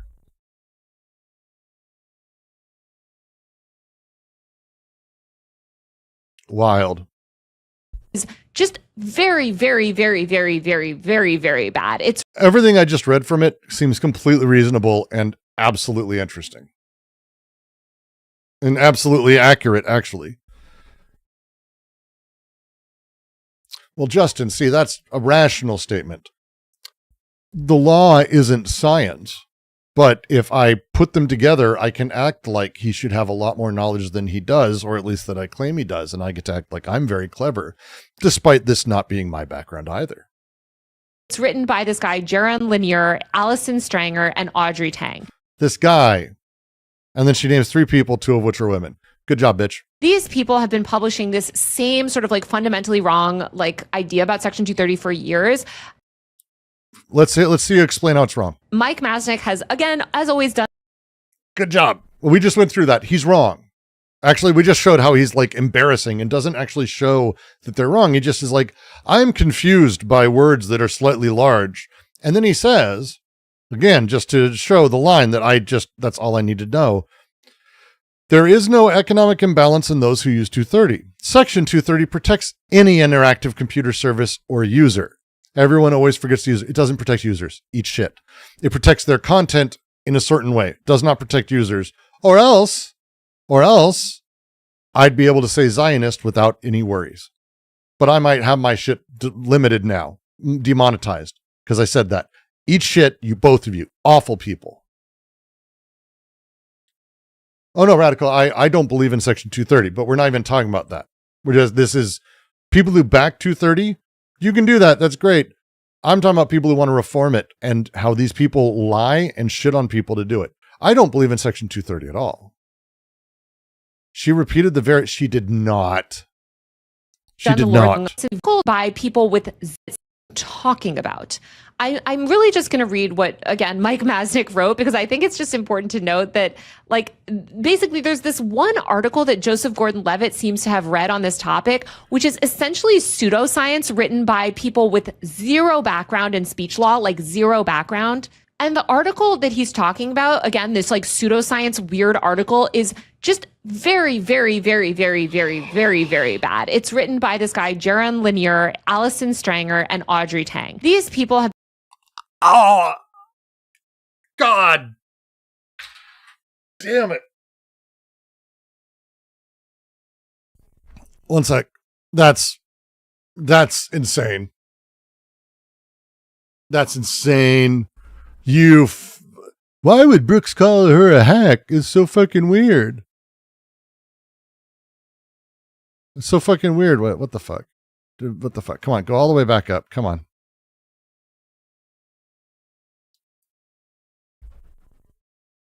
That's crazy shit.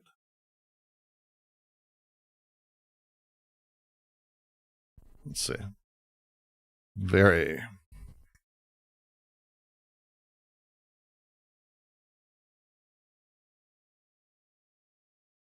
I'm so fucked up over that. That's fucking insane to me. I want to get a clip just because I think it's going to be funny.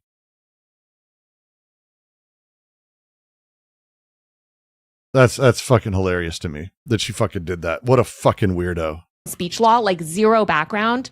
And the article that he's talking about, again, this like pseudoscience weird article, is just very, very, very, very, very, very, very bad. It's written by this guy, Jaron Lanier, Allison Stranger, and Audrey Tang. These people have been publishing... Because I'm going to totally clip this later, because this is like just a great moment of like zero background. Because that's the thing. When you fucking... like, when you are a hack and you can't write for yourself in any capacity... AI didn't do this. This is just copying and pasting from someone else that you're literally citing over and over and over. I'm going to, like, what would be the point of repeating that? That's exactly like, it's stunning. Like, she posts entire lines, she says entire things, and then she's literally just saying this article's the thing. She has offered nothing in any capacity except for her weird ticks. And now I'm wondering if her weird ticks are in there because... And the article that he's talking about, again, this like pseudoscience weird article, is just very, very, very, very, very, very, very bad. It's written by this guy, Jaron Lanier, Allison Stranger, and Audrey Tang. These people have been publishing this same sort of like fundamentally wrong like idea about Section 230 for years. Mike Masnick has, again, as always, done the Lord's work and sort of like dismantled this over and over again. And I'll put links to that in the show notes. There's nothing. She added nothing. She added nothing to the fucking video, did she? This empty sack of a person. What a fucking loser, man. And this is the kind of people who people listen to. This is who we're leaning to for leadership and thought leadership. This fucking gossip columnist who's overrated in every way and fucking rips off the article she's talking about and rewrites it as she's going with minor changes to hide that fact that she's just reading it. That's just this entire fucking paragraph. She just took this paragraph and just stated it. Man. Is the entire thing this, August?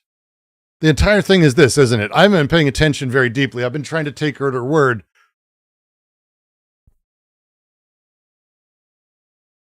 Wait, was she recording as she read it for the first time? Because this guy, no. She literally shows clips and she's named this article over and over and over this entire video. This is her source for everything. She cites it too. She's done this the entire time. This is crazy. We caught a few others, and I know, August, I know, but I guess I have more faith in this awful person who I clearly don't care for. I am a sucker. That's true. But these three random people who, again, have absolutely no connection to speech law in the United States, and like he just read this article by these people, like have a really bad reputation. Stanger gave testimony to Congress that was so wrong on basic facts about the internet that it should have been retracted. Audrey is not a legal expert. She was a digital minister in Taiwan and has worked at tech companies. She doesn't know anything about Section 230 whatsoever, and she has zero background in this law. I mean, it's not worth derailing this video with a full breakdown of everything that's wrong in this like weird article that Joseph Gordon-Levitt seems to be basing his entire worldview on. But if you just read like the second paragraph of this article that he cites, you'll see that this is like nothing that anybody should ever take seriously. It says, quote, much of the public's criticism of Section. This is just her reading an article for everyone and making money doing it. Oh my God. This is where we are? She's just reading the entire article. Let's keep going.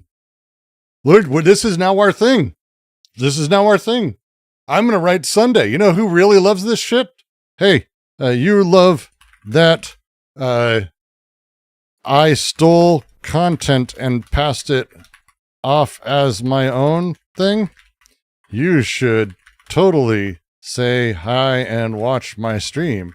Sunday is going to his head's going to explode. His head's going to fucking explode. Section 230 centers on the fact that it shields platforms from liability, even when they host content such as online harassment of marginalized groups or child sexual abuse material. What? I'm sorry. Like, I want to actually, like, at this point, I want to throw my computer out the window. I actually want to throw my computer out the window, and I never want to hear from any of these people again. This is like flat earther stuff. It's flat earther stuff because it's so not based in reality, and these are facts that are so easily disproven. That's what's so crazy too. It's like reading some weird article that like your aunt sent you from Facebook that's just like patently untrue, basing your entire worldview on that, going up in front of Congress to like testify for it. And by the way, like this and what you're testifying for like will harm like millions of. Hey, just so you know, it protects people from the problem of hosting CSAM. Actively, X and XAI have and host CSAM material and have done so at large, and they are not liable, and it's their machines doing it. So fuck you, you're wrong. Fuck you, you're wrong. Fuck you, you're wrong.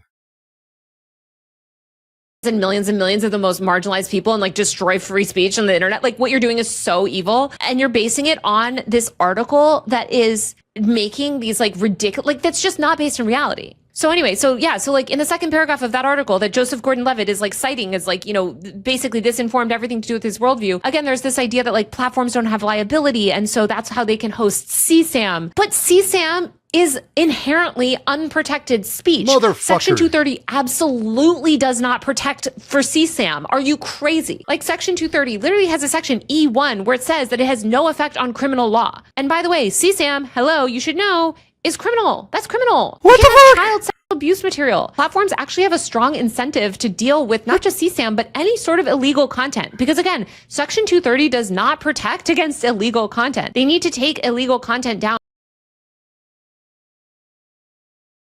Fuck. If you're not aware, I'm looking at the article and I'm highlighting. She's not reading that.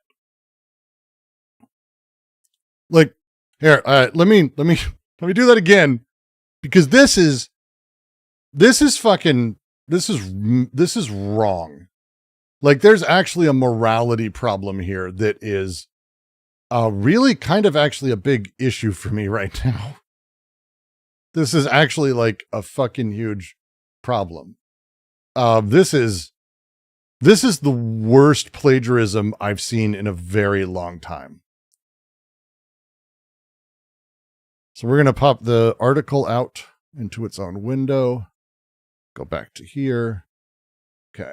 Then I'm going to go here and we're going to grab this window and it's going to be Joseph Gordon-Levitt Goes to Washington. We're going to have it there. And, oh, I've got 1 second. There we go. I'm actually kind of fucking stunned that she is this fucked up.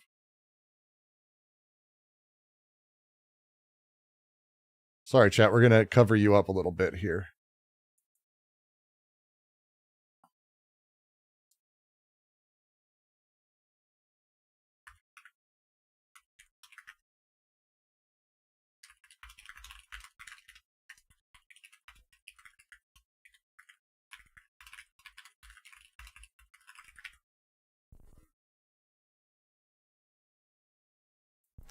I'm actually kind of fucked up over this. Sorry, this is like I didn't think this would be this bad. This is one of the worst I've seen in a very long time.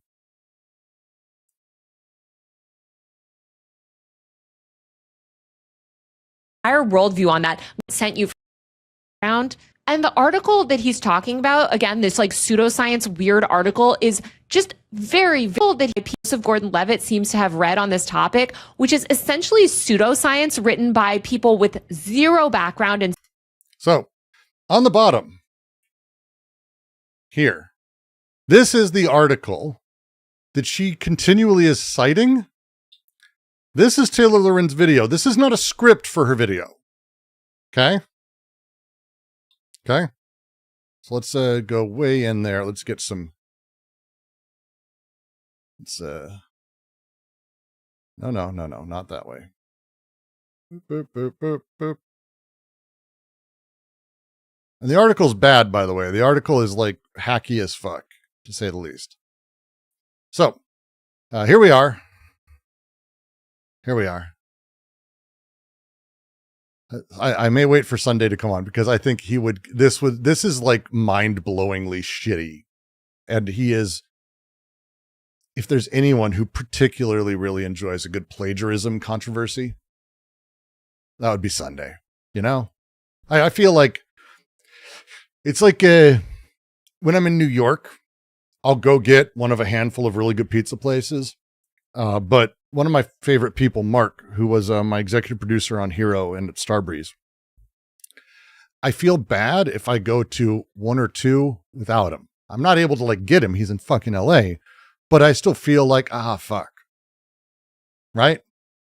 This is how that feels. This is the same feeling. Hello, I am live, just so you know.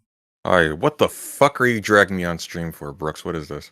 All right, so okay. I'm gonna share, but this is amazing to me. I'm gonna share, not Taylor Lorenz's video. I'm gonna describe things. I'm gonna share with you, and you can watch an article. Okay. So this is Taylor Lorenz is talking about Section 230, which I've been going over, and I hate her so much. She's awful. She's a reactionary. Blah blah.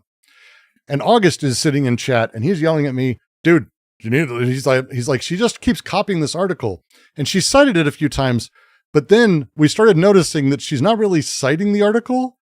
And I'm like, she paraphrasing it or you tell me. This is one of those, I was just explaining how there's like a pizza place I just can't really go to without one of my good friends. I feel like watching and experiencing a really amazing stealing of content and plagiarism live. I can't do without you, my friend. All right, let's see this. All right. So you should be able to hear her in the background. All right. Speech law, like zero background. And the article. All good. Okay. Okay. We're just going to start let me know when you think she says this sentence, and then we're just going to keep going. That he's talking about, again, this like pseudoscience weird article is just very, very, very, very, very, very, very bad. It's written by this guy, Jaron Lanier, Allison Stranger, and Audrey Tang. These people have been publishing this same sort of like fundamentally wrong like idea about Section 230 wait. So this is, hang on. So this is a TechTurd article. She's citing a TechTurd article. So so hang on. So she's got a TechTurd article on the screen, and she's just copying what the TechTurd article is saying. Not even its information, like it's freezing. No. Okay. She's not copying what that TechTurd article is saying. She's copying a different TechTurd article and just reading it off. Wait, hang on. So if you look at my screen, right here where it says I wrote a piece picking apart one, that's the article she's showing. Yeah. So we're going to keep going. Wait, hang on.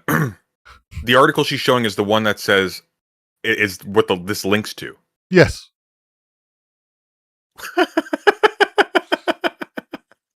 But it would be okay, hang on, wait. So the article so the video that you're watching by Taylor Lorenz, that's not about what this article is about.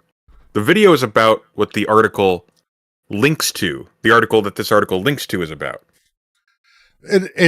She has cited the article we're looking at, and I've only just noticed that she's literally just reading the article.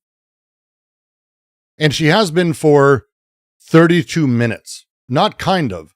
Every single point of hers, except for these weird diatribes of like extreme, that is you'll see it. She's literally just reading it because she can't, like, I was like, at some point I was making a joke that AI clearly wrote it.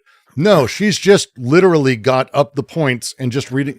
You'll see. I'm not done. I mean, maybe Google AI because it just shows the article on the screen. Not like this. She's not like this. She cites this article. She cites TechTurd a lot.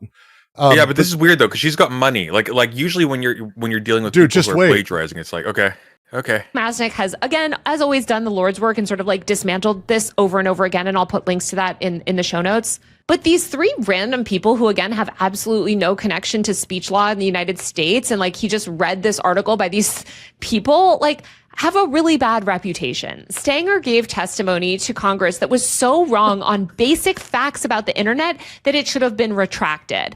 Audrey is not a legal expert. She was a digital minister in Taiwan and has worked at tech companies. She doesn't know anything about Section 230 whatsoever, and she has zero background in this law. I mean, it's not worth derailing this video with a full breakdown of everything that's wrong in this like weird article that Joseph... Why? Why exactly? Just like all you do, like Louis Rossman like makes bank just going, "Hey, I read this article and it says this." Da, da, da, da, da. Cool, and that's all you got to do. Like you don't need to pretend it's your work. That's so weird. Just wait. Okay. This is it's bad, and I'm like, I felt bad. I was like, "Oh, August, I'm sorry, I wasn't taking you seriously." And then it's like, "Oh my god!" And then it's like. Of Gordon Levitt seems to be basing his entire worldview on. But if you just read like the second paragraph of this article that he cites, you'll see that this is like nothing that anybody should ever take seriously. It says, quote, much of the public's criticism of Section 230 centers on the fact that it shields platforms from liability. And again, she's reading from the piece. She's citing the original PDF academic work. That's what she's showing there because I know the reference. I downloaded it. I read it. So there's a reference at the end there, the A, that's not in this. So she's reading this, but she's showing a picture. This is insane levels of plagiarism. I'm stunned by this. Even when they host content such as online harassment of marginalized groups or child sexual abuse. Now, what do you think is the first word she's going to say in response to this? What? Material. What? I'm sorry. Like, I want to actually, like, at this point, I want to throw my computer out the window. And here, this is what I'm just so angry. I'm just so mad. I'm so mad. This is the only thing she contributes is being indignant at being basically really stupid. Because by the way, just to mention, they're not wrong. Like the X and all these guys have been basically putting out lots of child porn and CSAM material lately, literally with their AI programs, and they're not getting sued for it because they're protected by these things. So we literally not just putting it out; they're generating it. They're actively making it. Exactly. So, and they're protected. So they're not wrong here, and she is absolutely out of her mind. I actually want to throw my computer out the window, like and I weirdly, never want at to hear this from point, any this of is these this is people how again. bad it is. It is so bad that their strongest defense, if there was actually like the rule of law in your country, which is not, unfortunately, their strongest defense would be, oh, but it's not real. We altered photos of actual children without their consent to make this. Yeah, because that's the best they've got, because they are literally producing stuff that's just humiliating these people online. Yeah, and it's like what the. But anyways, just be ready. She's going to go on for a second, and then we'll get back to it. This is like flat earther stuff. It's flat earther stuff because it's so not based in reality, and these are facts that are so easily disproven. Like literally, I just proved it. Like I'm just so frustrated by this whole video. Too. Dude. It's like, but we're noticed that it's like reading some weird article that like your aunt sent you from Facebook that's just like patently untrue, basing your entire worldview on that, going up in front of Congress to like testify for it. And by the way, like this and what he didn't go in front of Congress. God damn it. You're testifying for like will harm like millions and millions and millions of the most marginalized people and like destroy free speech on the internet. Like what you're doing is so evil, and you're basing it on this article that is making these like ridiculous, like that's just not based in reality. So anyway, so like in the second paragraph of that article that Joseph Gordon-Levitt is like citing as like, you know, basically this informed everything to do with his worldview. Again, there's this idea that like platforms don't have liability, and so that's how they can host CSAM. But CSAM is inherently unprotected speech. Section 230 absolutely does not protect for CSAM. Are you crazy? Like Section 230 literally has a section E1 where it says that it has no effect on criminal law. And by the way, CSAM, hello, you should know, is criminal. That's criminal. Fuck. What is wrong with this person? This is insane. I don't understand. I don't get it though, because it's like her channel is very successful. She has money. Give somebody $100 to write your script. Like what is this? This is so dumb. It's insane. And you can't have child sexual abuse material. Platforms actually have a strong incentive to deal with not just CSAM, but any sort of illegal content. Because again, Section 230 does not protect against illegal content. They need to take illegal content down pretty fast. And aside from X, which recently produced all this weird AI generated stuff, like that has nothing to do with Section 230. Wait. She just said, except for X, which has nothing to do with Section 230. What the fuck are you talking about? How is that not a perfect example? Wait, what? She just said, hang on, go back. I need to hear that one more time. I'm sorry. Jesus, this is why she steals other people's work, because the moment she has to have an original thought, it's really embarrassing. Yeah, but that's the thing though, Brooks. She doesn't. No, there's no call for Taylor Lorenz to have an original thought. Well, like, she tries. Clearly she tries, because this isn't in this article. Right? This next line? It's illegal content. They need to take illegal content down pretty fast. And aside from X, which recently produced all this weird AI generated stuff, like that has nothing to do with Section 230. And what the fuck? I love it. Why? I fucking love it. That's not even in the article though. So why? That's not. Why would she say it? Why does she have to? That's the one part. She just interjected. You know what this is like? She interjected the point I made about why the article's wrong to make. What the fuck, dude? This is like This is like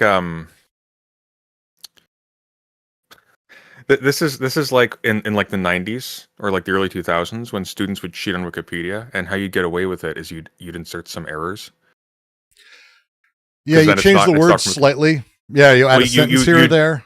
Well, you change the argument, so you'd have the reverse take, because that's legitimate. You can have the reverse take from Wikipedia. You just can't steal from Wikipedia. So it would. You get to that. Fuck me. And it's also just so concerning that these people that Joseph Gordon-Levitt are listening to, that again are not experts at all and have never been involved on this law in any sort of meaningful way. Like they're not legal experts, they're not speech experts, and yet they're like talking about how we should revoke all protections for user-generated content because like having those protections is somehow helping online harassment of marginalized groups. Unfortunately, online harassment of marginalized. Oh my God, she did it. She went right to the next thing. She has an interjection that's pointless and goes right to it. Groups is mostly protected speech under the First Amendment anyway. So if Section 230 didn't cover it, companies would still win pretty much. This is not even slightly trying. She's doing this so confidently, I guarantee you she does this regularly. She has to. I guarantee you this is not the first time. Like, I bet if you looked at her previous stuff, especially recently, I bet it's all like, has her output just increased recently? Because she may literally just be like just lifting articles willy nilly. Maybe. I'm sorry. I'm going to go as long as she does this. So every single one of these cases on First Amendment grounds, unless of course it meets the legal threshold for stalking, abuse, etc. But all of this just goes back to the issue of legal costs of lawsuits. And as we've seen with the Israel stuff, we don't actually want the government coming in making aggressive hate speech laws, since according to the government, saying things like free Palestine or fuck ICE counts as hate speech potentially. I'm no stranger to internet harassment. Most normal people agree that internet harassment is bad and platforms should curb it. If only there was a law that allowed platforms to do just that. If only there was a law that underpinned platforms' entire ability to moderate hate and abuse. Oh wait, there is. It's called Section 230. Also, in Lanier and Stranger's original piece in Wired, they actually argued that platforms should be required to use the First Amendment as the basis for moderation, which is so crazy because that would forbid removing actually most harassment of marginalized groups. Like that would actually make hate speech and abuse on these platforms skyrocket. Fuck me. And it would tighten government control of online speech. So I want everybody to understand that these people who Joseph Gordon-Levitt has decided to listen to are not serious people. They are not serious. God damn it. Everything, man. People who have any understanding or knowledge on. Please say you could almost forgive them. I want this so hard. I want this so bad. Say that you could almost forgive them. We should place a bet. But I won't bet against it. So yes, we both want to bet the same. Speech laws and the First Amendment and how these platforms function in America. And while it's really great that Joseph Gordon-Levitt has become friendly with the former digital minister of Taiwan, she's actually a cool person who's done interesting things in Taiwan. These are not serious critiques. These are not serious people. That's going to be the follow-up to this She line. is not a U.S. legal expert. She seems to have pretty much everything about U.S. speech laws entirely backwards, which isn't a huge surprise. She's a government appointee in Taiwan whose job has had zero to do with any of these topics. No, we missed it. It's down. It's at the bottom. She skipped that. We're right up there. Go up. See where it says Taiwan? Oh my God. Yeah. Fuck me. She did. We should have bet. And while it's really great that Joseph Gordon-Levitt has become friendly with the former digital minister of Taiwan, she's actually a cool person who's done interesting things in Taiwan. She is not a U.S. legal expert. Fuck me. She seems to have pretty much everything about U.S. speech laws entirely backwards, which isn't a huge surprise. Yeah. She's a government appointee in Taiwan whose job has had zero to do with any of these topics. But I just have to ask, why are you listening to her instead of the many civil rights groups? She is a fucking piece of work, man. Alternative hypothesis? What's that? ChatGPT's had an update and she didn't realize. I mean, maybe it's not better, but it's funnier. That's fucking awful, man. Because this is brazen to the point where it's you're almost not even mad. It's just wow, you can just do that, okay? But if it's accidental, that's funny. Well, I mean, and the reality is, YouTube putting this out is not liable for what she's doing. So, yeah, fair point. Fair point. Section 230 does a lot of good work for people like her. Yep. I can't. I can't. I'm gonna stop now. That's fucking. I wanted that clip. You should do a short prepared thing that'll get you some clicks and get. All right. No. I'm turning this into its own quick thing, and I'm gonna do a few cuts and then make it the ending just me laughing. Do an intro. Say, hey, I found this crazy thing. YouTube. Just do that thing, and then just have this afterwards, and you're golden. But oh my God, here's the thing too, right? It's one thing if you're just from a logistics standpoint. We've seen channels plagiarize philosophical content, stuff that takes a lot of work to do well, and you can kind of you understand the rationality there. You can't bullshit that stuff and be taken seriously, but you can disguise somebody else's work as your own and have it be semi-passable, and then be given sort of the benefit of the doubt and apparently make money that way. But what's this is weird about 40,000 views, dude. 40,000 views. And how much time? Was it from today? Yeah, this is like 6 hours. Yeah, so like, make sure you download the video, by the way. But like, touche.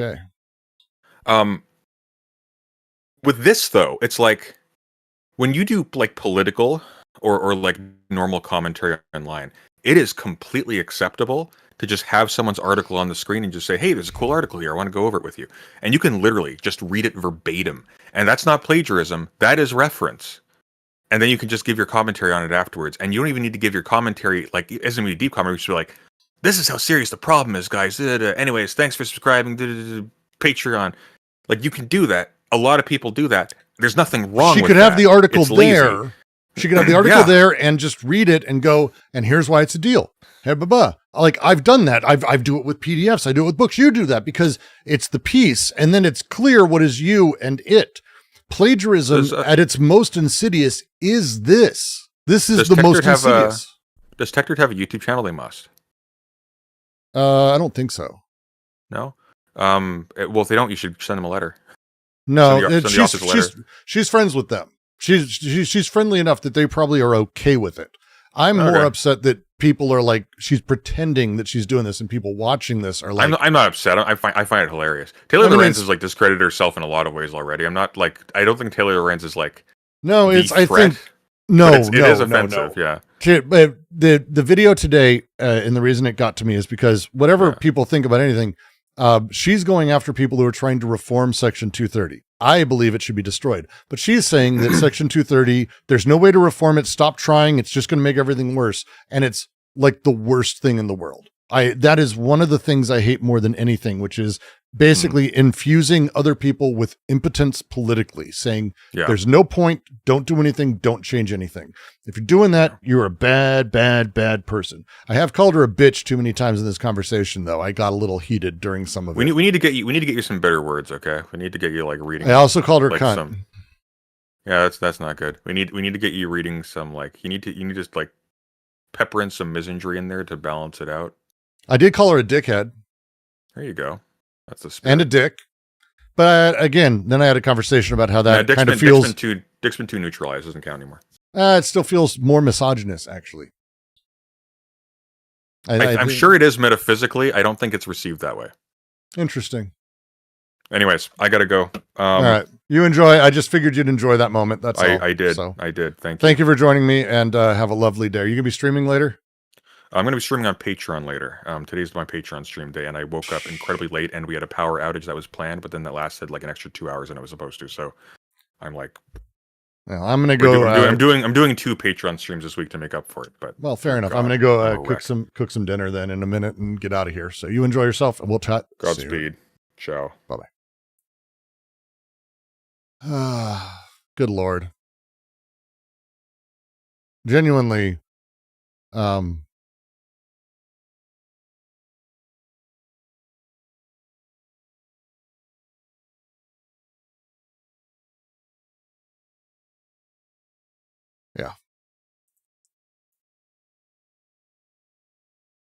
You want me to what, Rudd? Check the authors, Mikey's dragging and go scroll up.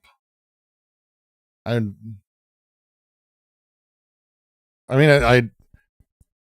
don't think it matters if someone has a great handle on American law. I don't think that's a reason to talk about how they view what American law has done to global telecommunications and platforms. If you think at any point, which clearly Mikey does because he sucks, that someone not in America has no way of being aware how Google or Facebook or these other companies function, you don't understand how hegemonic power works, like fundamentally. So I don't need to like look these people up. I understand these people are just shit. She is shit, straight up. No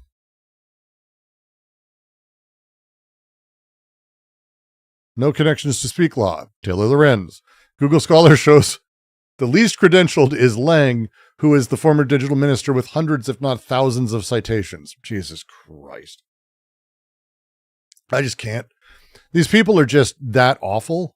And again, You can have whatever position you have. Let me, I'm going to try to figure out a way to sort of close this out on like a nicer note, because I know I've been a little fucking heated because are you fucking kidding me? Of course I've been goddamn heated. This is incredibly frustrating to hear people basically say not to get politically involved. Right? Like how fucking frustrating is that?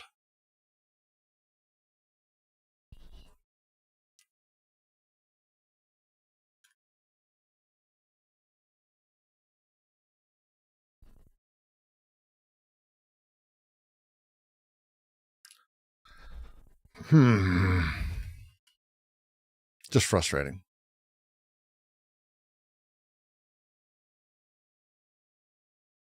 It's very frustrating. I just have very little like. So frustrating. Oh yeah, we're doing recordings of Oriental despotism. That's fair. I'm trying to think of a way for us to close this out, that I can close it out where I'm not like just purely angry.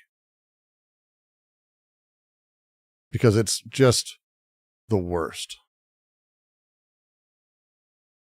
She's live right now. Taylor is live right fucking now, responding and acting like she's doing something interesting. I love it. What a fucking embarrassment. I wonder if she's like got like a ChatGPT reading all of it off for her so that way she can have that go. No, we're not raiding her. Not gonna be my thing. Wild. Well, I'd raid into Morbid Zoo's gaming thing, but I am not allowed to, which is fair, I suppose. I suppose that's fair.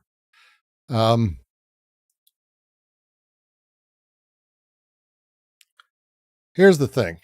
At the base of all of this, whatever your political positions may be, and you are free to have whatever the fuck. I mean, I judge you personally because I disagree. But if you think Section 230 is the best and the bee's knees and the way to go, power to you. If what you encourage in other people is not getting involved, is not reform, is not changing the status quo, and you think everything's fine right now, you're fucked. And you're fucking everyone up. You're fucking everyone up. You're fucking everyone up. Don't do that. The way that politics utilizes you is by grabbing the things that it pretends that you have an investment in. It's what happened with net neutrality. It's what happens with a lot of things. This is part and parcel of how the capitalist machine is going to turn you into the proper consumer. Don't let it do that. Have your positions, but make sure they come from an emergent place, not from top-down talking heads who steal articles and read them out as if it was their own shit. Don't do that. Don't do that. Do not fucking do that. And yeah, we're still on this, but we're ending, Yanni. Don't worry. I got nowhere to send you, but it is a lovely Friday night. I may be doing a late stream tonight of gaming. I'm not sure. This was a long stream. If you like what I do and you want to support it, head over to Patreon. Or don't. It's a really rough time. But if you can, patreon.com/DGQC, throw a few bucks. Always helps. The best thing to do is to join us live. Join our readings, join our discussions, join our critical theory and thinking and critiques of the world that let us do things that I think are really interesting and that I'm really proud of the community we've got. Discord.gg/DGQC. Do your thing. Do you, but help change things. Get involved and get out in the world. There's nothing else that matters except that. Just absolutely fucking nothing. See y'all soon enough.